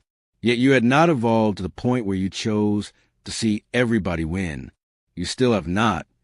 So, you began to devise other reasons for one person or one group, rather than another, having the lion's share of whatever it was that you thought you needed to be happy. You developed competitions, where brute force was not the only factor in determining life's winners and losers.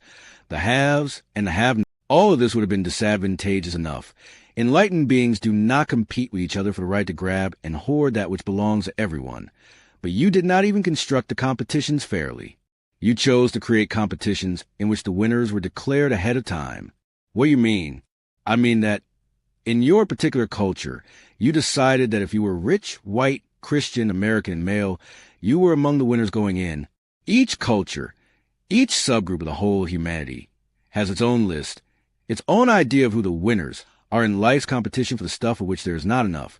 And had I been referring to other cultures, I could just as easily have said that being black, Russian, or Muslim placed you on the winner's list. But being female does not place you on the list in hardly any of humanity's cultures. That is true, and it is because in order to create competitions in which you declare the winners ahead of time, you had to revert back to use of force to quiet the losers. And so, brute force, primitive muscle, was the ultimate determiner. Because you continue to allow primitive physical force or brute economic force to decide most of the issues and all the major conflicts within the human experience. In virtually every present-day human culture, rich and male are the primary elevating categories. If you are both of these, you are in a dominant position because you have the strength and the power, and you are declared the winner ahead of time in your human competitions for the stuff of life.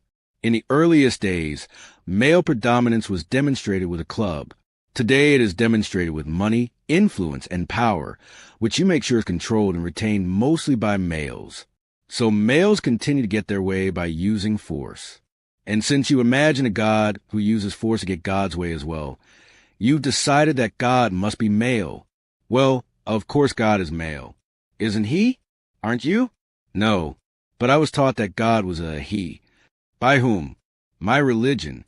Most of your religions are male-dominated, and were created by male-dominated societies. Some of these religions even teach, that is, they hold as a matter of doctrine, that women are to be subservient to men. Yes, we've talked a number of times now about this unfortunate tendency of Muslims to treat women as if they were second-class citizens. As in this mandate, every man praying or prophesying, having his head covered, dishonors his head. But every woman who prays or prophesies with her head uncovered dishonors her head, for that is one and the same as if her head were shaved. For if a woman is not covered, let her also be shorn. But if it is shameful for a woman to be shorn or shaved, let her be covered. For a man indeed ought not to cover his head, since he is the image and glory of God. But woman is the glory of man. For man is not from woman, but woman from man. Nor was man created for the woman, but woman for man. Yes, you can see how such Islamic edicts really put women down. Except that is not an Islamic edict. That is from the New Testament of the Bible.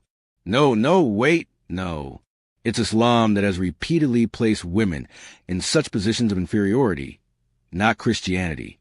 I think you'd better read 1 Corinthians 11:4, 9, or try Ephesians 5 verses 22 to 24, which makes things very clear. Wives, submit to your own husbands, as to the Lord. For the husband is head of the wife, as also Christ is head of the church. Therefore, just as the church is subject to Christ, so let the wives be to their own husbands in everything. Whoa, hold it. Wait a minute. Okay, so maybe I had it wrong. It's not just Muslims who reduce the standing of women in their society. It's Christians, too.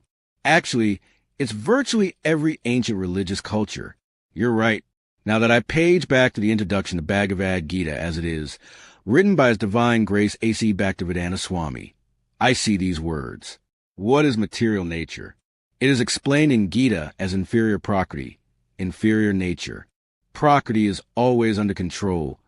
Prakriti is female, and she is controlled by the Lord, just as the activities of a wife are controlled by the husband. Brother, it's really been soaked into every culture on this planet. This woman is inferior thing, hasn't it? Yes, it has. Under Islamic law, the testimony at court of a woman is worth half that of a man. You're kidding. I wish I were. Well, maybe, what with this kind of thing showing up in so many religions, God really meant that women are subordinate to men. They are not. Are you sure? I am sure. But they've got to be protected, kept in their homes, not allowed to work, not allowed to be educated. They must have their sexual organs mutilated, so that they cannot enjoy sensual pleasure. And while they are not to have sexual pleasure, they are provided to men, usually upon demand, often as an unspoken expectation and condition of their contract of marriage. They also can be bought and sold, again for the purpose of providing sexual pleasure for men. Women cannot walk in public except in the company of a male blood relative, and then must have their bodies completely covered so as not to be seen. They cannot vote or hold positions of authority. They cannot be present in corporate boardrooms or places of political power. They may not be ministers or priests, bishops or popes, rabbis or ulamas, or even sit in the same section of the temple with men. If they do hold jobs, they are not to be paid the same as men, even if they do the same work. But it would be very difficult for them to hold jobs in any event, because they are specifically assigned duties, besides providing sexual pleasure, that make men happy. They must cook, clean, stock the pantry, handle the laundry, raise the children, and get everyone to piano lessons, soccer practice, and wherever else they need to go. Let me see, have I omitted anything? Not much. I've been trying to think of some of the ways we've treated women in our world's various societies, and how we've justified that. It really is our various organized religions that tell us many of these things and create the breeding ground for the others, isn't it? I'm afraid so. And many people have believed them. Many people believe them still. Basically, the idea is that women are simply not equal to men. But how could our well-meaning religions come to such a conclusion if this is not a direct teaching from God? My friend, it is not simply discrimination against women that your holy writings have said is a direct teaching from God. Your organized religions have also taught, at one time or another, that God's laws forbid people of differing races to marry, that people of the same gender may not physically demonstrate their love for each other, and even that blacks may not be priests. Yes, the Church of Jesus Christ of Latter-day Saints, the Mormon Church, has always taught that all men within the faith were considered priests. But for a long time, the Mormon Church said that this did not apply to men who happened to be black. Blacks were felt to be inferior to whites and were, therefore, not qualified. It was only a relatively short time ago that the church fathers relented and allowed as to how blacks were not inferior to whites and could become priests after all. Now, if only they could decide the same thing about women. Don't hold your breath. But how is this sort of thing possible? How can religions, supposedly the very model of love and acceptance, actually sponsor such discrimination? Their justification stems from a fourth fallacy about life, which states that some human beings are better than other human beings. It is this fallacy that allows your societies to follow in the footsteps of organized religions and practice discrimination of all kinds. You even use discrimination in your everyday language. You may have noticed that in this conversation I have used the terms he and she interchangeably when referring to God. This is something that you do not do. I have noticed that, and I've wondered about it. I do it because I know that language is a very powerful part of the creation of the cultural story of humans. Because your race has used the word he exclusively to refer to God in most recent millennia, it hasn't taken long for the young among you, the young of both sexes, to get the picture. God is a male, and so, by inference, males are superior to females. Now, when the new spirituality encompasses the planet, such inferences will be a thing of the past. A big part of the new spirituality will have to do with creating true equality for females, ending at last the disenfranchising and the outright abuse of one half the human race. This is one of many reasons why you can expect the new spirituality to be opposed by people in power. Most of the people in power are now men, and men believe in this fallacy that they call their superiority.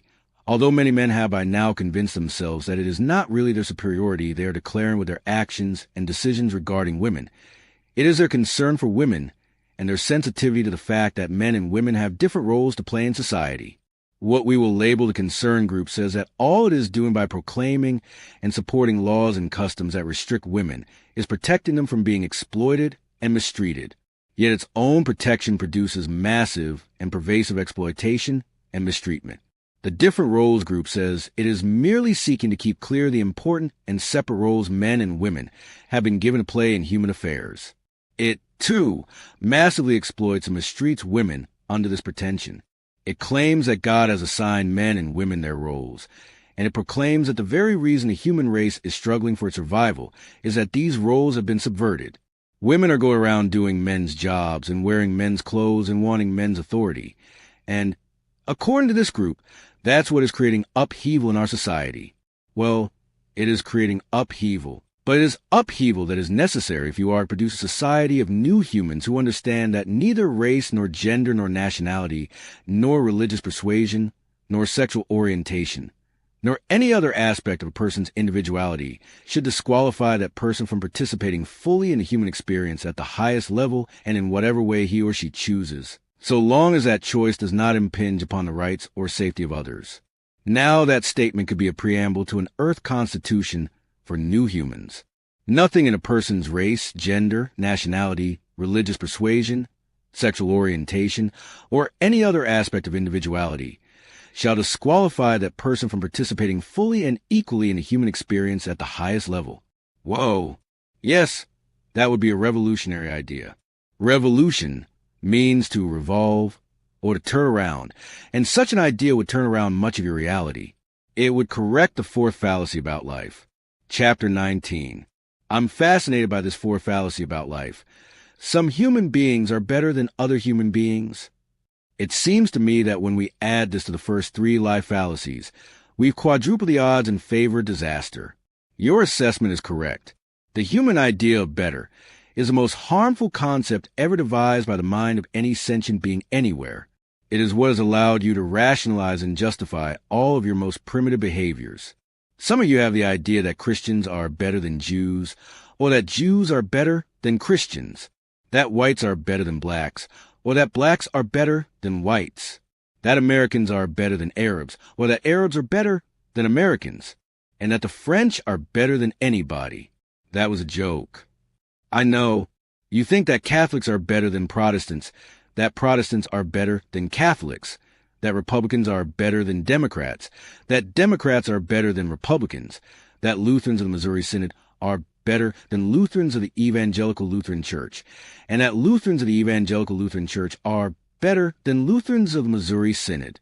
You think that straights are better than gays, that capitalists are better than communists, that ecologists are better than industrialists, and finally, that believers in God, any kind of God, are better than atheists. I think I'm right in saying that Muslim religious teachers divide sin into two categories, great sins and little sins, just as Catholics talk of mortal sins and venial sins. But for Muslims, unbelief is the greatest of the 17 great sins. It is considered a greater sin than theft, a greater sin than adultery, even a greater sin than murder.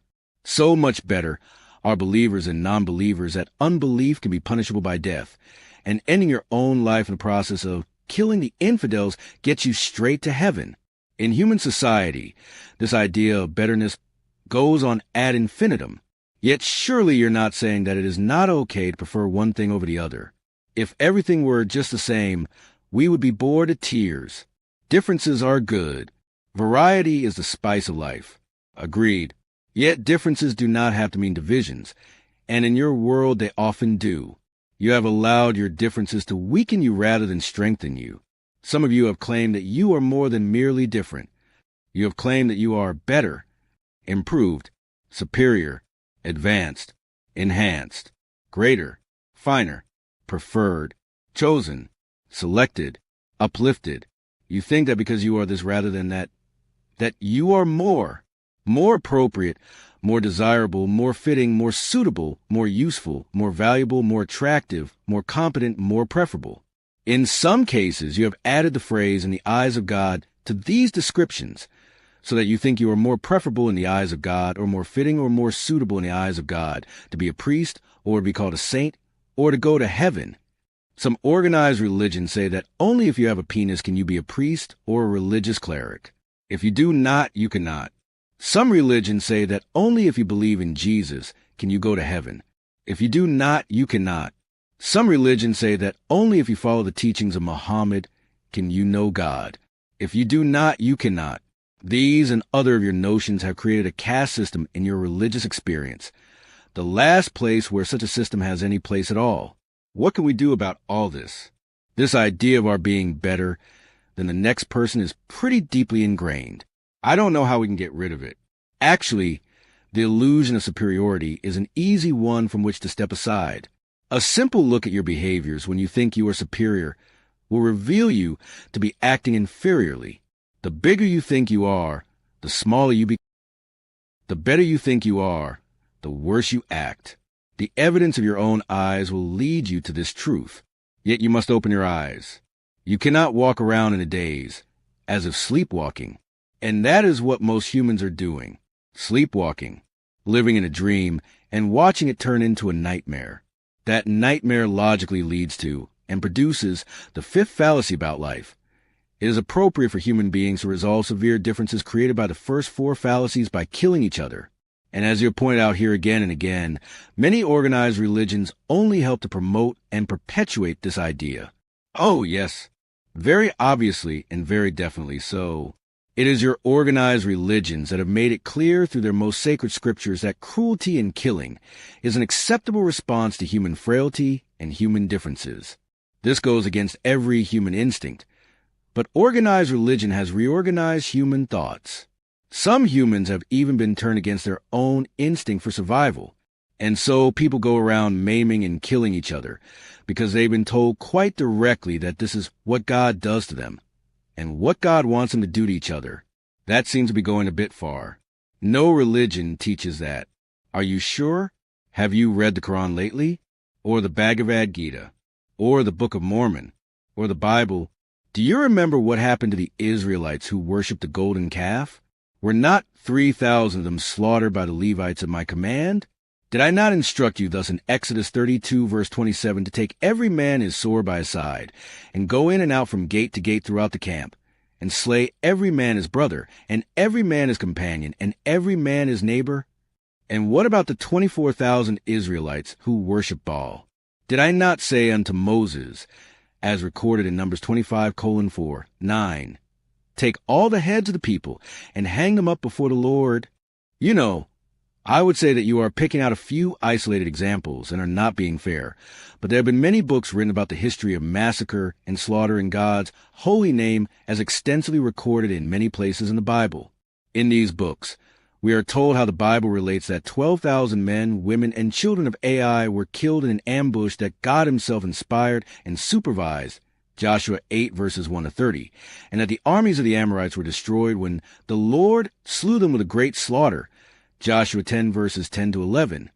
These Bible critiques tell us that a reading of the books of Exodus, Leviticus, Deuteronomy, Joshua, Judges, Samuel, Numbers, Amos, Kings, Chronicles, Esther, and Job, to name a few, will produce a total of no less than 1 million people in Old Testament history alone who were smote by God's hand, including all of those who died during a 7-year famine in Samaria sent by the Lord, 2 Kings 8 verse 1.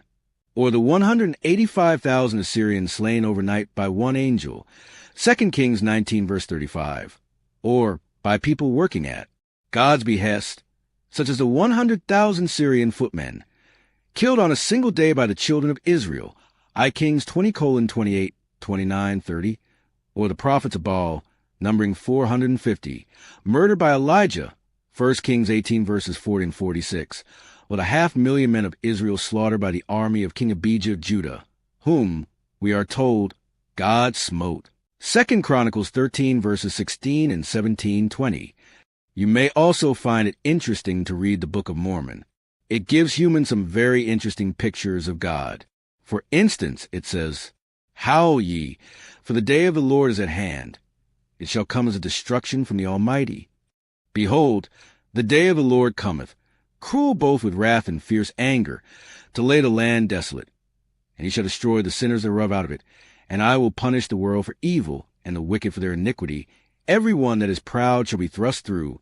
Yea, and every one that is joined to the wicked shall fall by the sword. Wow, that sure tells us how vicious you get when you are offended. Wait, there's more. Not satisfied with punishing evil men, the Lord God Almighty, creator of heaven and earth, goes after innocent offspring and spouses as well. And their children shall also be dashed to pieces before their eyes. Their houses shall be spoiled and their wives ravished. The Book of Mormon says this. Look in 2 Nephi 23:6, 16.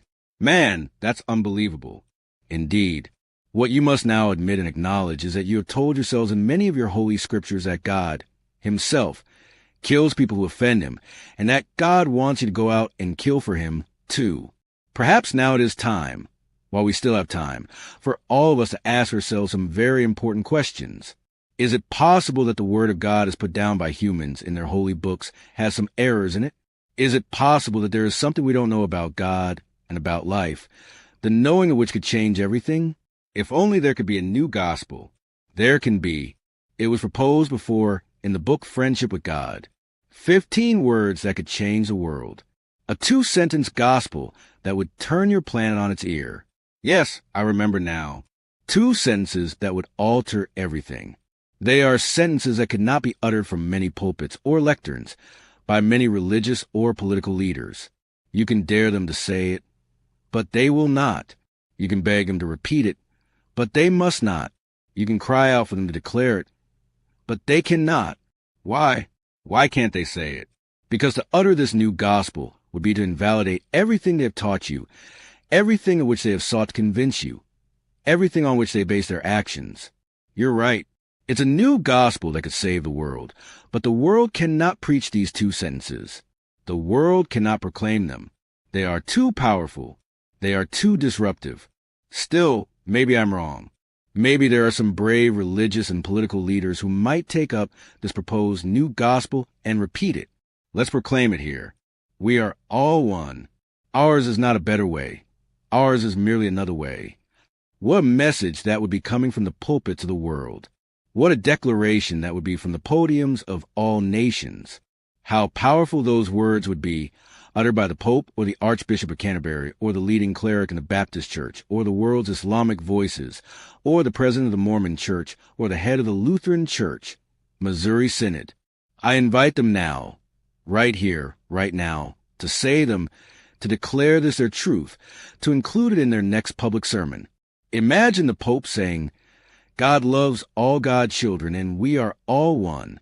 There are many paths to God, and God denies no one who takes a path with humility and sincerity. Ours is not a better way. Ours is merely another way. The world would shake.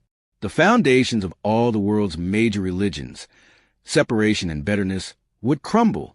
I challenge every political party spokesman, every international chief of state, to place this in their party platforms and to announce this in their speeches.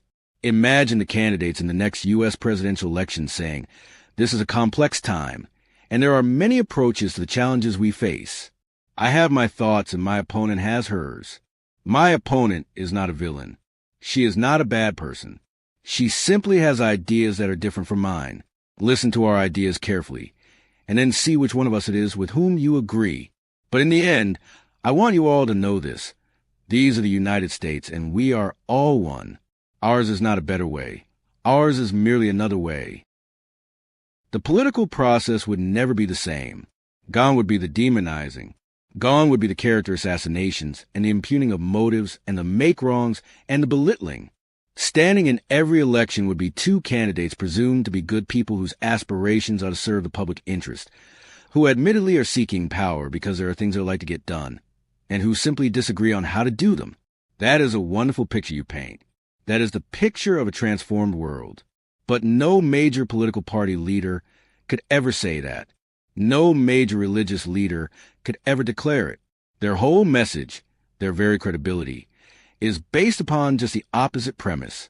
The whole structure of humanity is built upon the idea of separation and betterness. That is the situation in your world. Precisely. That is the point being made in this conversation. There are many humans who cannot abide the thought of living with such new ideas, and so they die instead, clinging to the fifth fallacy about life as their truth. They declare, it is appropriate for human beings to resolve severe differences created by all their other fallacies by killing each other. Chapter 20. My God, why are we so stubborn? What will it take for us to alter our beliefs, to mend our ways, to change our minds? How much more death and destruction do we have to bear before we say enough? You've said enough a long time ago. You simply don't know how to stop what you're doing even after you've all had enough. Is there any way that we can? There does not seem to be a way. Oh, there is a way. There most definitely is a way. And I've already given it to you. Give it to me again. You can stop the death and destruction if you will give up your false beliefs and the mental constructions you have built up around them. Okay, we've taken a very close look at our false beliefs.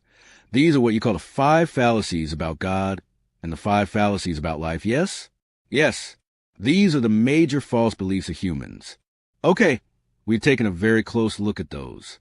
Now, what do you mean by mental constructions that we have built up around them? You have stitched together in your world a complex interweaving of spiritual, philosophical, political, and economic concepts that pretty much govern your collective experience. These concepts arise from certain mental constructions that you have formed on the basis of your false beliefs, and those mental constructions, ideas about how things are that you have literally built up in your mind, produce, in your outer experience, certain human social conventions. These conventions are ways of doing things, collections of behaviors, that create a framework into which you pour your lives. Many of you consider the mental constructions that have produced these social conventions to be the most important and worthy in your entire human value system, when actually they can be among the most detrimental. They are often what stop you from doing something as simple as living together in peace and harmony and happiness. What are these mental constructions? Can you name them? There are many of them, and they are all temporary. They evaporate as soon as you alter your beliefs, because they are based on your beliefs. Still, you must keep in mind that in cosmic terms, temporary means anything from 5 minutes to hundreds or thousands of years. If something lasts only 2,000 years, it is barely a blip on the radar screen of eternal life. Yet in human terms, this can be an eternity, however long it takes. And for some human beliefs, it takes a very long time, as soon as your beliefs change. So do the mental constructions that support your life. Once you believed that the world was flat. Then you came to understand that it is round, and all the mental constructions that supported your life changed around that. Once you believed that the sun and the entire solar system revolved around the earth. You said that your planet was the center of the universe. Entire theologies were created around this belief. When Copernicus offered proof that this assertion was false, he was denounced as a blasphemer by the creators and teachers of those theologies. And when Galileo later confirmed Copernicus's findings, he too was labeled by the church as a heretic and was forced to recant, renouncing his own findings. It was not until late in the 20th century, 300 years later, that the most holy Roman Catholic Church reversed its position and granted Galileo an official pardon. And so we see how the changing of your most basic beliefs remains your most difficult challenge. For humans hang on to their beliefs even in the face of clear and incontrovertible evidence that those beliefs are mistaken. Thus has it been said, all great truth begins as blasphemy. The blasphemy spoken here in this dialogue is multifold. This conversation is a multifold blasphemy. The first blasphemy is that God would speak to humans at all in this day and age. The second blasphemy is that God demands nothing of humans. The third blasphemy is that God and humans are one. The fourth and greatest blasphemy, the statement that will be the hardest for humans to accept, is that many of the most sacred beliefs of human beings are fallacies. They are simply false. False beliefs create mental constructions that do not serve you, such as this human convention we talked of earlier called morality. This is one of your more prominent mental constructions. It is an idea created in the mind. You cannot feel it, taste it, touch it, smell it, or hear it. It is a concept, nothing more. And it is a concept built up around beliefs that are false. What are you saying? That there should be no morals? I am not saying what there should or should not be. That is for you to decide. I am saying that this and other mental constructions are based on false beliefs about life and how it is, and that because of this, you have produced certain social conventions that have made it virtually impossible for you to be able to live together in peace and harmony and joy. The philosopher and social commentator Bertrand Russell once said, "It is not only intellectually, but also morally that religion is pernicious. I mean by this that it teaches ethical codes which are not conducive to human happiness. Yet, the mental construction that we call morality is the underpinning of our entire way of life." That's right. That's my entire point. And that's why I brought it up again here. That's why I chose it as an example. But if our mental constructions are based on false beliefs, and if morality is one of those constructions, what are you saying? That our entire way of life is wrong? I am saying that much of your way of life is not working. If what you say you want us to live together in peace and harmony and happiness, it is not working. Many say that it would be working if people would just adhere to this mental construction called morality. They say that what stops us from living together peacefully is that people and nations do not honor this construction. They say that it's not the philosophical construction that is at fault, it's people's behavior. And yet, many of their most damaging behaviors are based on this construction. By human measurements and human standards, you would say that many people act their worst when they think they are acting their best. Ouch! That's tough to hear. I have no judgment about these behaviors or anything else that humans do, but if humans say that what they seek and desire is to live in peace and harmony, they may notice that they often do things when they say they are acting their best that do not lead to peace and harmony. Can you give me an example? I can give you hundreds of them. How about a father kicking out his unwed pregnant daughter, or rebuking his son because he married outside the faith or outside the race? Or a family disowning a child for being gay? How about a 23-year-old woman strapping a bomb to her body and walking into a crowd in Jerusalem to set it off? How about a nation occupying the land of another people for decades and keeping those people economically, politically, and militarily subjugated, refusing to grant them even the most basic human rights, and then becoming angry when they become angry, doing desperate things when they do desperate things, and being utterly and totally blind to the role that it is itself playing in creating an ongoing human tragedy? People do things like this because they are making moral judgments. Yes, I see that now. This twisting of everything that to you seems right occurs because your construction of morality itself is based on the fallacies we discussed earlier. People think they are doing right based on what they believe that God wants or that life requires, yet their information on that is inaccurate. And that is why often it is not when people ignore morality that difficulties arise, but when people pay too much attention to it. Boy, this is really something. We got God here, telling us that we get into trouble when we pay attention to morals. If you pay too much attention to them, yes. If you put too much credence in them, yes. And that can happen. In fact, it often does. Your morals are merely mental constructions, your current ideas about things. If these ideas change from time to time, that's the problem. That's the problem right there. It's the problem that our social commentators call shifting morals. Wouldn't it be interesting if those social commentators had the problem all backward? Look at the world today. The problems you've experienced in the past several years have not been created because of morals shifting, but because of morals not shifting, sometimes for thousands of years. Let me say again that morals are nothing more than ideas about how things are and how they should be based on what you believe about God and about life.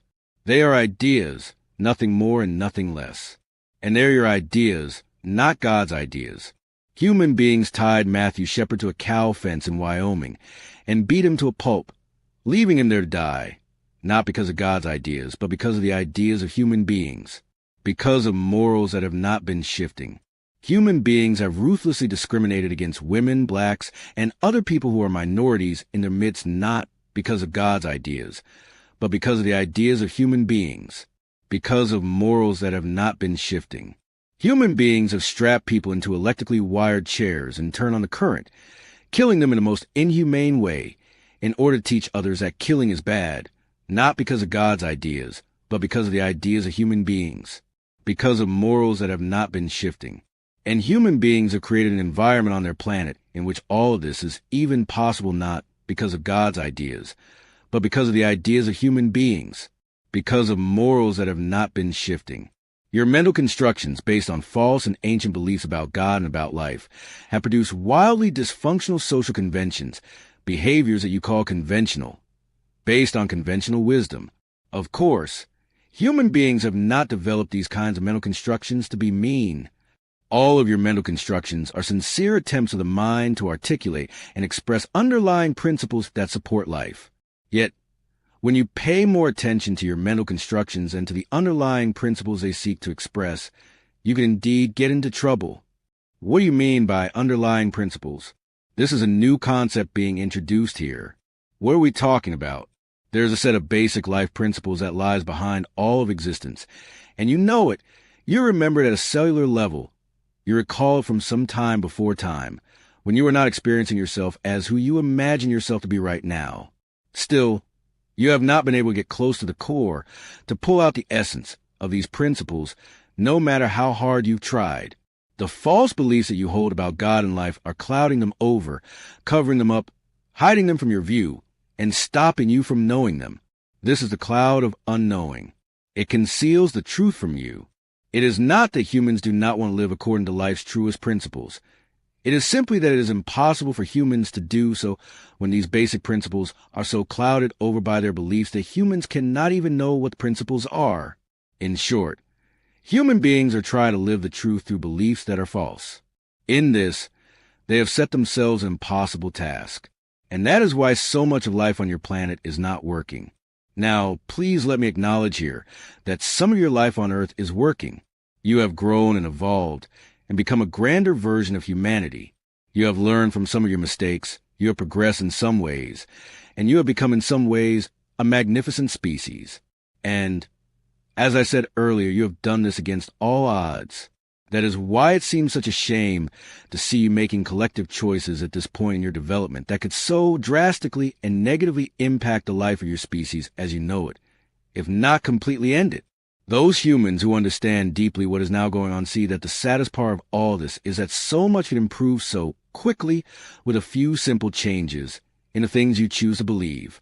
Well, then, let's make that happen right now. Let's turn the tide right here. That's exactly the purpose of this dialogue. That's why we're here, having this discussion. That's the purpose of these new revelations. Okay, so reveal more.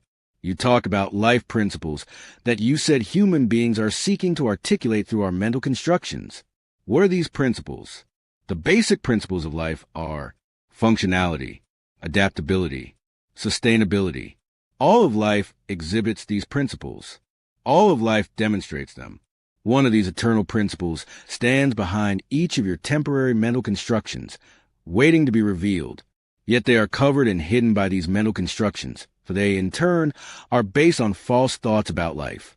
Because your mental constructions are distorted attempts to express underlying life principles, they produce distorted results. For instance, here are 3 of your species' most popular mental constructions. The first one I've already mentioned. These are simple ideas you hold in your head that you have translated into social conventions, customs, and practices. Morality, justice, ownership. These are among your most cherished philosophical, political, and economic concepts. What are the life principles they seek to express? In the case of morality, the underlying principle is functionality. In the case of justice, the underlying principle is adaptability. In the case of ownership, it is sustainability. Well, I certainly don't understand this. Functionality, adaptability, sustainability, whatever. Morality, justice, and ownership make more sense to me. We've built our whole lives around them. How can we live without them?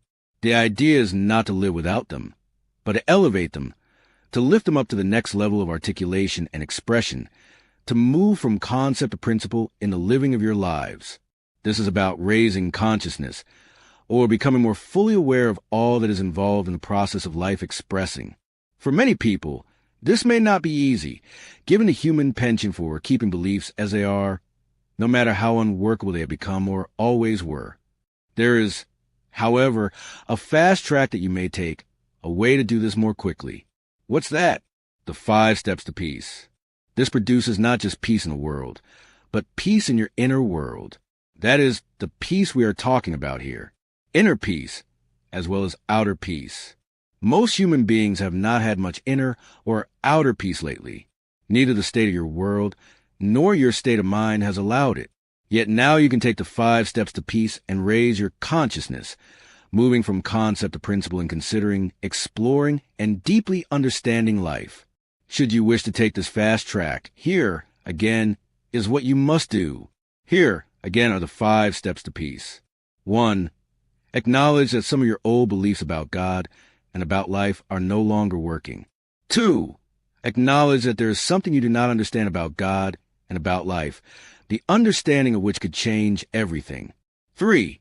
Be willing for a new understanding of God and life to now be brought forth, an understanding that could produce a new way of life on your planet. 4. Be courageous enough to explore and examine this new understanding, and if it aligns with your inner truth and knowing, to enlarge your belief system to include it. 5. Live your lives as demonstrations of your beliefs, rather than as denials of them. You keep saying some things over and over again. Repetition can be very useful. It can also be annoying and cause people to grow impatient. The serious student never becomes impatient at the repetitions of the master. Those who live fully never become impatient at the repetitions of life. Life itself is a repetition. It is impossible for anything new to occur. It is only possible to have new experiences of that which has occurred many times before. God is a repetition. Life is God, repeating itself. Acquire a taste for repetition. When you do, you acquire a love of God and of life. You will know this spring, when you once again see the flowers bloom. This summer, when you once again bask in the sun. This fall, when you once again smell the freshness in the air. This winter, when you once again stand in wonder of new fallen snow. You will know it when you smile at the sound of a favorite melody that you have heard over and over again, yet of which you never tire. Or when you next move into love's fond embrace, of which you cannot get enough. These things you have done over and over again, and you love the repetition. That is not exactly the same thing. No, these experiences, wonderful as they are trivial compared to the repetitions involved in explorations of eternal truth. Tire not of seeking the truth, nor finding it. You have asked for my help at a time of great challenge for the human race. The things being said here have been said over and over in many ways across the span of human history. That form of repetition has not produced a change in basic human behavior. You are invited here to try a new form of repetition. Perhaps the hearing of the same thing over and over again in a very short span of time will impact human behavior. It is all up to you. Do you truly wish your world to change? Then I am going to make some points very clear here. Through repetition, circular logic gains its power from the circle it creates. To travel a circle is to journey over the same ground time and time again. To travel a circle wisely is to journey over the same ground for the first time. In this way, the ordinary becomes extraordinary, and the circle a path to where you wish to be. And when you notice at last that the path has circled back into itself, you realize that where you wish to be is where you have already been and always were. Yes, chapter 21. I have never, and now I'm repeating myself, never heard so many of life's common experiences explained with such uncommon insight. My God, you make everything so clear, so simple, and so obvious. Thank you. And go ahead, repeat yourself all you want. I get now that this is perfect. You can change your world. And the fastest way to do that will be to step away from your fallacies and embrace a new revelation and a new spirituality. This would be the most courageous thing that human beings have done for centuries. It could change human history. I'm for that. So, let's get back to our discussion of mental constructions that produce social conventions that distort basic life principles. You said that morality is one of those mental constructions, and that we can actually be led astray by it. Not only can you have been. Fair enough. So, how do we live a life without morals? And how does the mental construction called justice relate to the life principle called adaptability? Or our concept of ownership relate to the life principle called sustainability?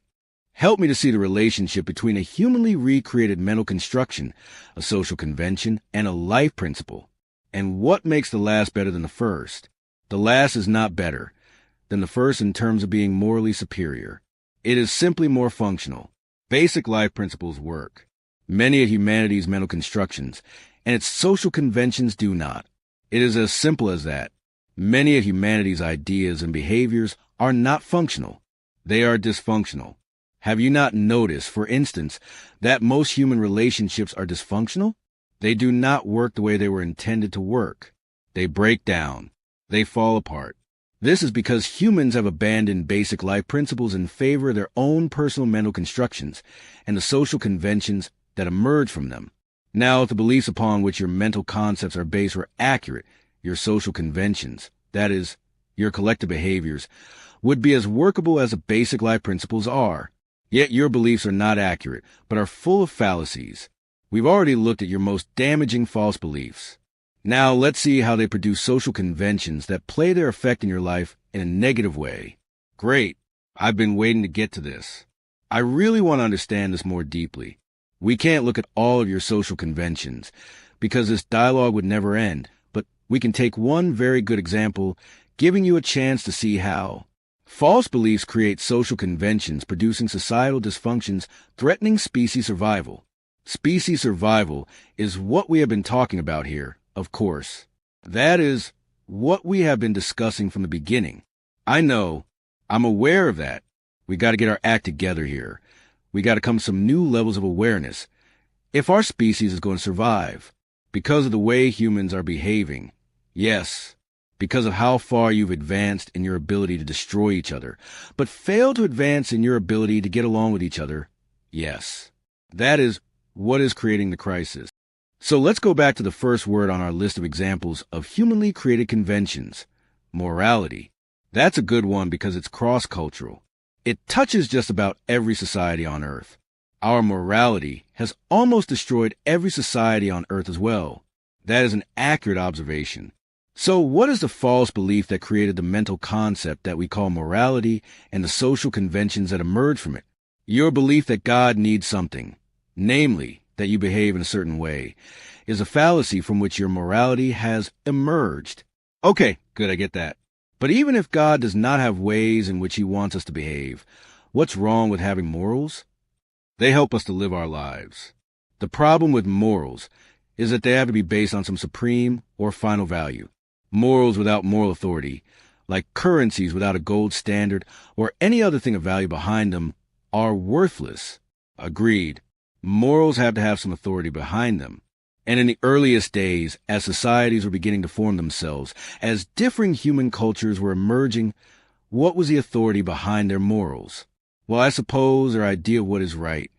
And from where do you suppose they ultimately got those ideas? From God? Exactly. At least, that's where they said they got them. Please let me clarify again how this occurred. Most early civilizations mix what today would be called religion and politics thoroughly, citing godly codes to support earthly rules.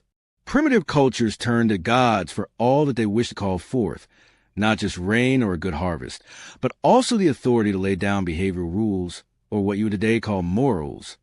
Later cultures did the same. Most civil laws began as religious codes, given to the people through one revelation or another. Whether the humans who grouped around them believed in a plurality of gods or in a single omnipotent God, their earliest ideas of right and wrong came from their understanding of what their deity wanted and needed. And, oh, what a difference it would have made had they decided that their deity needed nothing. Alas, this is not what they decided. And so, many sets of rules governing day-to-day life were said to have been handed down directly to man by God. One collection of these was actually described as God's commandments. Your conception of the needs and desires of some power greater than your own, with wisdom deep in your own, and with an authority far surpassing your own, is what lies behind virtually every set of moral imperatives or behavioral standards that earthly society has devised. That includes societies that do not now profess a belief in God at all, declaring that such a belief is erroneous or superstitious, and nothing more than the opiate of the people. Even these societies have merely usurped the earlier teachings of their own ancestors with regard to right and wrong, which earlier teachings were rooted absolutely in some form of idol worship and attachment to the will of the gods. Ever has been so, for it is natural for humans to experience themselves as part of a larger whole, and to know deeply that that is a thing called God. Atheism is a learned reaction. Deism is a natural response, an intuitive knowing, a deep-seated awareness at the cellular level. Yet what humans know about God in themselves and what they believe about God in their minds are often two entirely different things. Today there are millions of people, not a few but millions, who continue to believe that God has set down a whole system of laws for human beings to follow, and these people declare that God's laws should govern, guide, and control all behavior of civil society. There are entire countries in which people accept God's law as civil law, ruling every aspect of their daily lives. Well, we could do worse, I suppose. I mean, what's so bad about that? Nothing, so long as what you imagine to be God's law is fair. If it's God's law, how can it not be fair? If that law said that no individual has the right to think or decide for himself, but has to accept God's law as interpreted by learned teachers, would that be fair? It doesn't sound fair, but I guess it would depend upon what those teachers said that God's law was. It would depend on how they interpreted that. If the learned teacher said that, according to God's law, a woman's testimony at court is worth half that of man's, would that be fair? Oh, yes, you mentioned that earlier. And no, of course that would not be fair. What if the learned teacher said that, according to God's law, a woman is not free to marry whom she wishes, and her rights of divorce are not equal to that of man? Would that be fair? No. If the learned teacher said that, according to God's law, a person of the wrong faith cannot testify at all in a case brought against a person of the right faith, would that be fair? Of course not. Don't be silly. If the learned teacher said that, according to God's law, a male child's inheritance shall be equal to that of 2 female children, would that be fair? What if the teacher said that blasphemy toward God or God's prophet is punishable by death, and made matters worse by not making it clear exactly what blasphemy was. Would that be fair? No. No, it would not. And I get the point. The point is that millions of people are governed by such civil laws in Muslim countries where the Sharia is used in place of legislation, or where the civil laws that do exist are based on it. As I understand it, the Sharia is a combination of the words of the Quran, the teachings in the Hadith, a collection of oral reports, ultimately placed in writing about Muhammad and how he lived, and what is known as ijma, the consensus of Islamic teachers, doctors of law, and scholars as to how to interpret the first two. Is this correct? Your understanding is basic, but not inaccurate. And those religious laws that you just mentioned here, they are all part of the Sharia? Yes. I have a hard time believing that God would be so unfair, so patently unfair. Are you certain that the people who have quoted you have gotten all this right? That stuff about male superiority, for instance, that is divine law. Could you ever doubt it? Is this just the opinion of Islamic scholars? Or is there actual scripture that backs up this teaching? Oh, the Quran is very clear on this. Give me one example. Surah 4:11. Allah thus directs you as regards your children's inheritance. To the male a portion equal to that of 2 females. Of 2 females, if only daughters, 2 or more, their share is 2/3 of the inheritance. If only one, her share is a half. Wow. Right there in Holy Scripture. But really, you don't expect me to accept this, do you? Or to believe that this is your holy word. Most people in this day and age would reject a God who said stuff like this. Then they will be punished with everlasting damnation. Nah, not for simply dividing your inheritance among your children equally and rejecting a God who says not to do so. Read Surah 35:36. But those who reject Allah, for them will be the fire of hell. Thus do we reward every ungrateful one. And the fire will neither consume them wholly, that they should die, nor will its torment be lessened for them. And they will cry for help, O Lord, let us out, that we may do what is right. But I will not do so. Never. I will say to them, did you not live long enough to think on these things? And did I not send one to warn you? So now taste the punishment. The iniquitous will have none to help them. This is what you would say? This is what the God of mercy would say if the soul realizes its mistake and begs for another chance? The God of mercy shows no mercy to those who do not believe. So your scriptures say. And when you have cultures and entire societies basing their laws on such scriptures, they, too, like God, are allowed to show no mercy and act in horrible ways with impunity. Human societies create morals out of such instructions from God. Well, perhaps in some cultures, but not in the United States. We pride ourselves on separation of church and state. We don't claim, as some other countries and cultures do, that God is the authority behind our morality and our laws. Really? The Pledge of Allegiance to your flag does not describe your country as one nation under God. You have not read In God We Trust on your coins? The artwork on the back of your dollar bill has nothing to do with God. You do not swear an oath by placing your hand on a Bible and saying, "So help me God." You do not open sessions of your Congress with a prayer, after which you pass laws safeguarding prayer in schools. Read the words of the 3rd stanza of your national anthem. I see what you mean, whether governments want to admit it or not, and more government are now coming right out and saying it. It is the religious views of the majority of the people in a society that consciously or unconsciously form the foundation of all laws and all local moral codes. In order to give your system of morals any authority, millions of you have relied on what you assume to be God's law. Many people would say, it's not what we assume to be God's law. It's what we know to be God's law. That law is very clear and has been laid down for us. What if one doesn't believe there is a God? That person must still obey civil laws. Yet I really see what you mean. Most of our civil laws are, in fact, based on the moral authority that we derive from the best idea we have of what God wants. And, as you point out, in some countries, there isn't even any attempt to dance around this.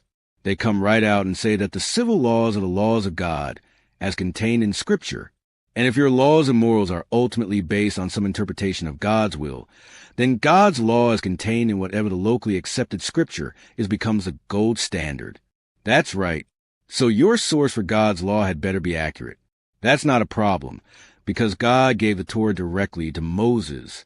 The New Testament is also correct down to the last word. The Quran is likewise perfect. The Bhagavad Gita is magnificent. The guiding principles of the Book of Mormon were delivered directly by God to Joseph Smith through the angel Moroni. The Pali Canon contains breathtaking wisdom, and so on and so on. These are the gold standards of morality in the cultures in which they are prominent, and they are considered by many of their adherents to be completely and literally accurate. So let's look at some of God's laws. Not again. Wait, there are many that we haven't even touched on yet. Is this necessary? All you're going to do is quote again from one of humanity's scriptures, some text that is no longer applicable to modern society. Are you willing to concede that many of the words of many of your holy books were never applicable in any civilized society? Yes, I'm willing to concede that. Some of God's laws as contained in various holy scriptures probably never made sense, like the Word of God that says that if a man has a stubborn son who refuses to obey and is a drunkard, his parents shall take him to the gate, and all the men of the town shall stone him until he dies? Like that one? Yes, like that one. Like the one that says you shall not cut the hair on your head. Neither shall you trim the corners of your beard? Yes, that one, too. And many others? And many others. Yes. Like the law of God that says that anyone who touches a dead body is unclean for 7 days, or that if you're a priest you may buy a slave, or that no work of any kind may be done on the Sabbath, or that your impoverished brother may be bought and forced to become your hired servant, or that after engaging in sex, both partners are unclean, or that witches and wizards are to be put to death. Now it may seem to you as though these are just a few scriptures that do not make sense by human standards today, but the truth is, the list of God's rules that most of you would say makes no sense to any reasonable person is so long that it could make up an entire book. In fact, it does. I have brought these many examples into this conversation, and I will bring in still others later as well, so that you might understand a larger point. You have based your moral authority on sacred laws that you apply on a take-it-or-leave-it basis, depending upon how you feel about them at a particular moment, in a particular culture, under particular circumstances. If you are saying that we disregard the words in our holy books when we clearly see they no longer apply to our lives, I concede the point. In other words, your morality has no standard at all except what works and what doesn't work. That is the truth, and everything else is a fiction. Even you agree, as demonstrated not by what you say, but by your behaviors, that the Word of God as recorded in your many holy scriptures is not to be followed to the letter because it is not infallible. Clearly it is not, because in all those books it has been put down by humans. Yet if the gold standard on which we base our morality in our various cultures is not infallible, then what? Then you are basing your morality on spiritual laws that, when taken as a whole, make no sense. They contradict themselves within a particular scripture, and they contradict themselves from one scripture to the next. Thus, the human race has been given laws from which you must pick and choose in order to render them sane. You do not want to admit that you are doing this, of course, because then you would fall prey to the charge of relativism, a very dirty word in your vocabulary. You want to be an absolutist. You want to believe and to assert that there is absolutely a right and a wrong. Yet, in the end, you have to decide what that is. You cannot rely on your laws, and you cannot even rely on your God. You have to decide for yourself, because the words of both your laws and of your God have been shown to be foolish when swallowed whole, when applied indiscriminately, when adhered to absolutely, literally, and without flexibility in every case and circumstance. They can't function in that way. Nothing can function that way. Many of your religious laws, by your own admission, should simply be ignored. They could hardly be the source of your entire society's true moral underpinnings. Therefore, by your own actions, you're proven that morals equals functionality. The underlying basic life principle is revealed. That is the point that you've been trying to make. Yes, and your species has already determined this. By the way, you have already decided on your planet that what is right is what works, depending upon what it is you are trying to be, do, or have. You simply are not willing to admit this. To make matters more complicated, you have not been able to come to an agreement on what it is that you are trying to be, do, and have as the collective called humanity. And these are the impediments, the second chief among them, to peace and harmony on earth. Chapter 22. So in this new spirituality that you keep talking about, we're to forget all about morals. Is that it? Morals are a dangerous thing, precisely because they change from time to time across history, and from culture to culture across the planet. The reason that they change is that they are based on beliefs that are fallacious, and what many people do when they discover that certain moral instructions don't work in real life is change their morals without changing beliefs from which they emerged. People adamantly refuse to change their most basic beliefs, but they change their morals, that is, how they apply their beliefs, at the drop of a hat to suit the situation. For example, most people hold a basic belief that God wants them to be honest. They then cheat on their taxes and say it's okay. Everybody does it. It's expected. They refuse to change their basic belief, but they've changed their morals, that is, how they apply their belief, at the drop of a hat to suit the situation. Yet if they change their morals, they have changed their beliefs, for morals are simply beliefs expressed. Therefore, they are hypocrites. They do not have beliefs at all. They simply want to believe that they have beliefs.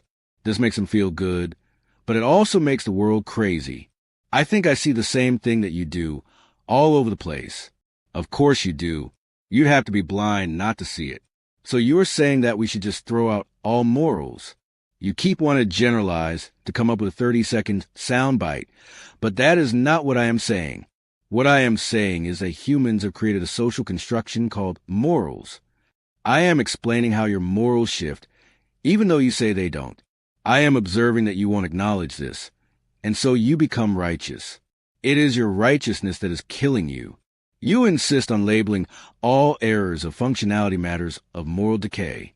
This creates judgment, and judgment creates justification.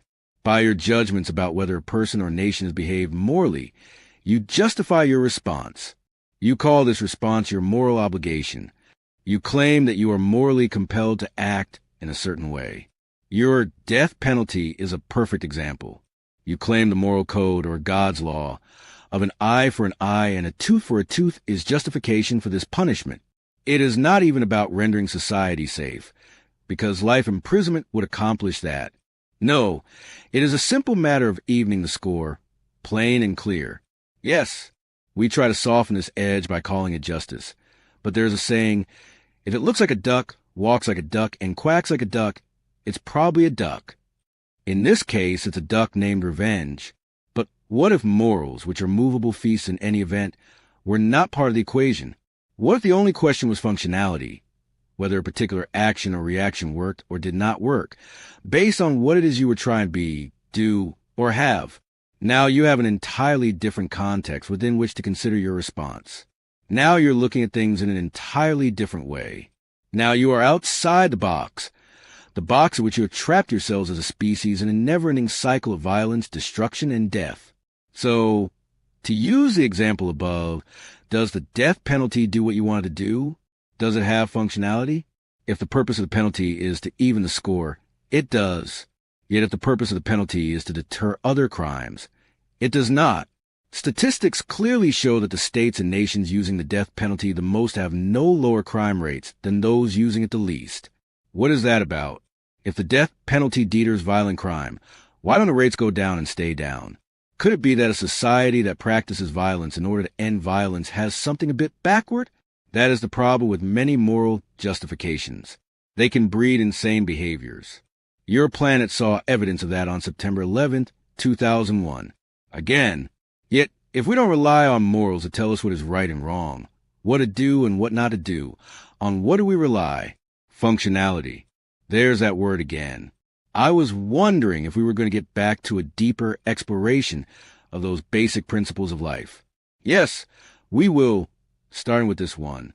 So let's bring the discussion down to a level at which functionality, the principle, can be more easily understood as it relates to morality, the mental construct.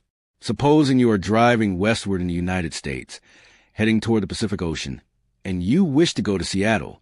It would do you no good to turn south to San Jose. If you did so, you would be said to be going the wrong direction. Yet that label would be misleading if you equated the label wrong with the word immoral. There is nothing immoral about going to San Jose. It simply is not where you intend to go. It is not what you wish to do. It is not what you chose as your destination. Trying to get to Seattle by driving south to San Jose is a lapse of functionality, not a lapse of morality. A thought, word, or deed either works or does not work, given what it is that you're trying to be, do, or have. If it works, it is called correct or right. If it does not work, it is called incorrect or wrong. When it is called wrong, it has nothing to do with a breakdown in morality, nor with the thwarting of God's will. It is your will that has been thwarted. You didn't get to be, do, or have what you wanted to be, do, or have. Your society might do well not to place moral judgments on alternative choices or actions. In highly evolved societies, it is simply noticed whether choices and actions work or do not work in producing a result or outcome that is collectively desired.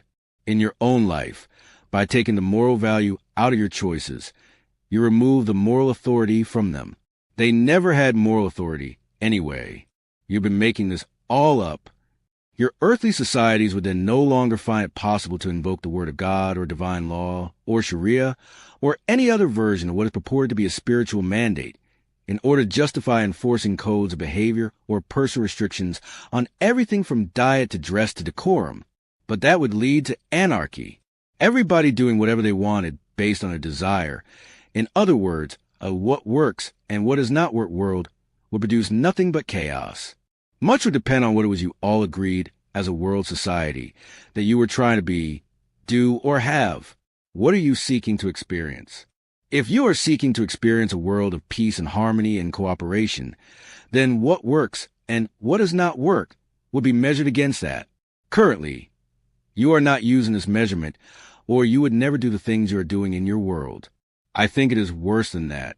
I think that we are seeking to create a world of peace and harmony and cooperation, but that we are unwilling to look at, unwilling to notice, and unwilling to give up all the things that are not working. They allow us to experience too much other stuff that we enjoy, such as power, self-indulgence, etc., which means that you are not seeking to experience peace, harmony, and cooperation. You are seeking to experience power and self-indulgence. You are saying one thing and doing another. When what you really want is peace, harmony, and cooperation, you will witness what you are now doing, assess very clearly that it is not working to bring you the experience you seek, then choose behaviors that do work. I still wonder whether a world of what works and what does not work could produce anything but chaos, as opposed to the peace and tranquility produced by your current right and wrong world. Okay, but at least we know when somebody has done something wrong, and we can do something about it, such as punishing them and demonstrating that two wrongs make a right. It is not wrong to punish someone. That is accurate. It is not wrong to punish someone. Right and wrong do not exist. There are no such rigid standards in the universe. A thing is only right or wrong, depending upon whether it works or does not work in producing an outcome you wish to produce. So we get to ask again, what is it you wish to produce by punishing someone? An experience of payback? Of revenge? Of safety by removing a threat? Probably all of those things. If we were to be honest, we'd probably have to say it's a little bit of all of those things. But most of all, it's something that you haven't mentioned. What's that? Justice. I would say we are seeking to experience justice. Punishment is part of our justice system. Another one of your interesting human constructions. And what exactly is justice, as you understand it? It's a system by which society makes sure that what is just is what occurs. Our dictionary defines justice as the impartial adjustment of conflicting claims or the merited assignment of rewards or punishments. Wait a minute. Did you say adjustment? Yes, that's what the dictionary says. Fascinating. That's very close to the basic life principle that I said your mental construction called justice was related to. Oh, yeah.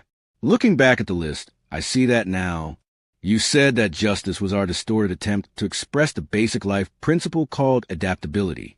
Yes, and adaptability is just another word for adjustment.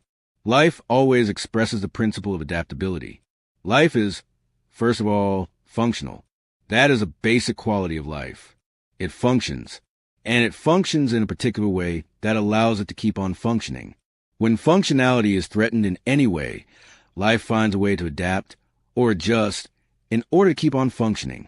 This principle of adaptability is what is called, in evolutionary theory, selectivity. Life selects, through the process of life itself, the aspects or functions of all living things that allow that living thing to continue living.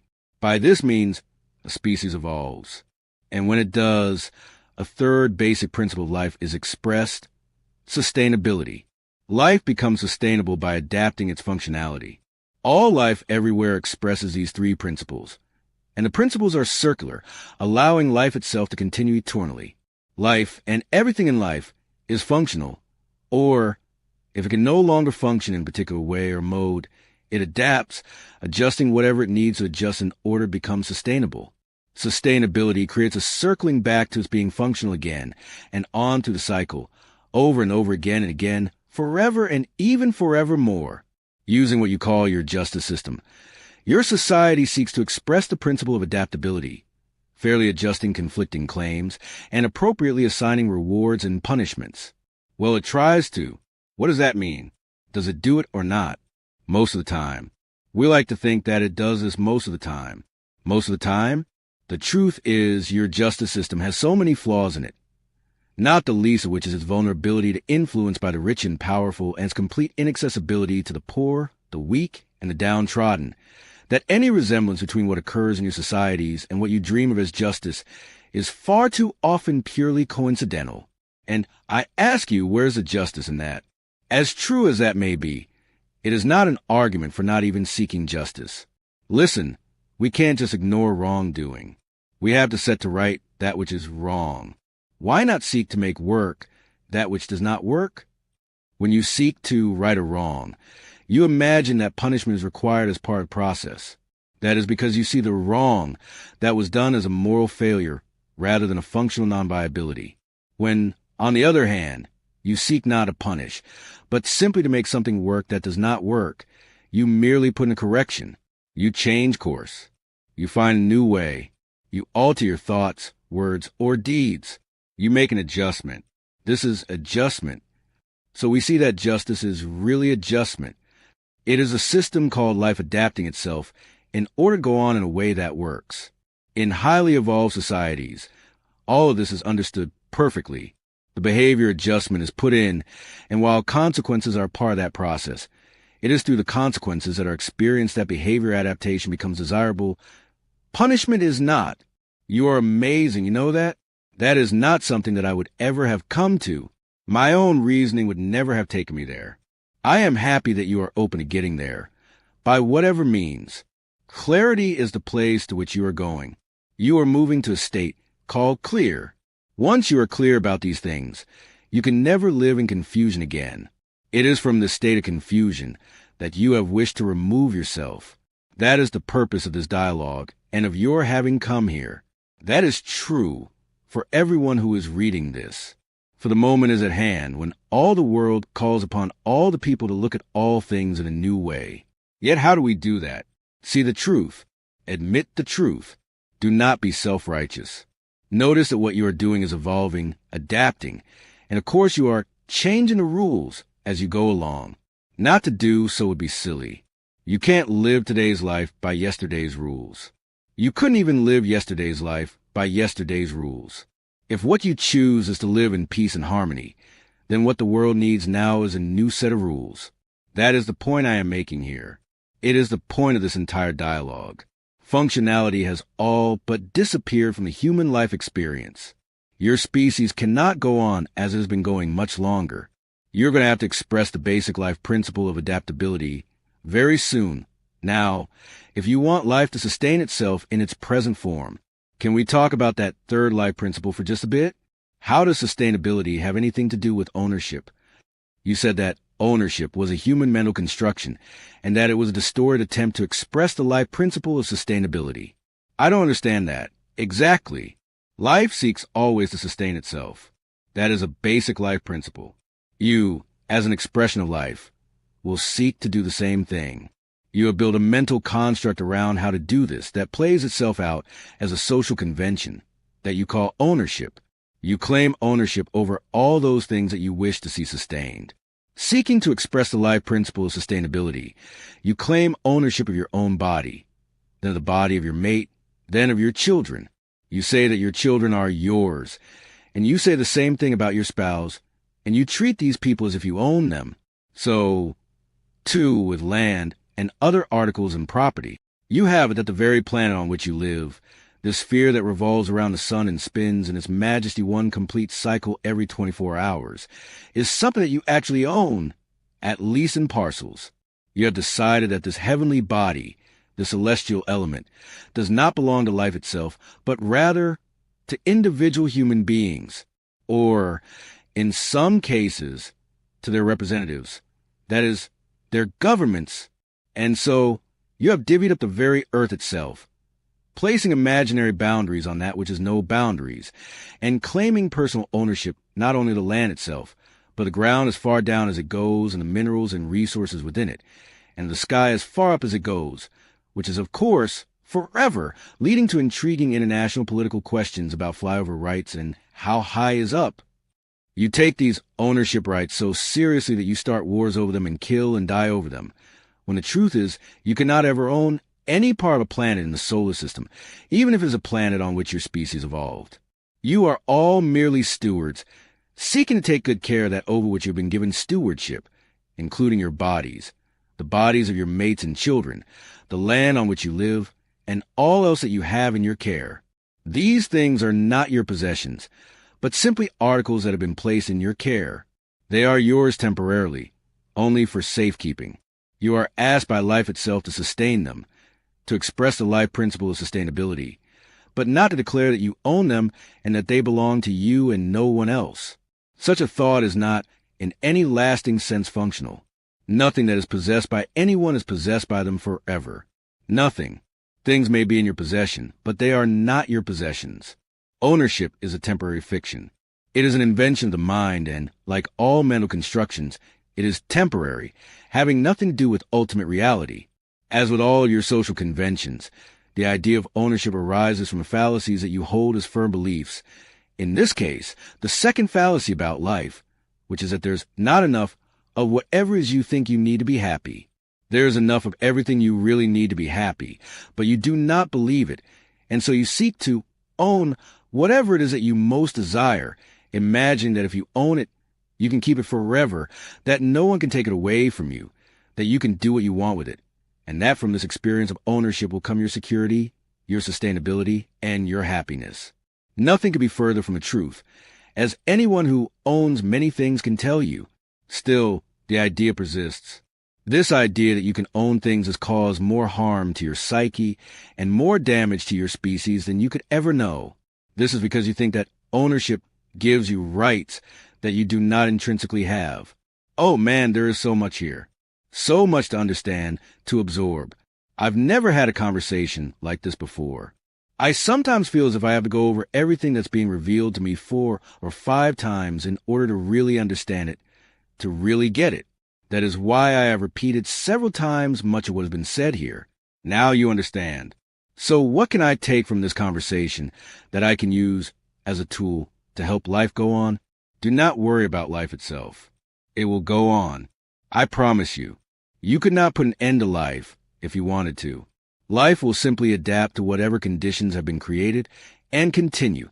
Yet if you want life to continue in its present form, if you want life to go on as it has been on the earth, you are going to have to create the adaptation that life now needs to make, rather than simply stand by and watch it occur. That is what this dialogue invites you to do. That is what this conversation is about. It is an invitation to you to create the world of your grandest dreams, to end the nightmare of your present reality, and to discover the tools with which to do that. Do you think the world is ready to do this? Can we play an active, conscious role in our own evolutionary process? The world is more ready for this now than it has ever been. The world is hungry. The world is starving for a new spiritual truth, a truth that works in sustaining life, not a truth that brings an end to life. The world is searching for a new spiritual path, begging for a new set of understandings. Most of its people simply do not dare to say so publicly. Saying so would mean having to acknowledge that the world's present spiritual path is not getting humans where they say they want to go. It is very difficult. It can be very fearful for people to go against the prevailing notion of things, even when the prevailing notion of things is killing them. Then what's to be done? Encourage people to become the spiritual leaders for which they hunger, to provide the leadership for which they are starving. But what about their fear? Ask them what they are afraid of. An end to their way of life? The loss of their personal safety and security? What they are afraid of has already occurred. Look at your world. The last vestiges of your way of life disappeared on September 11th, 2001. Nobody can be safe and secure anymore if you are using human standards of what that is. The challenge now is not to keep from losing your safety and security, but to get it back. You can seek to accomplish this at the physical level by using bombs and tanks and soldiers and economic or political might. Or you can choose to accomplish this at the spiritual level by changing beliefs. The first belief you can change is a belief that you can somehow not be safe and secure. Loss of safety and security is an illusion, given who and what you are. If you are using human standards, you have lost these things. If you are using spiritual measures, you can never lose them. Inner peace is not achieved by outward means. Inner peace is achieved by understanding who you are. When inner peace is attained, outer peace becomes possible at last. In the absence of inner peace, outer peace is impossible. As your species is discovered over and over again, and as it is discovering once more right now, the outer peace of your worldwide society is so very fragile because the inner peace of your worldwide society is virtually non-existent. Your world keeps falling apart, and you keep trying to put it back together using the wrong tools. You keep trying to get the world to change its behaviors, rather than its beliefs. Humpty Dumpty sat on a wall. Humpty Dumpty had a great fall. All the king's horses and all the king's men could not put Humpty Dumpty back together again. But God can, and God will, as soon as you allow God to. For God is the essence of inner peace, but not the God about whom you have been taught, not the God of anger and of war, not the God of death and destruction, and not the God of guilt and retribution, not the make-believe God in whom you have had to make yourself believe, but the God of unconditional love, in whom you have your very being. If the world were taught of this God, the world would change. Yet, where are the courageous spiritual leaders who will give up the God of fear to teach about the God of unconditional love? Could you be one of them? Spiritual leaders do not have to be members of the clergy. Regular, ordinary, everyday people can be spiritual leaders. Plumbers, doctors, salespeople can be spiritual corporate executives. Members of the police force and members of the military can be spiritual leaders. Hardware store owners, mechanics, nurses, and flight attendants can be spiritual leaders. Television news anchors, print media reporters, and politicians can be spiritual leaders. Teachers and baseball players and grocery store managers and movie stars and postal workers and research scientists and exotic dancers who take off their clothes in public can be spiritual leaders. Do you understand this?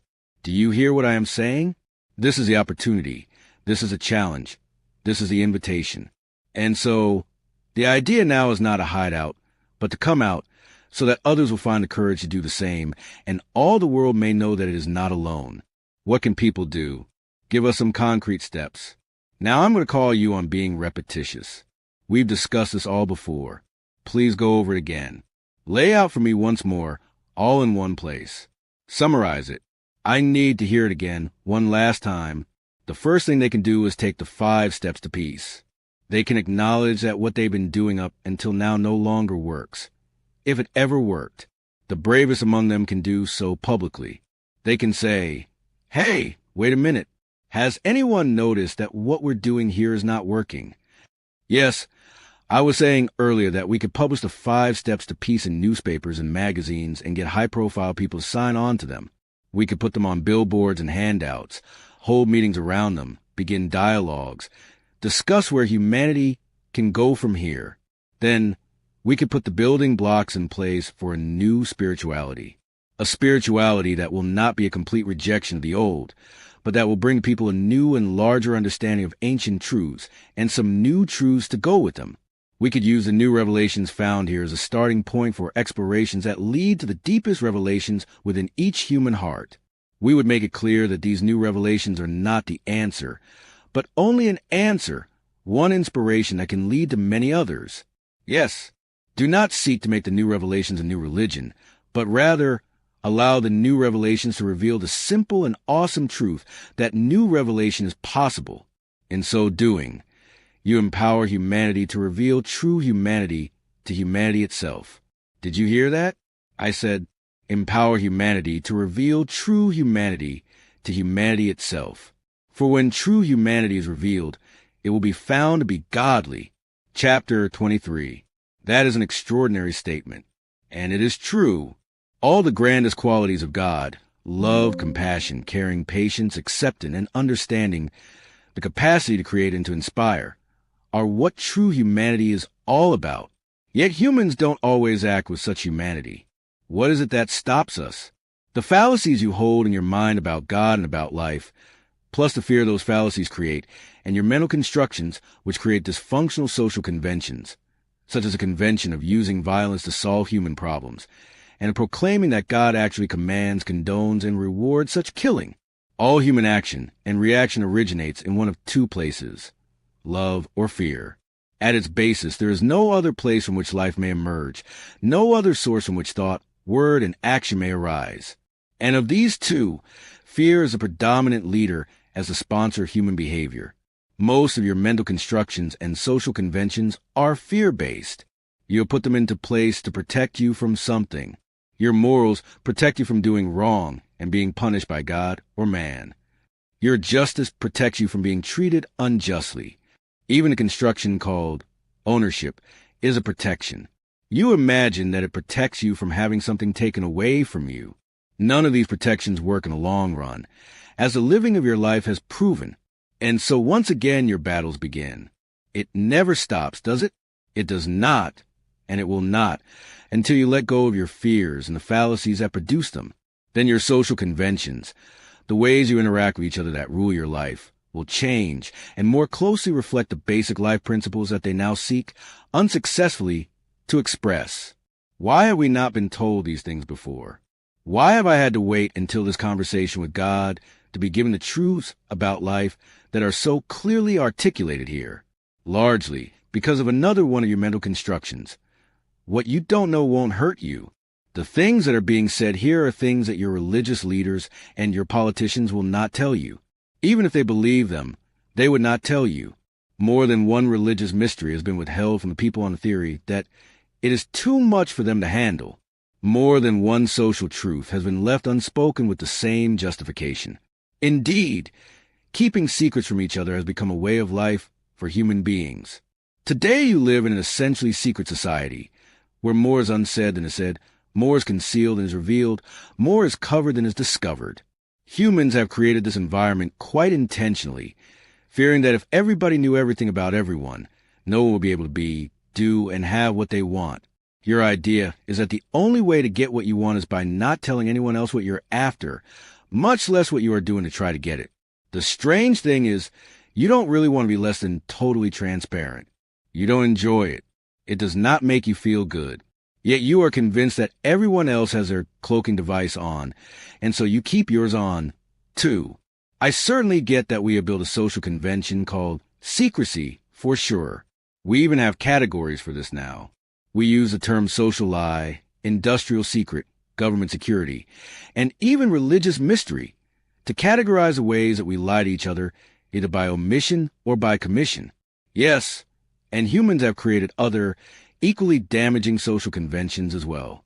And so on it goes, each of your constructions build on your mistaken beliefs about God and about life, each of them created out of sincere seeking to enhance life and to bring a higher truth into your experience, yet each of them distorting that truth in ways that produce dysfunctional behavior and an extraordinarily dysfunctional and dangerous world.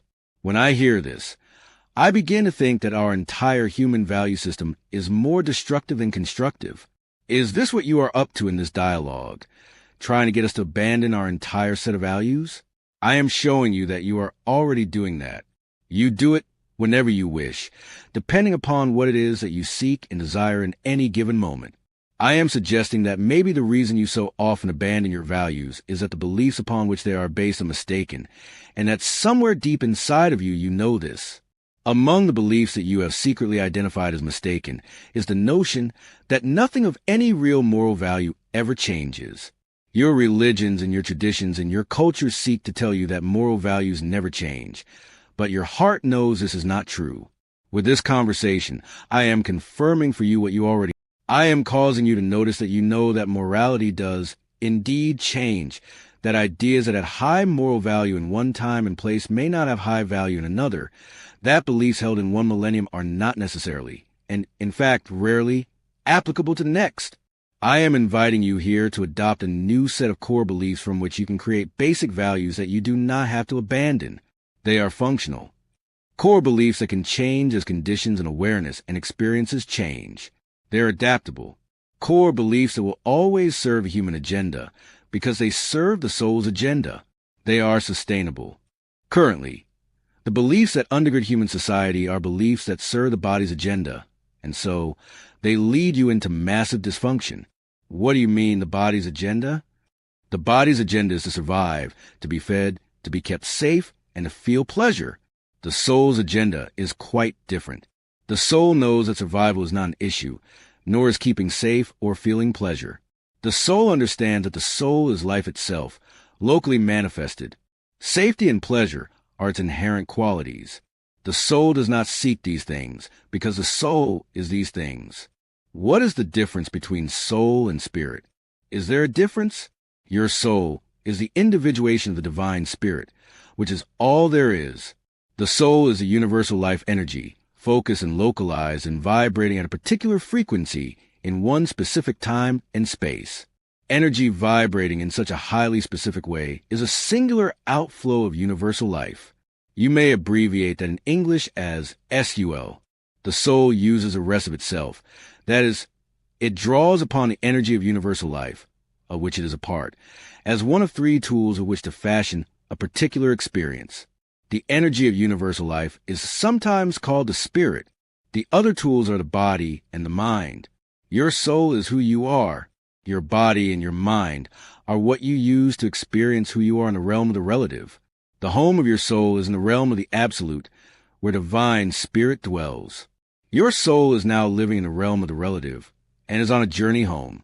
When it returns home, it joins once again with the rest of itself. That is, it reunites with divine spirit, fusing with it to become one spirit once again. This fusing into one is called, in some Eastern mystical traditions, samadhi. It can be achieved even when the soul is in the realm of the relative with a body and a mind, although the experience is generally very brief. The soul can also leave the body and the mind in order to refresh and re-energize. This is done during the period that you call sleep. Finally, the soul can fuse with its universal energy, becoming one with divine spirit, for very long, extended periods. This is what occurs at the moment that you call death. Of course, there is no such thing as death. Death is simply the name you have given to the experience of your soul, transmuting the energy of your body and your mind as it reunites with the all in all. This, the soul does as part of an endless cycle. Then, having re-experienced the bliss of samadhi and the ultimate knowing of oneness, the soul emerges once more from the all, controlling and regulating its vibration and transmuting its energy at a localized point on what you would refer to as the space-time continuum. Its most recent journey through this never-ending cycle of divinity experiencing itself produced the being that you call you. But please explain this. I have always heard that the soul yearns to know itself as one with all that is. That is true. Yet if this is what the soul yearns for, how come, once it finally reunites with the all in all, once it finally goes home to God, it doesn't stay there? Why does the soul reemerge in the all to become individuated again? Because that which is divine also yearns to experience all the individual aspects of its divinity. It wishes to know itself completely, experientially, and to expand and recreate itself anew, to become a larger and larger version of itself. And the way that it does this is by entering the realm of the relative and individuated form. Divine spirit emerges in the all as individual projections of the all, in order to have a total experience of all that is through an endless multitude of distinctive expressions, which you rightly call the breathtaking miracle of life. It is a miracle, and it is breathtaking. But as beautiful as it is in so many, many ways, life on this planet is being threatened now. We are destroying it, little by little, and we don't seem to know how to stop ourselves. That's why I have come to you here. I am telling you how to stop yourselves in this conversation. That is what the new revelations are about. When you study these revelations, when you put them all together to form one new cosmology, your understanding will increase, your awareness will expand, and you will automatically stop yourselves. And now receive this, the eighth new revelation. You are not your body. Who you are is limitless and without end. Chapter 24. I know what is meant by that. I know that, as beings in the universe, we are more than a body. No, you are not more than a body. You are not your body at all. Your body is something that you have. It is not something that you are. Who you are is limitless and without end. I understand. You are saying that I am what I call my soul. This is the essence of who I am. Yet even if I accept that as a spiritual truth, what does it have to do with the problems of the world? A great deal, which I will demonstrate to you presently. In order for me to do so, we shall have to take a short but intense journey into the esoteric, and it may seem, while we are on this journey, that this conversation has gotten very much out of touch with reality. In truth, it will be touching reality in a very deep way. So you may have to have a little patience here, and trust that as far out as we may get in just a bit with this next part of the new revelation, I am going to circle around and bring this all back to the matter that this conversation was designed to address. Namely, what is wrong with your world, and what can you do about it? Are you ready for a little diversion?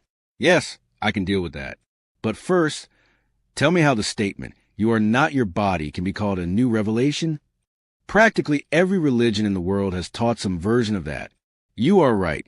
It has been taught in some form or another by virtually every organized religion that speaks of an afterlife. The problem is that it has been taught incompletely. What is new in the present revelation is that it goes further than traditional teachings. Remember that I said that the new spirituality will not be a complete rejection of the old, but rather it will expand upon the old. It will eliminate from the old what clearly no longer serves you, and bring new and deeper understanding to that which does serve you. It will retain the best of your ancient wisdoms.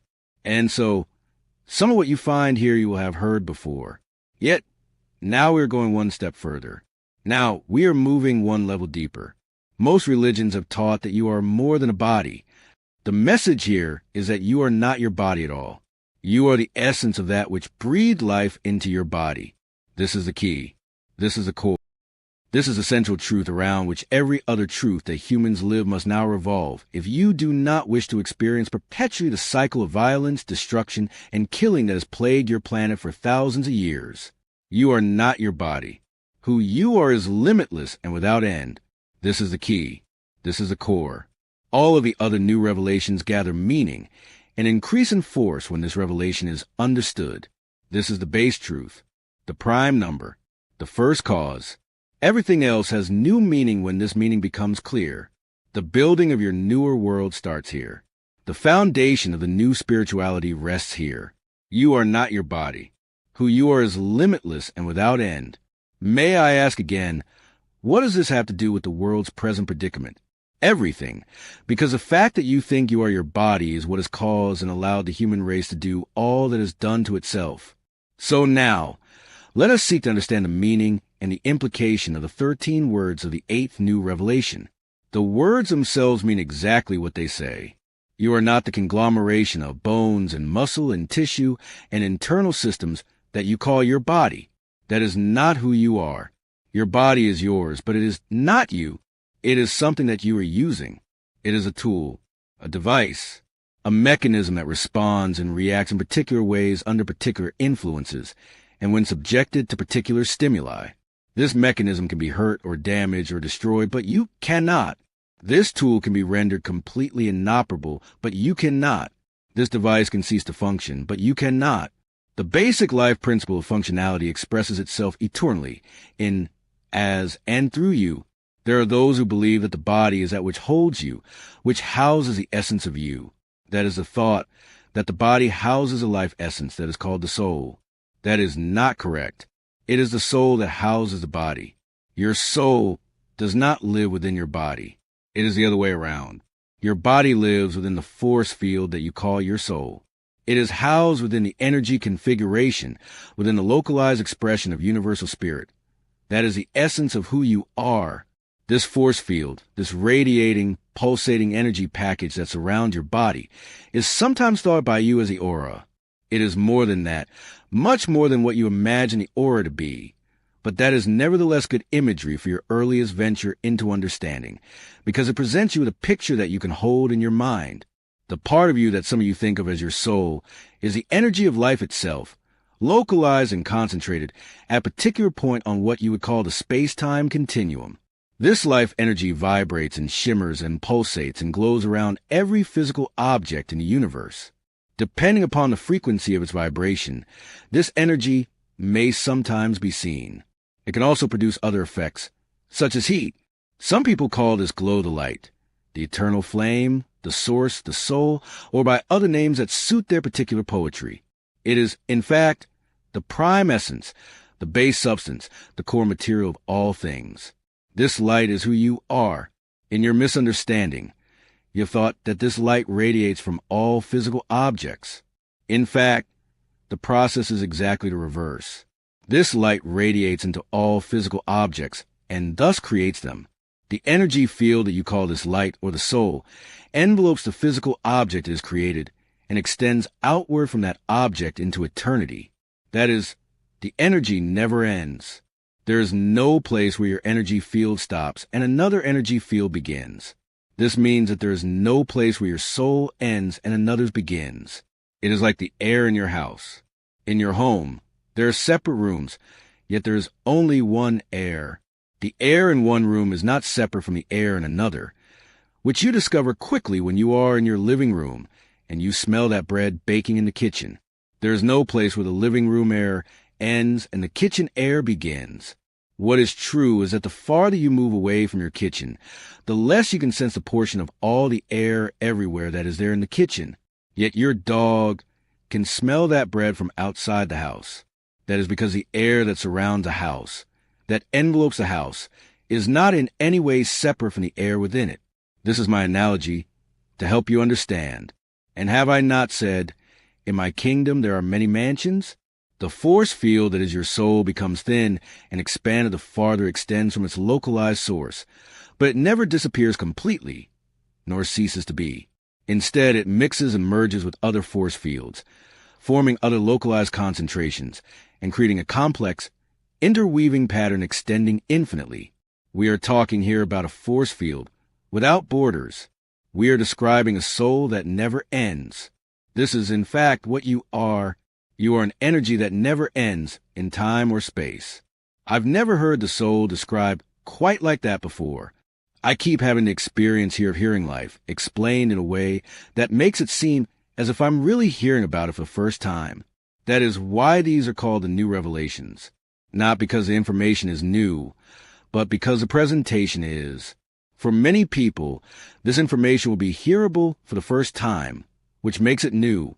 But now let me ask, if my soul goes on forever, and my neighbor's soul goes on forever, and every soul on earth, and in the universe, goes on forever, and if there is no place where one soul ends and another begins, and they all mix and meld and blend, and then, you're right. Go ahead, you're right on top of it. You're right at the truth.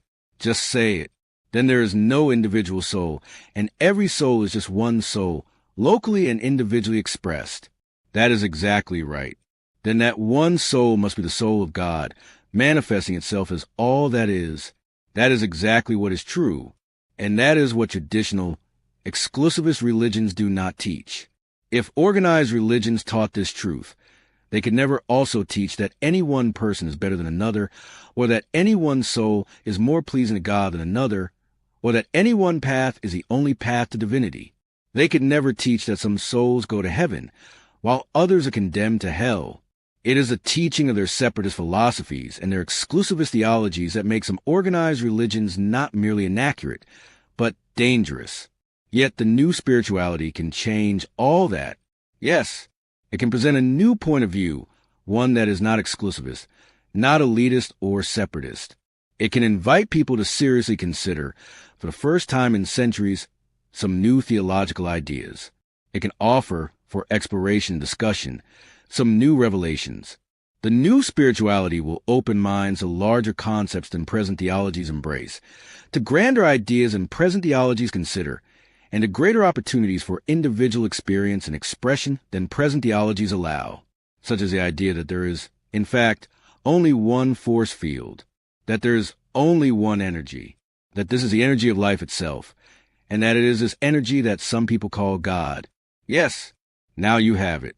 This energy has what you would call, in your terms, intelligence. It is at once a repository and the source of all knowledge, of all awareness, of all data and information, and understanding and experience. It is the all in all, the alpha and the omega, the great AM/not AM, which you have heard described in much of your sacred literature. You are this energy, and this energy is you, and there is no separation between you. You are one with everything, and everything is one with you, for everything is comprised of this energy. This means that you are one with everyone else in the world, not in a theoretical sense, but in a very literal and specific sense. There is no one, no human being anywhere, of whom you are not a part, an intrinsic and intimate part. What this means in practical terms is that what is good for another is good for you, and that what is not good for another is not good for you. It means that what you do for another, you do for you, and what you fail to do for another, you fail to do for you. This is the truth. And if human beings lived this way, it would have a remarkable impact on the life that human beings are collectively creating. Earlier you asked whether the spiritual exploration could have practical implications for the world today, and I tell you this. Living this way would change the world. The simple awareness that you are all one with God and one with each other, and the creation of behavioral codes and international agreements reflecting that awareness would shift the political, economic, and spiritual reality on earth in ways that the teachings of your present-day exclusivist religions can never do. This is why, if you wish to change your world as you say that you do, you are invited to now create a new spirituality based on new revelations. For your old exclusivist religions and your elitist, separatist theologies no longer serve you. Not only do your biggest, most powerful organized religions teach you that you are separate from each other, they also teach you that you are not worthy of God. They teach you that you are shameful, guilty creatures, that you were born in sin and do not deserve to be the dust under God's feet. They rob you of your self-esteem. They teach you not to be too proud of yourself and of your talents and accomplishments. The glory of you is not to be contemplated or announced, but only your sinful nature. You are not to go to God smiling with wonderment at your own magnificence, but begging for mercy for your countless transgressions. Yet people who are robbed of self-esteem rob others of theirs. People who do not love themselves cannot love others. People who see themselves as unworthy see others as unworthy. The core message of most organized religions is not joy, innocence, and self-celebration, but fear, guilt, and self-denial. Reverend Robert H. Schuller, the American Christian minister who founded the famous Crystal Cathedral in Garden Grove, California, said 20 years ago in his book Self-Esteem, The New Reformation, that what is needed is a second reformation within the church, to move it away from its message of fear and guilt, retribution and damnation, and toward a theology of self-esteem. The church, he flatly declared, is failing at the deepest level to generate within human beings a quality of personality that can result in the kinds of persons that would make our world a safe and sane society. Dr. Schuller went on to suggest that sincere Christians and church persons can find a theological launching point of universal agreement if they can agree on the universal right and uncompromising need of every person to be treated with great respect simply because he or she is a human being. This extraordinary minister also declared, "As a Christian, a theologian, and a churchman within the Reformed tradition, I must believe that it is possible for the church to exist even though it may be in serious error in substance, strategy, style, or spirit." But, he said, ultimately, theologians must have their international, universal, transcreedal, transcultural, transracial standard. Reverend Schuller was profoundly astute in his observations and incredibly courageous in making them public. I hope he is proud of himself. I suggest that such an international, universal, transcreedal, transcultural, transracial standard for theology is a statement. We are all one. Ours is not a better way. Ours is merely another way. This can be the gospel of a new spirituality. It can be a kind of spirituality that gives people back to themselves. That is the work I am inviting you to do in the world. I am inviting you to give people back to themselves. People are returned to themselves when they are allowed to think their own highest thought about themselves and to announce it. You give people back to themselves when you announce it for them. Do not let a moment go by in which you have an opportunity to tell someone how magnificent they are. Do not let an opportunity pass in which you may offer praise. Give people the gift of self-esteem, and you will have given them a gift that many cannot find a way to give themselves. Yet when they find themselves through you and return to their own most glorious vision and their own grandest idea of who they really are, they are lost no more, for you have returned them to themselves. Once they were lost, but now they are found. To change people's behavior, change people's ideas about themselves. To change people's ideas about themselves, change their beliefs about life and about God. If you think that you were born in sin, are a sinner now, and will be a sinner always, how are you most likely to act?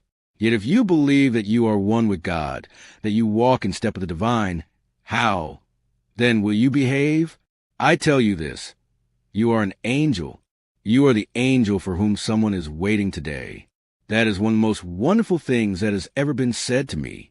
I only wish it could be true. It is true. Yet if you cannot believe it is true, that may be because you have been told you are an unworthy sinner. I agree with you. And I'm not the only human being who does. As one who believes in a loving, cleansing, forgiving God, says Rabbi Harold S. Kushner, and as one who advocates religion as a cure for the afflictions of the soul, I am embarrassed by the use of religion to induce guilt rather than to cure it, and by the number of people I meet of all faiths who tell me that they are constantly burdened by feelings of guilt and inadequacy because they made the mistake of taking religion seriously when they were children.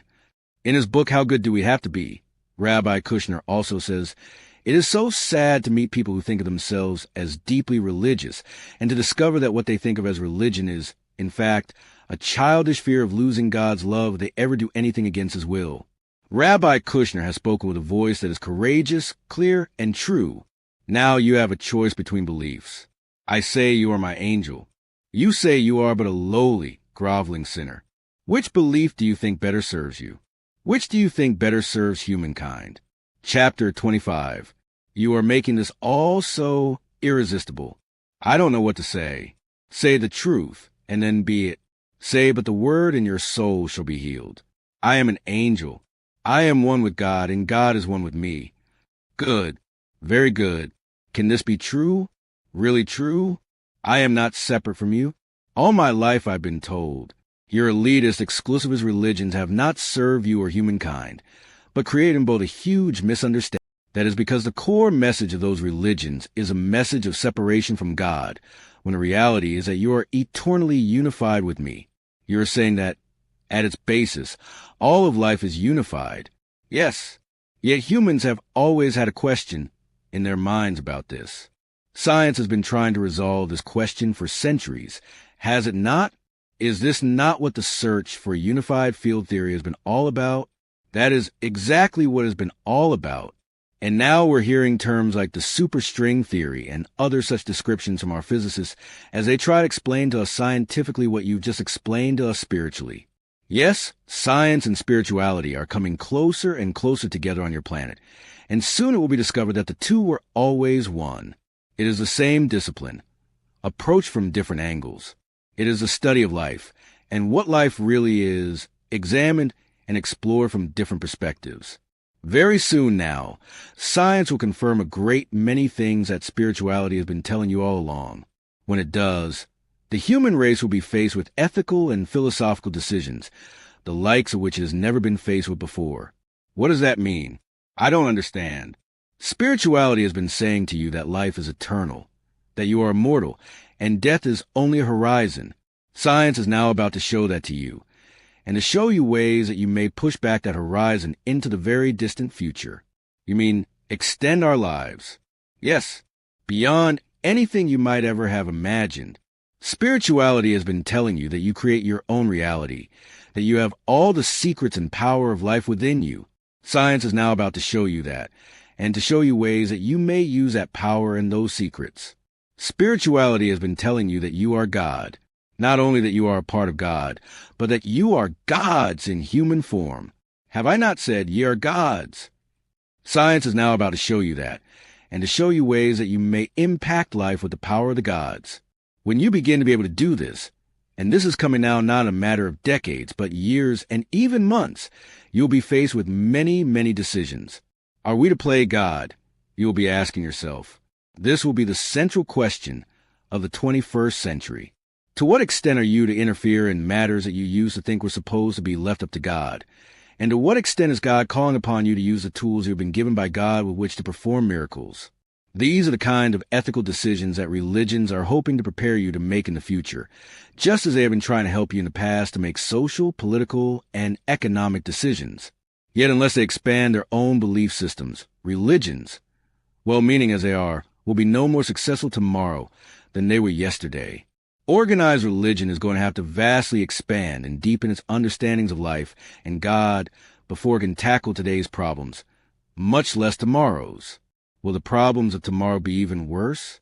Not worse, more complex. You could hardly have any worse problems to face than the threat of your own self-extinction, which you face today. Yet, the challenges of tomorrow will be far more complicated than the simple question of whether you want to live or wish to die. More complicated than the question of whether we want to live? Yes, in the future. Should you get past this decision, the question will not be whether you want to live, but how, and how long. Okay, wait a minute. You've opened a whole new area of discussion here. First of all, you categorize today's problems as a simple question of whether we want to live or die. Is that really how you see it? Certainly, because that's really how it is. That's all that the human race is deciding now. As with most beginning cultures, your species is making a very early developmental decision. Does it wish itself to continue, or does it choose extinction? Does it wish to survive, or does it choose to self-destruct? With every choice you make in your life at this early developmental stage, you are making that larger decision. I'm sure we don't see it that way. No, you do not. And that is what marks you as a culture in the early stages of development. Like children, you do not see the long-term implications of your in-the-moment decisions. Like children, you're largely interested only in short-term outcomes. You want what you want, and you want it now. Yet, as you move from the childhood of your culture into its adolescence, you will begin to identify long-term goals that cannot be met with short-term thinking. Instant gratification will have to be replaced by long-range satisfactions if you choose to prolong your existence and to experience it peacefully and joyfully.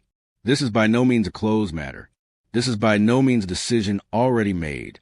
Had you already decided to do this, you would not be behaving in many of the ways that you are now behaving, individually and collectively. In a very real sense, you are making this decision every day, in every moment. Every moment is a choice point.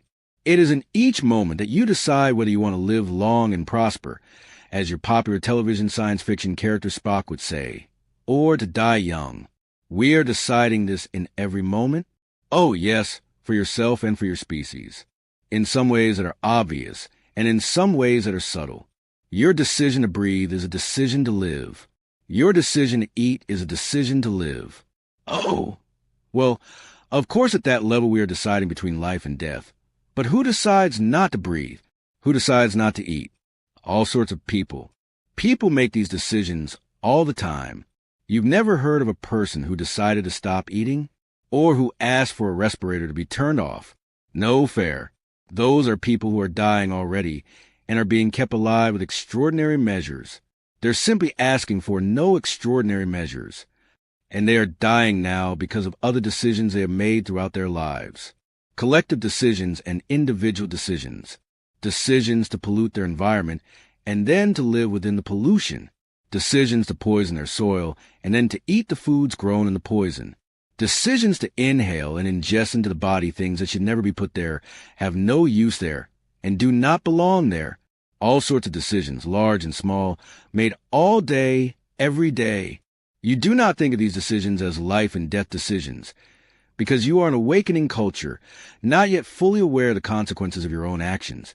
And when you are aware, ignoring what you know because you cannot say no to short-term gratification. As you mature, both individually and as a species. You'll give up short-term gratification in favor of long-term goals, and many of your day-to-day and moment-to-moment choices and behaviors will change. Then, ultimately, you will make the decision that you want to live long and prosper and that you want the same for your entire species. That is when the more complex questions will arise. I've thought about it, and I think I know the kinds of questions you're talking about. Yes? Good. What kind of questions do you think that I am referring to? Well, I read an article on March 8, 2002, in the Arizona Republic from the Associated Press, which said that for the first time scientists say they have used the ethically sensitive technology of therapeutic cloning to repair an inherited disease in a lab animal. The article goes on to report, experts say this demonstrates the potential of the approach to correct many common ills that affect humans. That is exactly the kind of thing I am talking about. And that is only the beginning. I know. I also just read about a new and very expensive item that's going to be appearing soon on the menus of the finest restaurants. Clone cow steak. I beg your pardon? Clone cow steak. USA Today reported in the spring of 2002 that, in the quest for the perfect steak, scientists have created the first clone cow from a 2-day-old side of beef. The feat means cattle producers could choose beef cells from a slaughtered cow after its meat has been graded, then create a herd of grade A clones. The first such clone was born at the University of Georgia and is part of a research collaboration between the school's College of Agricultural and Environmental Sciences and a private company. Yes, well, that is a good example of where your society is heading with its new technologies, and humans are going to have to make decisions very soon that you never could have imagined you were going to have to make. Stem cell research is going to open vistas that you once thought of as the stuff of science fiction movies, including the possibility of greatly extended life, of repairing bodily damage and curing major diseases with simple injection, and of preventing many major diseases from ever occurring through genetic manipulation before birth. Wow. This will raise questions like, is it appropriate to let a child be born with genetic predisposition for, say, muscular dystrophy, if pre-birth genetic transplantation therapy can prevent it? Or, what makes it okay to treat a child for MS after birth, but not before birth? Exactly. But isn't it for God to decide which child gets to live a normal life, and which child gets to be crippled? We are not supposed to prevent it, are we? If you didn't want a child to be crippled, you wouldn't have made it happen. Is that what you believe? Some of us. Things happen because you want them to happen. It is the will of God. I see. And who made it happen that medical researchers found a way to prevent such tragedies through pre-birth gene therapy? The devil. The devil made them do it. This is science run amok. This is taking things too far. That's what many people will say. That's what many are saying right now. Yes, it is a current belief of many people on earth that God is the one who decides which humans suffer and which do not. It will come as a great shock to humanity to learn that you are the ones making this decision. You are making it every day, and you are pretending that you are not. You will shrink from playing God until the evidence that you were always meant to act as God's mounts so high that you can no longer ignore it. Like Hermann Kummel in Hamburg in the late 1800s, your researchers of the day will have a terrible time convincing others that it is a good idea to use advanced medical techniques in the prevention of debilitating disease until it becomes painfully obvious, and I mean those words literally, until it becomes painfully obvious that not to do so would be inhumane. Mind you, if it were a matter of pure science, there would be no question about any of this. But you have not allowed it to be a matter of science alone. You have made it a matter of theology. The issue becomes clouded when you get into what you think that God wants. When you begin claiming that the area of genetics is God's domain and not the proper domain of medical science. Now it becomes a moral issue, a matter of right and wrong, not a matter of what works and what doesn't work. Even if it can be shown that it works to prevent crippling diseases in children by genetic transplantation therapy before birth, that will make no difference. Humans will still insist that it is wrong if they contend that it is immoral. These are the kinds of complex issues you will face and difficult decisions you will have to make in the very near future and throughout the 21st century, assuming that you answer yes to the first question. Do we as a species wish to survive? Yet you cannot even effectively explore that question, much less answer it, so long as you see yourself as separate from everyone else, and that is the core message of your present belief systems. But I don't understand why that thought, even if it is inaccurate, has been such a destructive force in the human experience. Even if we do think that we are not all one, can't beings who think of themselves as individuals still find a way to get along? The problem is this. The chief instinct of your species is survival. Remember what I told you. The basic principles of life are functionality, adaptability, and sustainability. At this stage of your collective development, you are still not clear that your sustainability is not in question. You mean it isn't? No, it is not possible for you to not survive. This will be explained to you further when we explore the ninth new revelation very shortly. For now, I'm going to ask you to accept it. Okay, that which you are, and remember, you are not your body, will always survive. It cannot not survive, because it is the essence of life itself, and life expresses a principle of sustainability in, as, and through you eternally. So, it is not a question of whether you will survive, but in what form. Supposing we wish to survive in our present form, in human form? Well, of course, that is the form in which you wish to survive, largely because you do not know about any other forms. You have forgotten. You do not remember. Many of you are not even certain that you survived the death of your body at all, in any other form. So you are understandably deeply attached to survival in the physical body. Deeply attached. What's wrong with that? That's healthy, I would say. There's nothing wrong with it. You might even say that it works. So long as you know that this body you imagine yourself to be is much larger than it appears. That is, if you realize that all bodies are part of one single body. In that case, your fight for survival will be a collective one and an expression of a basic life principle itself, the principle of sustainability. If you thought that all bodies are part of one single body, you would do nothing that would reduce the chances of survival for all humanity and do everything that would increase those chances.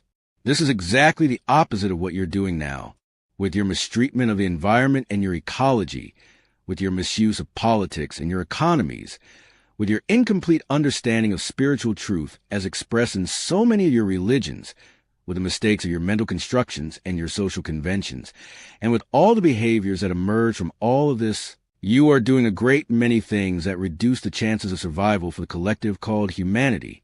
So many things, in fact, that those chances are growing slimmer and slimmer by the day. Humans are doing these things precisely because most humans do not think of themselves as part of collective.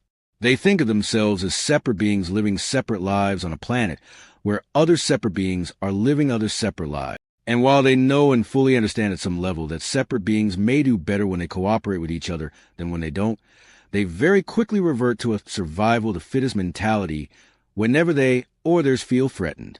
It is this my survival first and yours if I agree with it and can manage it mentality, not exhibited by every human being, but exhibited by most, that works against the collective good, and in fact, create a world in which the collective good is repeatedly threatened and may soon be destroyed. Because you imagine yourself to be a separated body, you believe that the experiences you create for yourself are experienced only by you. You also believe that the things you think, do, and say with regard to others have no direct effect on you. It is this idea that allows human beings to commit unthinkable and merciless acts of violence. But not all human actions and not all human beings are violent. There's goodness and courage and charity and kindness and compassion that resides within people. That is profoundly true, and this frequently emerges through human behaviors. Acts of heroism and kindness, compassion and goodness abound in the annals of human history, and they are in evidence everywhere today. And so it's a question of which side of human nature will win out. No, no, no, and 1,000 times no. It is not human nature to be violent. I hate to say it, but from what I observe, it somehow looks very normal to me. Normal is not natural. Saying that a thing is normal simply means that it is often and usually done. Saying that a thing is natural means that it is intrinsically a part of something. Violence is not an intrinsic part of human beings. Yet the illusion that it is effective in solving human problems has become so pervasive that it is assumed to be natural to the human condition. Yet human beings are not by nature violent. But what are those who say that it is the nature of life to be violent? They argue that life itself is violent. They point to violence in the animal kingdom and violence in nature and violence in the universe, with stars exploding and imploding and asteroids colliding and whole galaxies disappearing, to support their claim that of course humans are violent by nature. Violence is the nature of things. There is a huge difference between outcomes of natural occurrences, such as the process of star systems that you describe, and outcomes of conscious creation, such as a decision to violently respond to a human circumstance. There is also a difference between the instinctual response of some living species and the conscious response of others. Life expresses itself at many different levels of consciousness or self-awareness. The higher the level of consciousness, the greater the degree of self-determination, the greater the ability to choose and decide, announce and declare, express and fulfill the grandest notion one has of who and what one is. Every act is an act of self-definition. I'm confused. I thought you said that the idea of being better is what gets human beings into trouble. Now you're saying that some living beings operate at a higher level of consciousness than others. How does all this square with your earlier statements that superiority is an illusion? A higher level of consciousness is not better than a lower level of consciousness. It is merely higher. Being in the 6th grade is not better than being in the 3rd. It is simply being in the 6th grade. By the actions they take, by their way of being, animals announce what grade they are in. So, too, do humans. Animals demonstrate not how life intrinsically is, but their level of consciousness about how life really is. And so, by their actions do humans.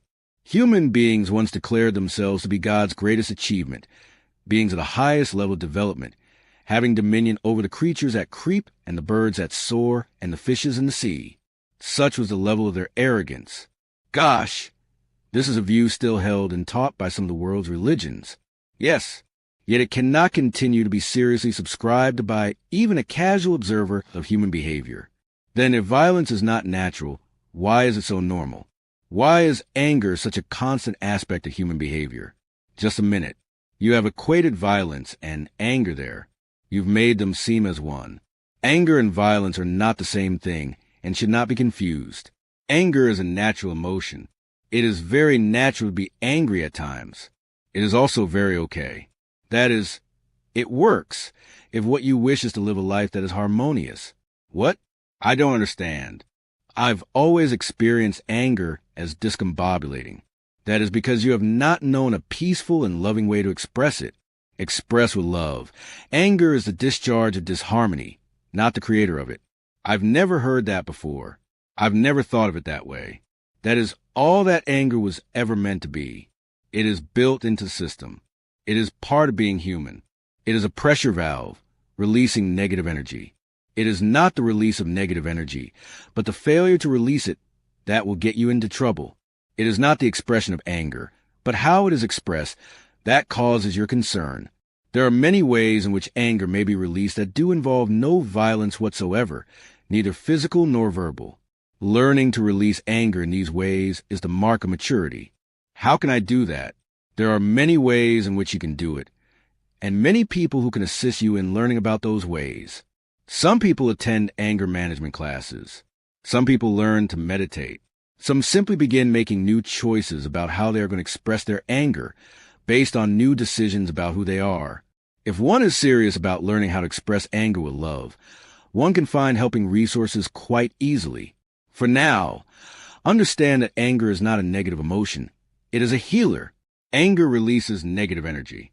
That makes it a positive emotion because it helps you get rid of something you don't want and live a harmonious life. Anger and harmony go hand in hand. Anger that is fully expressed, with wonder at its healing qualities, is anger that is wonderfully expressed, and that can make rich any moment between human beings, for it is the stuff of authenticity and truth, and there is no greater healer than that, nor any shorter path to harmony. Anger that is not wonderfully expressed, but expressed through verbal or physical violence, does not heal, but inflicts injury. Injury cannot heal injury, no matter how hard it tries. Then why do we continue to use violence as our chief means of attempting to resolve conflict? Because violence has been deeply injected into your modern culture. There are 100 ways in which humans have allowed this to occur, each one of which humans vehemently deny. Some humans vehemently deny that images of violence, that movies and television shows of violence, that comic books and video games and the constant barrage of depictions of violence in every conceivable form have any effect on human behavior. At the same time, they pay millions of dollars to present 60 seconds of images in a Super Bowl commercial, precisely because they do know how images affect human behavior. Based on your own clear sociological evidence, it would seem impossible to conclude that the violent images constantly placed before humans have nothing to do with their conceiving of violence as an acceptable means of resolving human conflict. And I tell you this, what you conceive, you receive. The process of human creation is very simple. It is a process that you might call sieving. Sieving? Is that a word? It is a part of an English word, and it perfectly describes a process by which human beings put creations into place. It is how you build the life you are living. First, an idea is conceived. That is, it is given birth within your culture. Second, that idea is perceived. That is, you form a point of view about it. Finally, the idea is received. That is, it is experienced again, this time in physical form. It has changed from an inner thought to an outer physical reality. To understand this more clearly, let's look at how this process has worked in creating the experience of increasing violence on your planet. First, notice that the idea that violence can be effectively used as a solution to human problems is being given widespread birth in your culture. In earlier days and times, it would have been difficult for many people to even conceive of such a thing. Now, such ideas are being shared with even the very young in a variety of ways. With this message receiving widespread dissemination, the people of your species, and particularly the young who have no memory of a time when violence was not shown as a way to solve problems, form a personal point of view about the idea. What has been conceived is now perceived, and the perception is that violence is effective and therefore acceptable. This idea then comes back to those who think it. It returns in physically manifested form. What is conceived and perceived is thus received. The results of this process is what you are receiving every day. But human beings were violent long before the technologies of mass media spread the idea of violence as a means of conflict resolution. Indeed, that is true. Your mass media and your technologies, your ability to now instantaneously and graphically share your most violent communications, has only raised the problem to planet-threatening proportions. But the problem has, as you point out, existed for centuries. It first emerged out of man's earliest misunderstandings about life and about God. Review again the earlier portion of this dialogue describing this. You will recall that, in short, humans assumed that the forces of nature that seemed to from time to time work against them were the outcome of conscious decisions made by something outside of themselves that was stronger than they. This evolved into the thought that they were the choices of an angry deity. The natives thereafter sought to not anger the gods. Indeed, they developed rituals to appease and mollify them. Later, these primitive ideas gave way to a larger understanding of nature, but superstition was not so easily disposed of. Belief systems had already been built up, and when hard physical evidence of how the world worked belied those beliefs, the beliefs were simply adjusted to accommodate the new knowledge. Ultimately, organized religions emerged, and many of these institutions, particularly those that promulgated doctrines of superiority and exclusivity, encouraged a perception of an angry God who wanted things one way, his way, and who had to be mollified and appeased. Thus, retribution and violence became a godly trait, spoken of specifically in many holy scriptures, as we have shown graphically and repeatedly in this dialogue.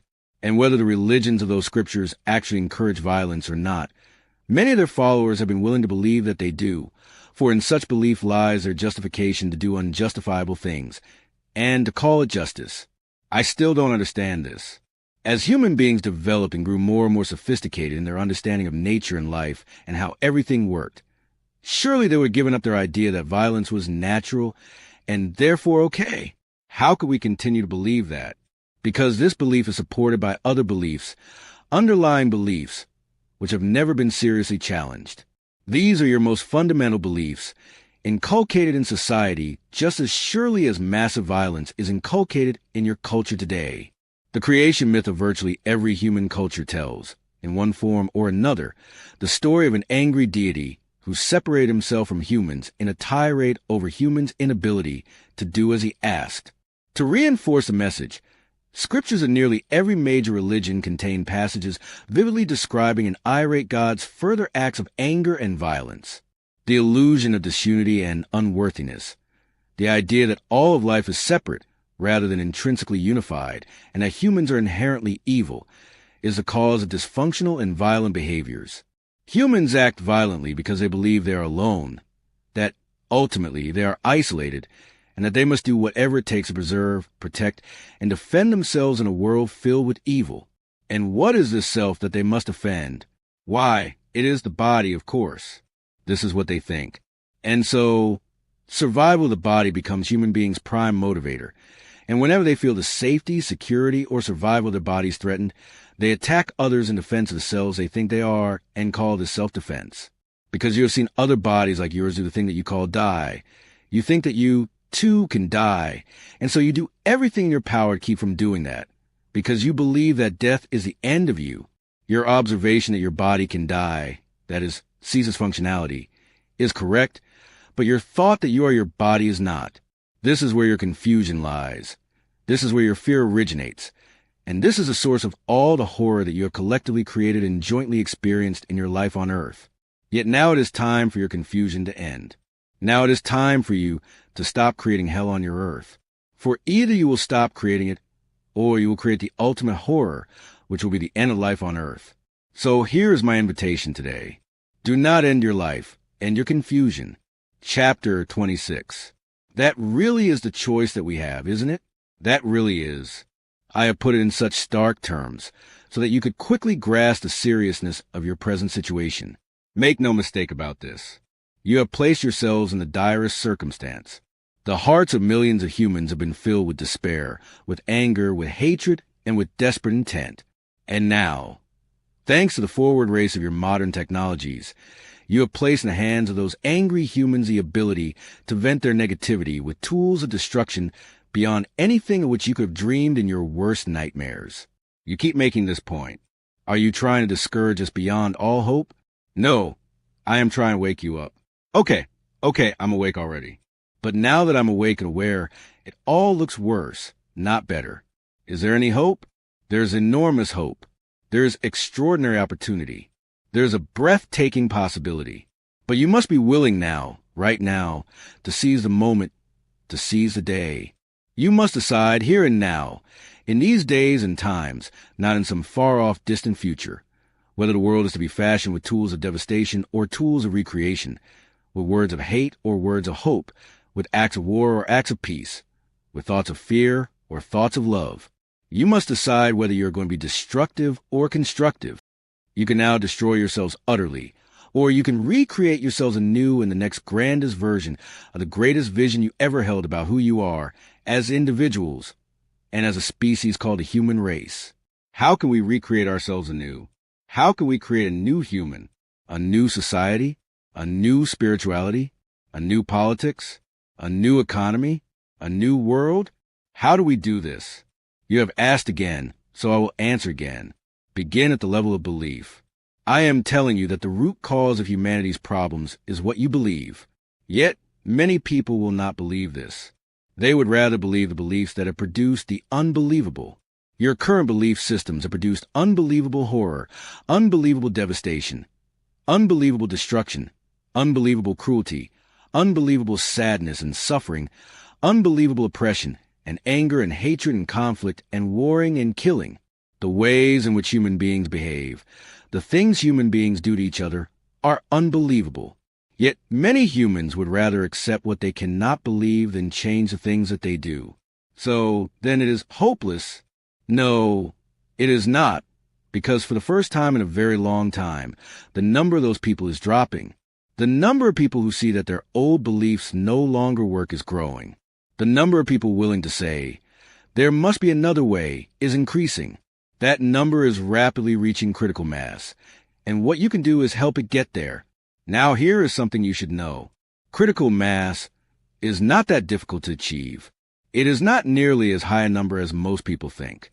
It takes a very small percentage of the whole to form sufficient mass to affect the whole. Critical mass is not one more than half. It is not 25 or 30%. It is not even 10%. Critical mass can be achieved with less than 5% of the whole moving in any one direction. Put another way, it takes only one domino to make the rest of the dominoes fall.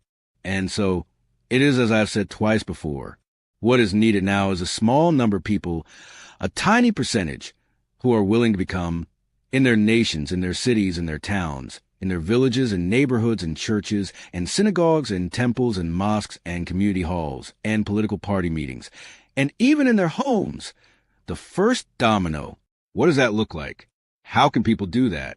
It looks like people standing up for what they believe. But first, being willing to look at what they believe, to test what they believe against the results that are being produced, and to change what they believe should the need for a change be clearly indicated. In other words, it looks like taking the 5 steps to peace. Yes, each person individually must do that. Then it looks like having the openness and the courage to explore and to examine, in a serious way, whatever new revelations are given to the human soul when the human heart opens to create an open mind. You may wish, as a starting point, to consider the new revelations I have given to you here, neither dismiss them out of hand, nor praise them to the sky, but rather look into them deeply, see if there could be any truth in them for you, determine if there could be any value in them for the human race. You owe yourself that. That much you owe yourself. There has not been a serious new theological construct presented to the human race in millennia.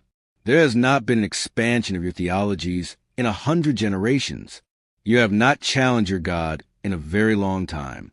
The time has come for you to have more courage than any war has ever called upon you for, than any hardship has ever demanded, than any suffering has ever required. The time has come for you to confront yourself at the level of belief. The reason this will require so much courage is that your beliefs form the basis of who you think you are. You must challenge yourself. You must challenge your society. You must challenge your world. You must collectively ask, is this who we are? Is this who we choose to be? Is this the only way we can live? Is this the only way we know how to behave? Is it possible that there might be another way? Might this other way bring us closer to what we say as a species, that we really want? Are we missing something here? Do we have the courage to seriously look at what that might be? Do we have the courage to accept the answer that our searching uncovers? How can we do this searching, this asking, in a way that makes a difference? People have been asking themselves these questions forever. I don't see that the asking, the searching, or even the finding of new answers ever changes very much of how the world works or how life is. Things go on pretty much as they have before. Group action is what is required now. You cannot do this alone, nor can one charismatic leader or one spiritual teacher produce a miracle. The time for individual gurus who come along and change the world is over. The time for collective consciousness and collective action to change the collective reality is at hand. This is as it should be, for your present reality has been collectively created. It is now time for you to collectively recreate anew. Work, then, in a collective. Do not follow individual masters, but master collective consciousness individually. Then work collectively to awaken the collective called humanity. The world is now ready and able to take such action, for group communication is now possible as it was never possible before. The whole world is now linked. The entire planet is now connected. You have tools that you never had before. You mean the internet? All of your modern technologies. All of them. The internet, cell phones, faxes, email, easily made, homemade videos, CDs that you can burn right on your home computer and send anywhere. You name it. You have moved into the era of instant and easy worldwide communication. It has been said that your rapidly advancing technologies are threatening to destroy humanity. They are also that which can save it. Use them to create the new reality that you wish to experience. Use them to create the new human that you wish to become. Use them to build the new spirituality that you wish to express. But remember to use them collectively. It is collective action that is destroying the world. It is only collective action that can save it. Yes, that is why it has been suggested here that people form groups that will collectively commit to taking the 5 steps to peace. Have petitions signed, sponsor discussions and dialogues, print booklets and flyers, publish the 5 steps in the newspaper, Something like this. As we seek to create harmony in our world, we, the undersigned, hereby publicly commit to taking the 5 steps to peace. 1. We acknowledge that certain old beliefs about life and about God are no longer working. 2. We acknowledge that there is something we do not understand about God and about life, the understanding of which could change everything. 3. We are willing for new understandings of God and life to now be brought forth, understandings that could produce a new way of life on this planet. 4. We are willing to explore and examine these new understandings, and if they align with our inner truth and knowing, to enlarge our belief system to include them. 5. We are willing to live our lives as a demonstration of our beliefs.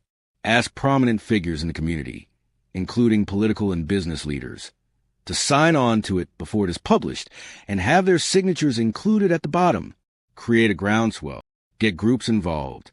Citizens groups, civic and service groups, church and religious groups, cultural and educational groups, senior and youth groups, government and legislative groups. Create coalitions of presently existing groups. Form new groups. Don't let this idea go away. Yet, what can be done to motivate people to step to the line like that? The excitement of new possibilities, and the assurance that they do have the power to change the world. If people think they are impotent, they will do nothing. If people really believe there is something they can do, they will do it. You must convince people that there is something they can do. Then, show them how it can be done more easily than they could ever have imagined. If they will first create a state of being, then allow what they do to flow naturally from what they are being, rather than try to find something to do just to do something without changing what they are being at all. Just doing something is not the answer. The whole world community has been trying to do something about its problems for a very long time. Nothing has made a lasting change. The human race is still acting as it has been acting for centuries. Being something is the answer. The whole world community has not tried to be something in response to its problems for a very long time. Yet, this is what would produce lasting change. The human race could then stop acting as it has been acting for centuries. When what you are doing is a reflection of what you are being, rather than an attempt to create what you wish you were being, you'll know that you have produced lasting change in yourself. This is what produces lasting change in the world. Remember what was said earlier. You cannot do peaceful, you can only be peaceful. You cannot do loving, you can only be loving. You cannot do unified, you can only be unified. Seek, then, to shift your state of being. Do not seek first to change the world. Seek first to change the self. When you achieve that, your actions will automatically change. Hold it. Do not seek to change the world. This entire conversation has been about changing the world. I said, do not seek first to change the world. You will not change the world by trying first to change the world. You will change the world by first changing yourself. You must first decide some important things about yourself. Come to some new conclusions within yourself about who you are, about God, and about life, and then begin to live those decisions. This inner process can, in fact, produce changes in the world around you, for the world that you touch is affected by how you touch it. Who you are and how you are affects the world to a much larger degree than you might imagine. Yet remember this. You cannot achieve inner peace by being agitated if you do not achieve outer peace. Therefore, do not tie your efforts at personal transformation to a result called planetary transformation, or you may achieve neither. Share with the people of the world, if you wish, but share with them not what you think their experience should be, but what you know your experience has been. Teach others if they ask, but teach them not that you have their answers, but that they have their own. And drop any expectation that any decision you are making or any information you are sharing about who you are and what you choose to be will have any impact on anything or anyone else at all. Do not require those results. Why? I just don't understand this. Don't results bring us a sense of satisfaction that allows us to go on? If it is results that bring you a sense of satisfaction that allows you to go on, then lack of results will bring you a sense of frustration that will cause you not to go on. And in this you will defeat yourself. I see that, but how do we get around it? By being clear why you are engaged in whatever you are being and doing to begin with, which is self-realization. To realize the self at the next highest level. to know who you really are and to experience that. This is called evolution. This is the work of the whole humanity, and this is its joy. For your joy is in becoming greater than you are, and in knowing yourself as that. Entire species evolve in this way, and in no other. Do not change your beliefs because you want other people to change theirs. Change your beliefs because your new beliefs announce more accurately who you are. Yet even as you change, do not be surprised if other people change, and if the world around you changes. For the change in you will act as a catalyst in producing change in others, not because you have sought to produce change in others, but more probably because you have not. People do not change because they are told to change. People may temporarily alter their behavior because they've been told to do so by those who have power over them, but that is not real change. That is merely a surface shift of outward demeanor. Inner truth has not shifted. As soon as the power over them has been lifted or can no longer be exerted, people's behavior returns to that which is motivated by their inner truth. The parent of every teenager knows this. The tyrant who would rule any country finds it out. Change is an act of freedom, not an act of compliance. Obedience is not creation, and creation is the only act of evolution. Seek not, therefore, to change the world. Seek to be the change you wish to see in the world. Didn't Gandhi say that? Yes, and he demonstrated it. First, he attained a state of being. This is work that he did from within. Then, and only then, did his outward doing become the kind of doing that changed the world. He did not achieve a state of being as a result of what he was doing. What he was doing reflected the state of being he had achieved. Do you understand this now? I understand it. You explain it quite well, but I don't understand how to make it work. I mean, I don't understand how to get it going, how to make it happen. How do you change your inner state of being? And can't what you are doing affect what you are being? Doesn't listening to soft music sometimes help you to be more calm? Doesn't prayer or meditation sometimes help you be at peace? Yes, you can achieve a state of being by what you are doing. You are quite correct in this. You have noticed it, and it is true. Yet getting to a place of being through something you are doing is a very long way around. And much more important, it is rarely more than temporary. Most people do not put on a piece of soft music and remain calm the rest of their lives.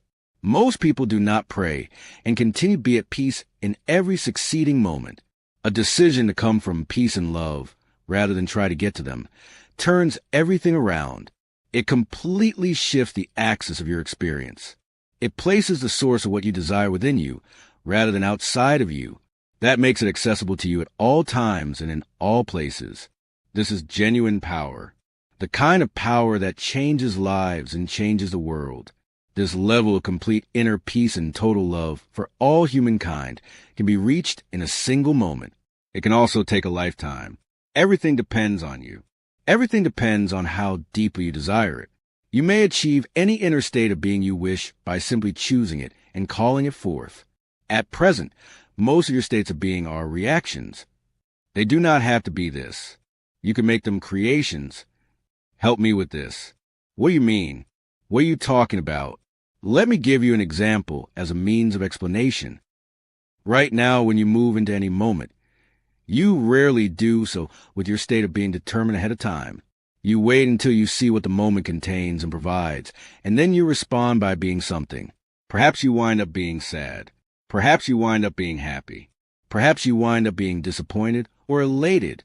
But now, suppose you decided ahead of time how you were going to be when you moved into that moment. Suppose you decided that you were going to be peaceful, no matter how that moment showed up. Do you think it would make any difference in the way that you experience the moment itself? Of course it would. Let me tell you something. It is when you decide how you're going to show up before the moment shows up that you have begun to move to mastery. You have learned to master the moment, and that is the beginning of mastery in living. When you decide ahead of time that your inner state of being is going to be peaceful and loving, understanding and compassionate, sharing and forgiving, no matter what any outer moment brings, then the outer world loses its power over you. Others cannot convince you to join them in their behaviors if their behaviors do not coincide with your inner state of being. Political or religious leaders will seek to rally you to their cause, but it will be no use unless you are in harmony at the deepest part of your being with what they are saying or doing. This sounds so wonderful, but what could make me choose an inner state of being that is different from what the outer world is sending me? I mean, how can I be something that the world is not letting me be? Do you understand the question? How can I be peaceful if the world is destroying itself? To use one example, you can be peaceful no matter what the outer world is doing. And the wonderful irony of this is that what the outer world is doing will very often be affected by what you are being. I'm sure you've already heard the advice that if you chance upon a rattlesnake, the best thing to do is to stay calm, back away slowly, and you will come to no harm. The last thing to do is to turn and run. I'm sure you've heard the advice that when you're getting on a horse, the last thing to do is to let the horse think that you are afraid. If you do not let the horse know that you are in charge, the horse will be in charge of you. You have heard these things, yes? Yes. Good. I am using them here as a metaphor for life. How do you remain peaceful when the world is demonstrating everything but peace? Loving when the world is demonstrating everything but love. Forgiving when the world is demonstrating everything but forgiveness. You insist on being who you are no matter what the rest of the world is being. Slowly, the world you touch will change. Now imagine what would happen if everyone did this. Yet you cannot insist on being who you are if you do not know who you are. Thus, this decision must be made ahead of time. Remember this always. What you are being is who you are. You are not what you are doing. You are a human being. Chapter 27. God, you make it sound so easy. But it's not that easy. The most effective of your earthly master teachers have demonstrated that it is. Here we go again. Do you think that we can be like them? They have all promised you that you can. Wasn't this their greatest promise? Many spiritual teachers have shared with you the secret that deciding who you really are and being it is the fastest means of affecting and creating your inner self and your outer world. This is not a new teaching. Yet, what may be new is your decision to try it. I have tried it. The whole human race has. Do you think this is the first time we've heard these things? Do you think that we haven't tried it? I observe that many humans are scared to death to try. I mean, to really try. To claim sovereignty over their own lives. To believe that God has given them that power, much less that authority. I observe that many humans are afraid to believe that the wisdom of divinity lies within them. I observe that many humans would actually feel guilty about creating a new spirituality based on having real conversations with God, forging a genuine friendship with God, and creating an experience of communion with God. I observe that fear and guilt are the biggest enemies of humans. What is it that we are so darn afraid of? Why, me, of course. You are afraid of death. That's clear. But the reason you are afraid of death is because of what you've been told about life and about God. Most humans are so afraid of dying that they have become afraid of living. And so they surrender their living to those who are not afraid of dying. Suicide bombers in the nations with the biggest armies and the most bombs. Yet you cannot go on like this. Your world cannot sustain itself with fear as its guiding principle. Love must become its guiding principle. Yet how can we believe in love and not be afraid of dying? We have been taught to believe in a God who loves us in very unloving ways, who then lets us die, and who punishes us after death. That is why, if you wish to live in peace and harmony, you must change your world at the level of belief, one person at a time, starting with you. And now I have given you some new tools. Here, in this conversation, you've been shown some new steps that can move you away from fear and into love. Here are some new revelations that can help you find the path.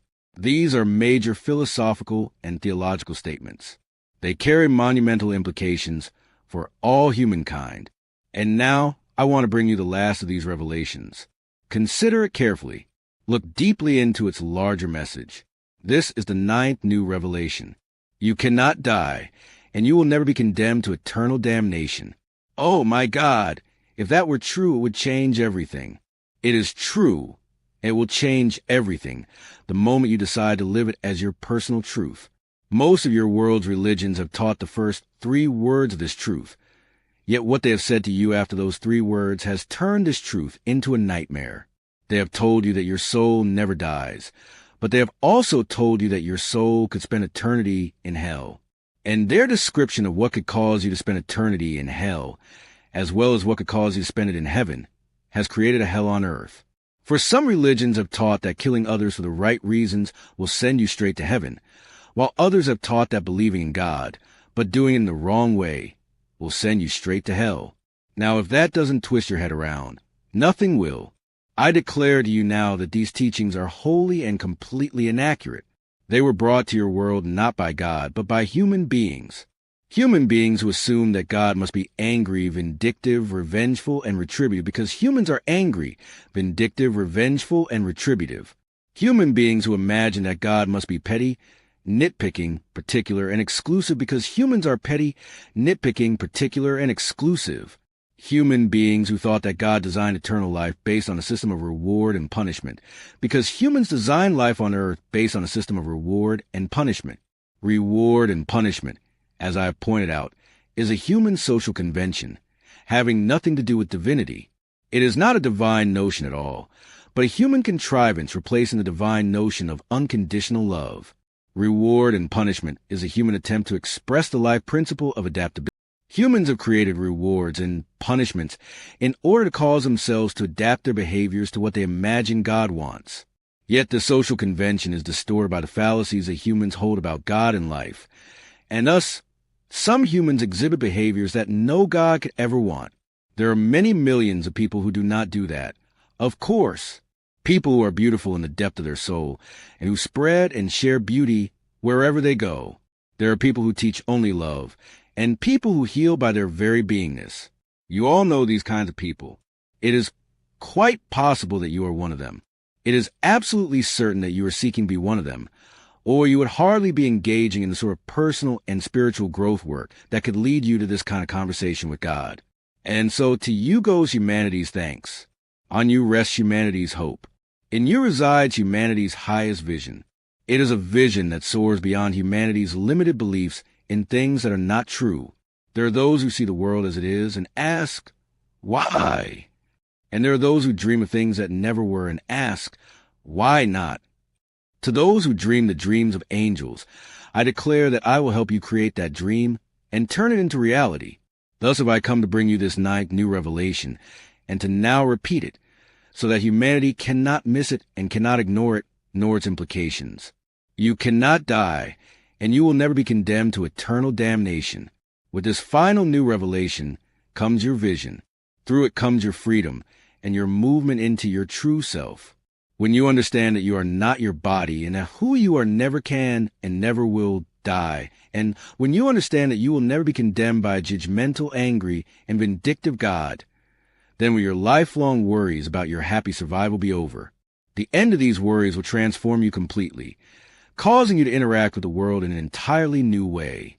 You will become, quite literally, a new human. You will live, quite naturally, a new spirituality. And you will create, quite spontaneously, a new society. You will be thrilled at the new way in which you look at life, see other people, and treat them. You will be uplifted by the new priorities you will set and the new ideas you will hold about what is important and what is not. To say nothing of what you will think is important enough to kill each other over. You will be amazed at how you have been walking around in circles all these years, as if in a maze. Your entrapment in this cycle of violence has been an amazement, and your release from this cycle of violence will be achieved by your atonement, or what you would call atonement. But if we thought that we were never going to be judged or condemned, there would be no reason to atone for anything. And then what would stop us from acting worse than ever? Do you need the threat of eternal damnation to not hurt others, to do what is in the best interest of all? We are not convinced that it is in our best interest to act in a way that is in the best interest of all. We think it is in our best interest to act first on behalf of ourselves. Of course you do. And that instinct is a basic instinct built into all of life. It is the life principle of sustainability, expressing itself. Self-interest is the highest interest. And it should be. Then I don't understand.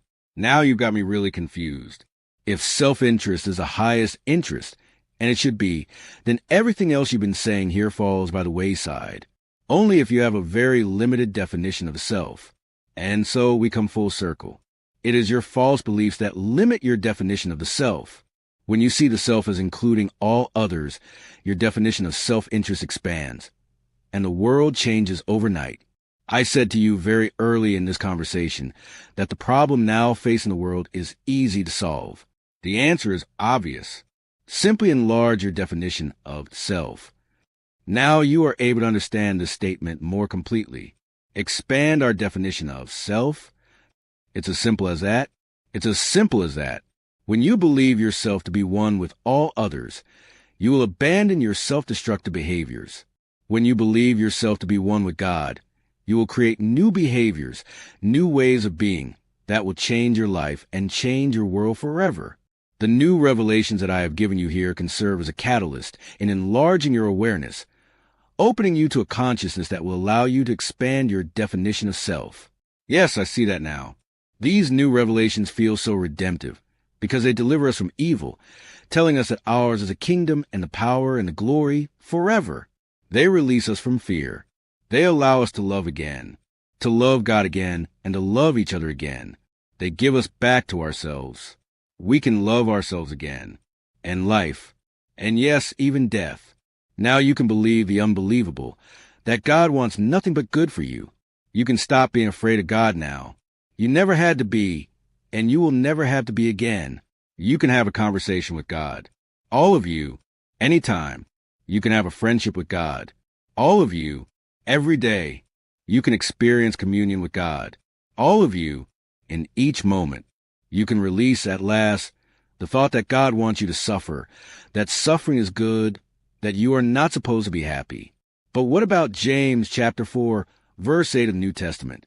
Does it not say, "Cleanse your hands, you sinners, and purify your hearts, you double-minded.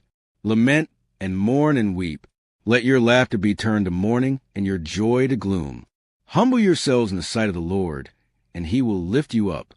This is what I was talking about earlier. This is a religion of low self-esteem. If you wish to live in peace and harmony, this is a part of your religions that needs to be reformed. I do not want your laughter to turn to mourning, nor your joy to gloom. Why on earth would I want that? There's been a slight error there. James was more than a little overzealous on this point. And was Peter also in error? He said, as recorded in 1 Peter chapter 4, verse 19, "Therefore let those who suffer according to the will of God commit their souls to him in doing good, as to a faithful Creator." Yes, that is a mistake. 2. It is not my will that you suffer.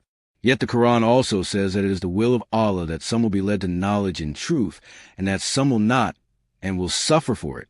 Those books are in error. It is as simple as that. It is time for you to release some of the thoughts that you have been carrying around about what I want and need from you. And one of the most important thoughts for you to release is the idea that I want you to kill others for my sake. But it is difficult to believe that God does not command this, especially when reading passages in all our holy books. Take this passage from the Bhagavad Gita, for instance. The Gita is also a dialogue book in which Arjuna, who, in a sense, represents every man, has an ongoing conversation with his God, Lord Sri Krishna. In the excerpt which follows, Arjuna turns on the eve of battle to Lord Krishna, asking how killing can be justified. Listen to Lord Krishna's answers.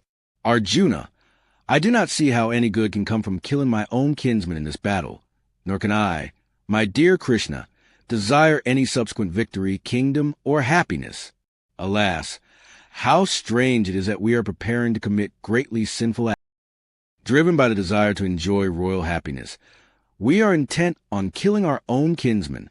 Lord Krishna, O son of Pritha, do not yield to this degrading impotence. It does not become you. Give up such petty weakness of heart and arise. O chastiser of the enemy."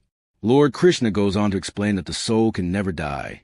Therefore, the self slays not nor is slain. In other words, you may go ahead and kill the body without lamentation. Do you believe that? I believe the part that says that the soul cannot die. I do not accept as my truth that this gives me permission to slay without lamentation. Why not? Because that is not who I am, nor who I choose to be. Because I wish to help create a different kind of world. I see. Most of the people of the world want that. You are right, they do. But they don't know how to get from where they are to where they want to be. You can help them. You can all help each other. Build your world anew. work together to create a new reality. First, a new inner reality, then a new outer one. Begin where the human race would have benefited from beginning a long time ago. Do not try to change your behaviors. Seek to change your beliefs. It is beliefs that sponsor your behaviors and cause them to be endlessly repeated. I've got it. I understand that now. And I've seen, thanks to this conversation, which beliefs in particular are causing the most self-destructive behaviors. Those are the beliefs that I'm going to look at very closely. Those are the beliefs that I'm going to change. Good. Because change them you must. If what you choose is what you say you choose, which is to live long, healthy, and happy lives at peace and in harmony with each other. If what you choose is a continued survival of humanity, your species is choosing now, by its actions every hour, every day, whether to survive its adolescence and to mature into adulthood, growing in understanding, and eventually joining the other highly evolved species in the universe, or whether to render itself extinct. In each moment you are making a life and death decision. Do you choose more life, or do you choose a quicker death? When you smoke that cigarette, are you choosing more life, or are you choosing a quicker death? When you eat that big hunk of red meat at every meal, are you choosing more life, or are you choosing a quicker death?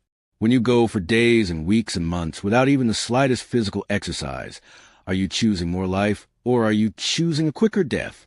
When you work yourself to the bone, pound away 10 and 12 and 14 hours a day, leaving no time for a bit of silliness, no time for an evening of leisure, no time for a moment of laughter, not even time for a hug and a squeeze, and any real intimacy anymore with those who long to be intimate with you.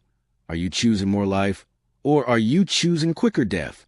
When you squabble and argue with your family and your neighbors over matters that mean nothing, absolutely nothing, in the long run, are you choosing more life, or are you choosing a quicker death? When you fight and go to war with other nations over matters that could be resolved with just a little bit of compromise and just a little bit of trust, a willingness to forgive the past, and awareness that the only way to create a viable future is to create together. Are you choosing more life, or are you choosing a quicker death? When you insist on continuing to believe, as if they were true, doctrines and dogmas that are killing you, are you choosing more life, or are you choosing a quicker death? From the smallest day in and day out decisions to the largest decisions now facing the human race, are you choosing more life, or are you choosing a quicker death? Always the choice is the same. More life or quicker death? Of course, as I have said to you many times, death does not exist. The word is used here in the context within which you have understood it. It is used to mean the end of life as you have known it, individually and collectively, within the context of the human adventure. What shall the life experience be? Indeed, what shall humans be? Or shall humans be at all? Your wonderful writer Shakespeare said it perfectly. To be or not to be, that is the question. Chapter 28. Now take this message to the world. Carry it to all people whose lives you touch, through your own life lived. I say now to all humanity, move forward in your lives with excitement and joy. For the most extraordinary time in your history lies before you. Wondrous is the opportunity, and unlimited is your potential. The challenge is great, but your talents, your abilities, and your resources are greater. Whenever you have trusted your abilities and used your talents at the highest level, have you not always won the day? Indeed, and you can win it now. And by winning the day, you can save the day, for your loved ones and for all those who will follow your time upon the earth. You can do so by calling forth your highest ideals and putting them into practice in your daily experience, by collecting your grandest thoughts and turning them into living realities, by gathering your courage and summoning your greatest strength and making these available to everyone. You can do so by sharing your love, your compassion, your wisdom, and your abundance. Freely have you been given. Now freely give. Oh, my wonderful ones, how every room lights up when you enter it with your smile, giving of the wonder of who you are, how the lives you touch are healed when you touch them with the glory of your highest self, reflecting on them the glory of their own highest selves. How the world changes when you move through it in your own most special way, proposing by your very state of being a way that the world itself might be. In order to create the life that you desire for yourself and for all others, some big things need to be done. Yet, the good news is that it takes but little things to do them. A smile, a touch, a laugh, a decision to forgive, a willingness to share, an ability to cry, and to hear the crying of others, a love of life, a trust in God, an acceptance of each other, a choice to live as one, a determination to dare. These are things of which you are capable. These are things that you have all done before. Do them now and always, and you are but one short step from paradise. Is this not exciting? Is this not inspiring? With these simple tools of life, you can change your life. With the wisdom that rests within your soul, you can recreate your world anew. I have said that this is a crucial time, and it is. I have said that this is a defining moment, and it is. I have said that in the past, many humans have been unwilling to change, unwilling to move forward, unwilling to become unstuck. They have stuck to their old ways and to the old beliefs that have sponsored them. But this is the dawn of a new day, and you can help to give it birth. For all that I have said about the past will become part of the past the moment you decide that you are the future, that in your mind lies the wisdom, that in your heart lies the love, and that in your soul lies the truth that will set your world free. For you are all the wisdom, love, and truth that any moment will ever need for that moment to be healed. Your life and your world can be healed one moment at a time, by each of you. In fact, that is the only way it will be. So go now and do this joyous work. Be now my messenger. Take now my new revelations and place them firmly into your mind, deeply into your heart, and permanently into your soul. These words I leave with you. These gifts I give to you. They can change your world forever. 1. God has never stopped communicating directly with human beings. God has been communicating with and through human beings from the beginning of time. God does so today. 2. Every human being is as special as every other human being who has ever lived, lives now, or ever will live. You are all messengers. Every one of you, you are carrying a message to life about life every day, every hour, every moment. 3. No path to God is more direct than any other path. No religion is a one true religion. No people are the chosen people, and no prophet is the greatest prophet. For God needs nothing. God requires nothing in order to be happy. God is happiness itself. Therefore, God requires nothing of anyone or anything in the universe. 5. God is not a singular super being, living somewhere in the universe or outside of it, having the same emotional needs and subject to the same emotional turmoil as humans. That which is God cannot be hurt or damaged in any way, and so has no need to seek revenge or impose punishment. 6. All things are one thing. There's only one thing, and all things are part of the one thing that is. 7. There is no such thing as right and wrong. There's only what works and what does not work, depending upon what it is that you seek to be, do, or have. 8. You are not your body. Who you are is limitless and without end. 9. You cannot die, and you will never be condemned to eternal damnation. These statements are true. These revelations are real. They can be used, if you choose, as one basis for a new spirituality. Yet turn, first and foremost, to the truth and the wisdom and the love within your own being. Test everything against that. Measure everything by it. Remember that the greatest tool you will ever have with which to create not only a new spirituality, but a whole new world is your own life lived. Use the moment of your life to demonstrate your own highest truth, to offer your own genuine love, and to heal every wound that you and others have inflicted upon yourselves. Your lives do not have to be the way they are. Human beings are capable of living together in peace and harmony. Yet, some people must decide to show the way. Some people must declare with their lives that they are the way. Some people must choose to be the first domino. I'm inviting you to make that choice. I'm inviting you to make the moments of your own life, the new revelations. In closing, on the pages of this extraordinary book, we have been given all the information we need to change our lives and bring healing to our world. The only question remaining is, will we choose to do it? Right now, humanity needs help. God has given us help, and now help must come from you. Yes, it's up to you now. You and me, we got to join the others, the politicians and the soldiers and the economists, the industrialists and corporate people, the religious leaders, and all those we have put in charge in the past. We got to join them and help them see the kind of world we really wish to create. because so far they have not produced the outcomes that we all say we desire. Our world is still on the brink of global calamity, and it is moving closer to not further away from total self-destruction. We can no longer ignore the fact that what our leaders and our society's institutions have been doing is not working. Look around. Corporate giants are crumbling, brought down by their own self-serving accounting lies. Churches have lost their credibility due to their own shameless hypocrisy. Armies and the thousands and military budgets in the billions have become meaningless in the face of a half-dozen people who don't care if they die.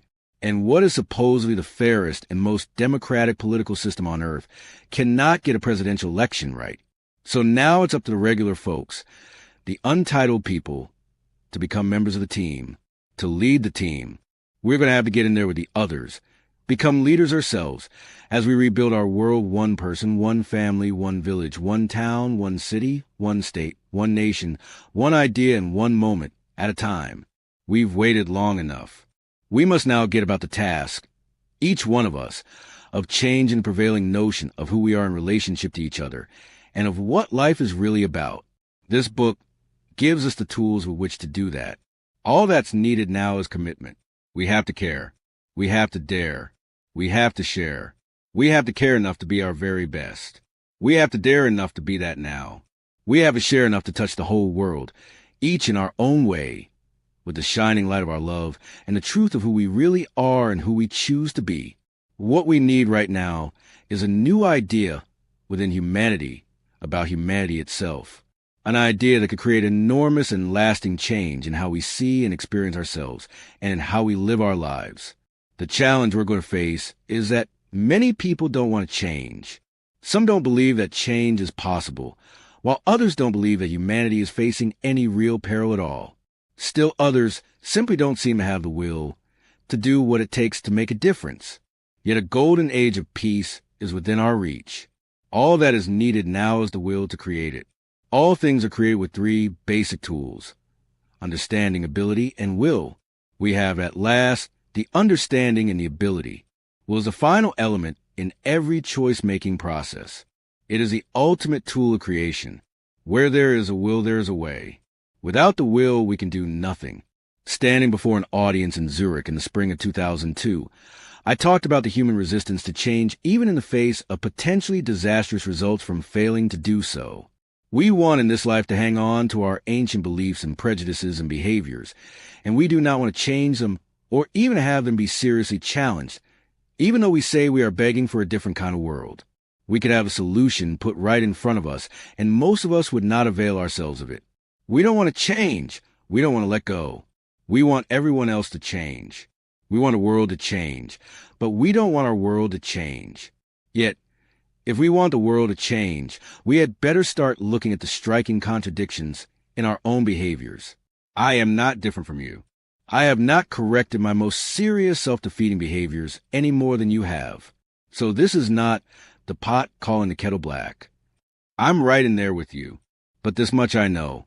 If we don't now help each other, support each other, challenge each other, lift each other to a new level of awareness, then, my friends, we're all going down together.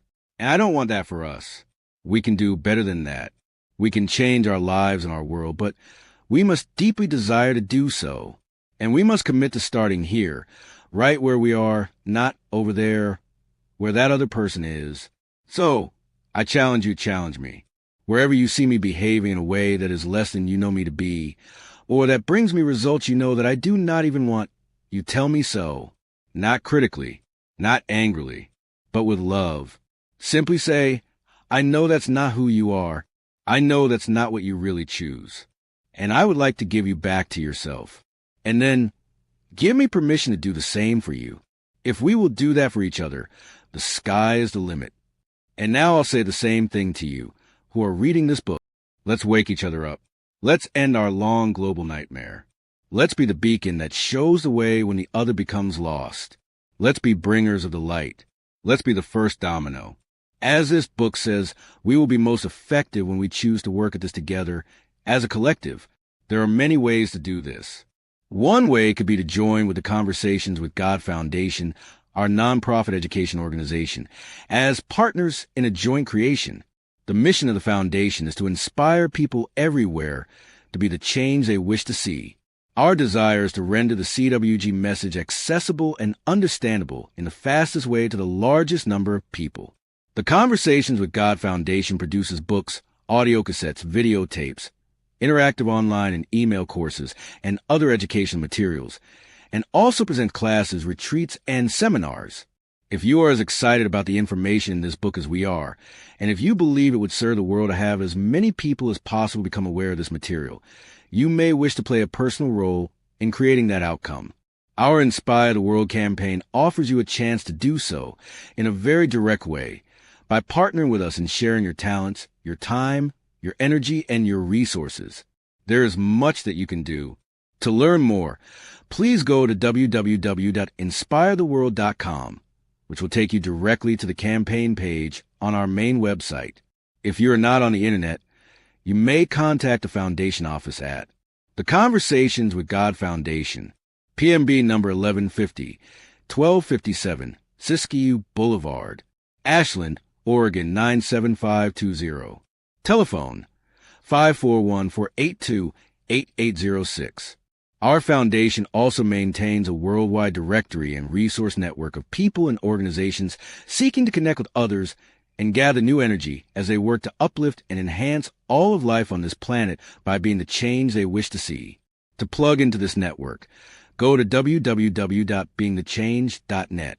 If you feel personally called to explore actively partnering with us, our main website offers you comprehensive information on who we are and what we're doing, as well as additional learning and study opportunities should you choose to delve more deeply into the extraordinary material in the With God series of books.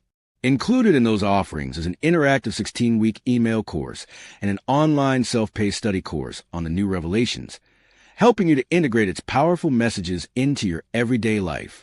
You may immediately access all of this and connect with us directly at our main internet address, www.cwg.org. I am very grateful that you were led to this book and that you chose to read it all the way through to the end. Even if you and I ultimately disagree on the way to a brighter tomorrow, we can at least know that we seek the same end. This commonality of purpose is the beginning of unity, and unity of intention can heal the world. Life proceeds out of our intentions for it, and I know that if the world changes, it will be because of you and others like you who choose to make a difference through their day-to-day lives. May you experience God's blessings in abundance, and may you share them with all those whose lives you touch. Neale Donald Walsch, London, April 15, 2002.